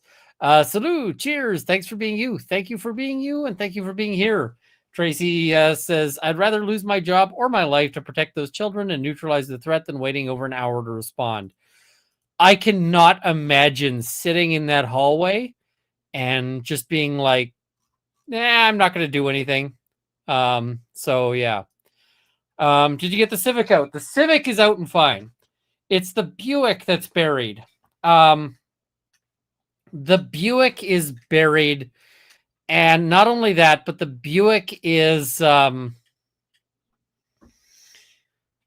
let the battery die in the Buick. I didn't run it enough. So the battery is fucked. My car is buried under yay much snow. And like it's so I'm gonna have to go in, pull the battery out, put it in a warm garage, see if I can put charge on it, and see if I can revive it, but the Buick might be at least temporarily dead. Precision and accuracy describe Delta Force, not UPD. You're not wrong. Dr. S thinks about this. Thank you for becoming a member. Welcome aboard. Cat Not Williams says, boop, boop. Nancy Druby, 2 years, and I look forward to every stream you do. Thank you so much. I'm so glad you guys are here, and yeah. Funeral home next to the school, not touching it. Fair. Oblivion, what is it? Oblivion says, if you want, I can drive up and deal with it for you. I mean, if you're in Edmonton and you're willing to help out, then maybe. Yeah, maybe. So, does this cop not have base 30 movement speed? And Belle Feinstein, missed you last night, Runkle. Glad you're here. Tuesday is better for me this week anyway. I meant to stream last night, but I was really feeling like crap last night, so I didn't. Yeah, I just felt awful. Yeah, the world is kind of a weird place right now, and I was not, yeah. Who robs a funeral home? Bruh, I need this story. We're not getting that story yet, but maybe later. Thank you for demo. Here for your commentary. Thank you. I got to put all my body armor away after this. If Kevlar breaks down, does that mean PDs purchase new one every 5 years? I wonder. Wow, what an expense. They do. Police departments do buy new armor. Celebrate with me. My Runkle level ADHD son just got a 2/3 tuition merit scholarship to his first choice college. Miracles happen with a lot of work. Nicole, freaking tastic. That is amazing. I am so glad to hear that. That is awesome. JPJH, honestly, I'm mixed on this case. 20 years military here. Every mission could result in death. Normal police don't expect that every day, but they should have gone in. We're talking about children. Yeah. I don't know. I mean, I think it's a thing. Miss Jessica Runkle, hello. How are you doing? Phoenix Fire, thank you for being a member. Really appreciate it. 35 months. That is amazing. Purple Pixie Dust says, I'm a teacher in an inner city, teaching for 30 years. I've experienced one shooting. Trust me, you'll never forget it. You don't even think about anything but your students. Pixie Dust, I'm sorry that's happened to you, but that is, it's badass. That's what you were thinking about. Griftimus says, how did I miss this case? Was I hyperfixed on Karen Reed? I feel like there's a lot of hyperfixation on Karen Reed right now. And I'm like, I kind of want to move on from Karen Reed. I will look a little bit at her civil stuff and so forth, but really, I kind of want to move on. I mean, I still support Karen Reed and her fight for justice. I support that Turtle Boy should be acquitted, even though Turtle Boy is sometimes a bit of a handful, I guess would be a way to put it. But yeah. And Belle Feinstein says, thank you so much for covering this. We were stationed at Fort Hood, Texas at the time it happened. Yeah, it was a momentous event in all the worst ways. Funeral home guy didn't want a new client. He didn't want to be a client too. MDL, shall we play 300 of the worst games of Still a Cop? Yeah. And thank you so much for being a member. Much appreciated. Try not to think about it. Says, I'm 4 hours drive from Bondi Beach. The bystander that finished it, just a 43-year-old grocery store manager. What a legend. Cheers, Runkle. I didn't think he finished it. I thought he disarmed the guy, but the guy went and got another rifle and then pursued things again. So, yeah. Been a bit since I made it to a live. Quick recap. We did the recap. Hopefully it was sufficient. Sarah Bahu, thank you for covering this. Thank you. Appropriate Star Wars quote. Do or do not. There is no try. Inappropriate Star Wars quote. Execute Order 66. To be fair, I'm withholding the terrible jokes. That is probably for the best. Checks Court TV for most watch spite. Of course it is. Ooh. Runkle of the Bailey, did I not charge the officer in command of the scene? If not, why charge this officer, not the commanding officer? If yes, are they charging all the officers involved or just some? This is kind of the thing, is that some of these things they should charge more people. And yeah, I also want to say the guy who intervened at Bondi, I will fault him slightly for not shooting the shooters there. However, the guy's a fucking hero. The guy is absolutely a badass, and props to the guy. Like, props to him, 100%. So yeah. And he basically, like, I saw not an interview with him, but a description of an interview with him. And basically some reporter was like, are you looking for a, are you expecting a reward? And he's like, I will get my reward, somewhere else. Like, I'm good. Oh, Bondi. Fair enough. It's Aussie. Bondi. Fair enough. Yeah. What was interesting is when that happened, I was in the Galapagos with like part of the group in the Galapagos was a couple of Australian Jews, and I'm not sure how they felt about it, but I didn't really feel like I could ask them either, if that makes sense, because that would have been a little off base, maybe.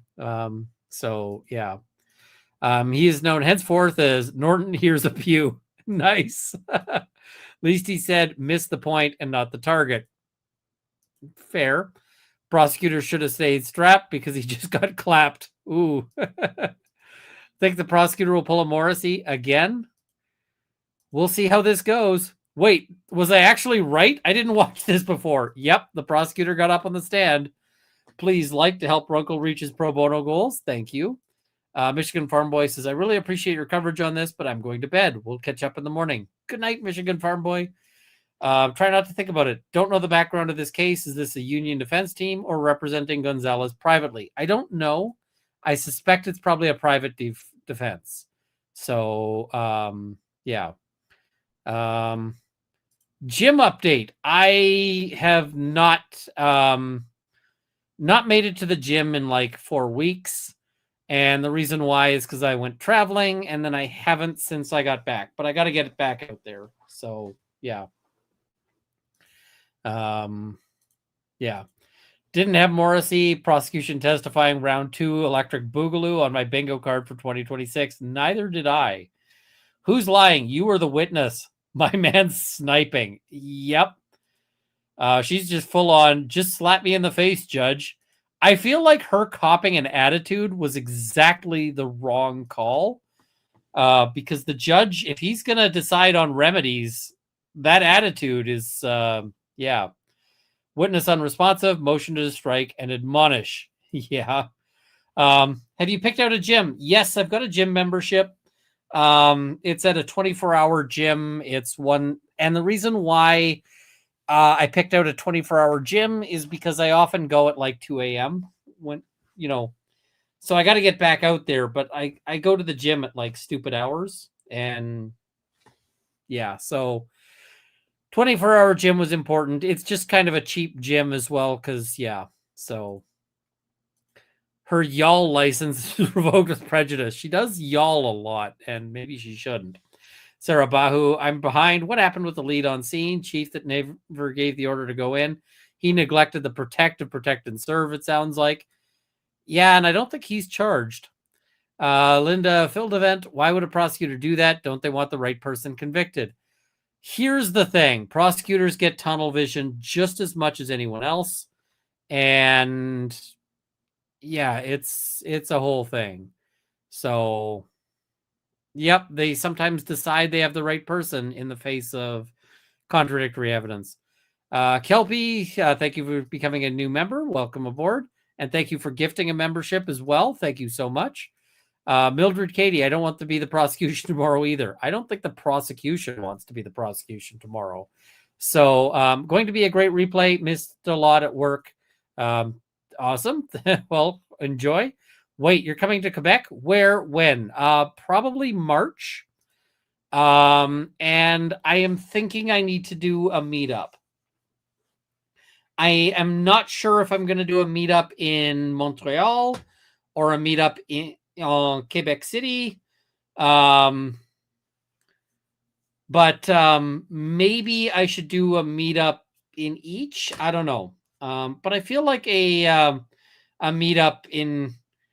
The problem with a meetup in is that there may be people showing up who speak just en français, and my French is awful. So, yeah. What about a meetup in Edmonton? I've got to get one set up in Edmonton. The problem with doing one in the Alberta area is that I've got a guy who wants to kill me. And he is in Calgary. And so I am concerned about if I do a meetup in Edmonton while this is still going on, that like this guy shows up with like, and you have a vest. Here's the thing. I could go in my vest, but I probably wouldn't. My concern isn't that I get shot, because whatever, like, that's a possibility just at my house. My concern is that I don't want to have a meetup and be like, all right, everybody meet me up here in, like, wherever. And, like, guy shows up, opens the door, opens fire, and, like, other people get hurt. Because I take risks by doing this, right? When I do a stream and I'm like, hey, this person sucks, there's always the risk that that person could show up and, like, want to take me out or whatever, right? I get that. And it's a potential thing, right? Jessica, I know it's a joke. I'm just trying to explain. It's all good. But I would really not want other people to be, like, in the crossfire. So that's my concern, right? That's my worry, is that I just don't want anybody to I don't want it to become a thing. So yeah. You did cover Baldwin start to finish. Was short. I was hoping it'd be longer. Baldwin was supposed to be a test to see, like, could I quit my day job and just stream, and Baldwin didn't work out for that. So Baker Raid, welcome aboard, Baker folks.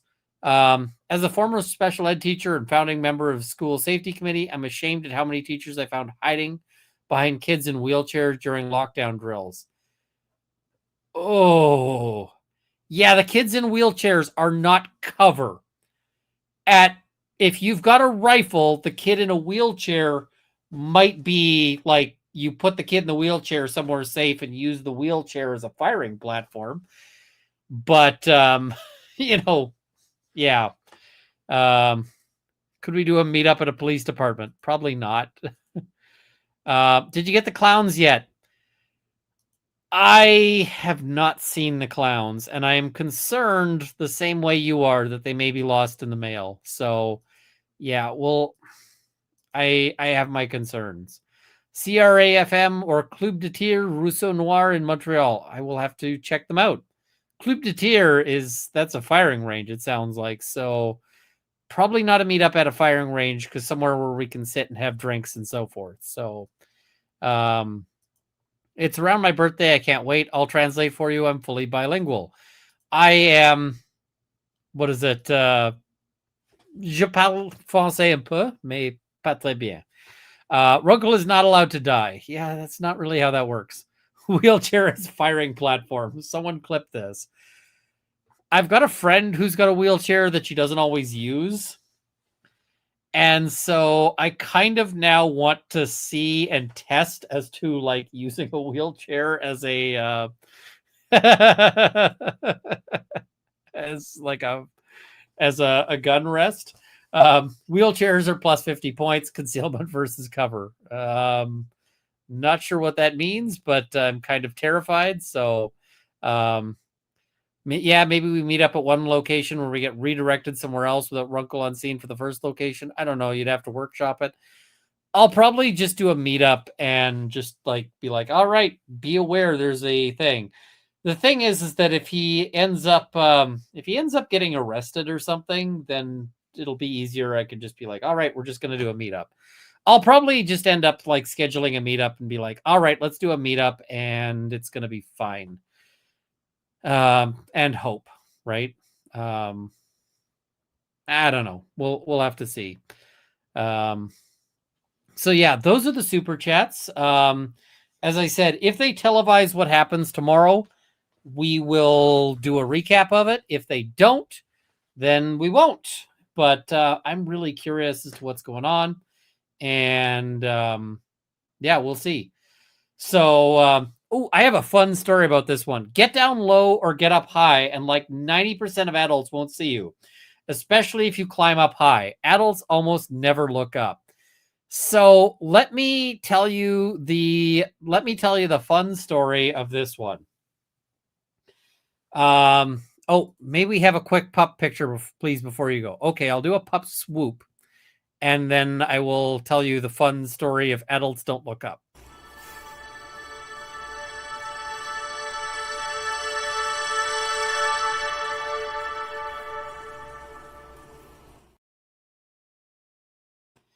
All right. Oh, and Julia's saying I have a PayPal. I will log in on that, but I will also start telling you the fun story of Adults Don't Look Up. So, once upon a time, I used to volunteer with them, but I also, the first time I did it as a, and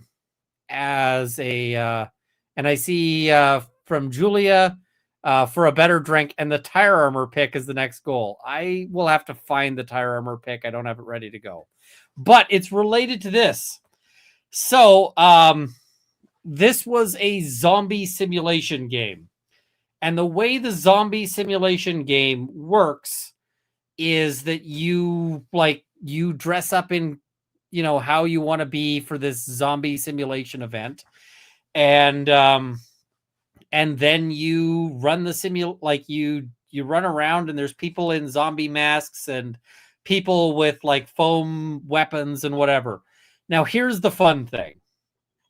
I also had an airsoft handgun. So I'm running around in tire armor, like in full-on tire armor. And when I say tire armor, like I made this armor out of tires.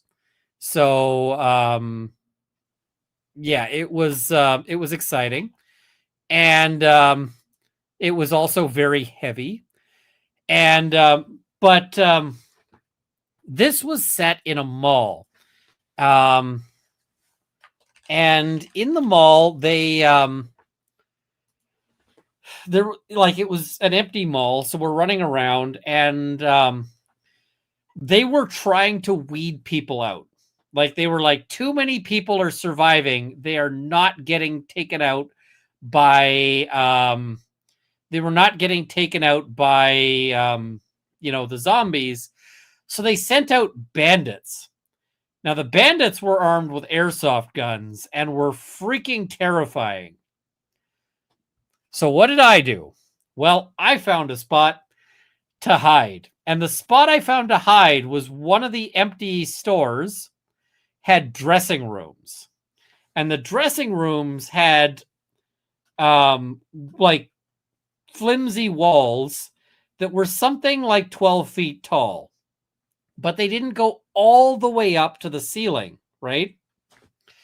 And so what I did was I climbed up to the top of these dressing rooms, and I was sitting there holding myself over like the gap in the dressing room with my arms resting on one side and my hips on the other and my legs on like sort of,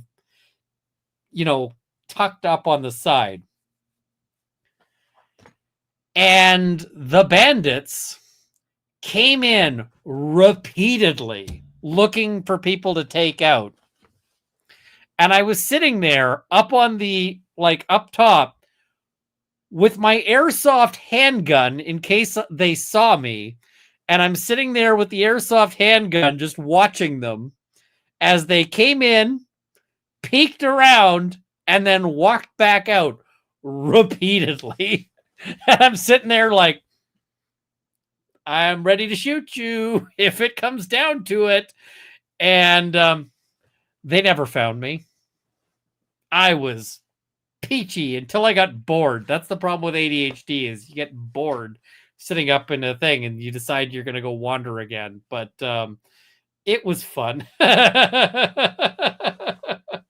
And the thing is, they walked under me over and over and over again, and they never saw me. So, yep. All right. A couple more super chats came in. Annabelle Feinstein, I'm getting rid of a wheelchair. If I come to a meetup where you drive to it, I'll give it to you. Fair enough. What's your email again? runkleofthebailey@gmail.com. I'm serious about the translation. By the way, your French is fine. Fair. I struggle for words. So yeah. So could you have played Pac-Man on your phone while waiting? I didn't have my phone because I didn't bring my phone, because I was pretty sure that if I brought my phone, I would break my phone. So yeah. What what is it? LMAO, you'll never be a sniper, Runkle. Here's the thing. I have actually been like, I can sit sometimes, but not always. So yeah.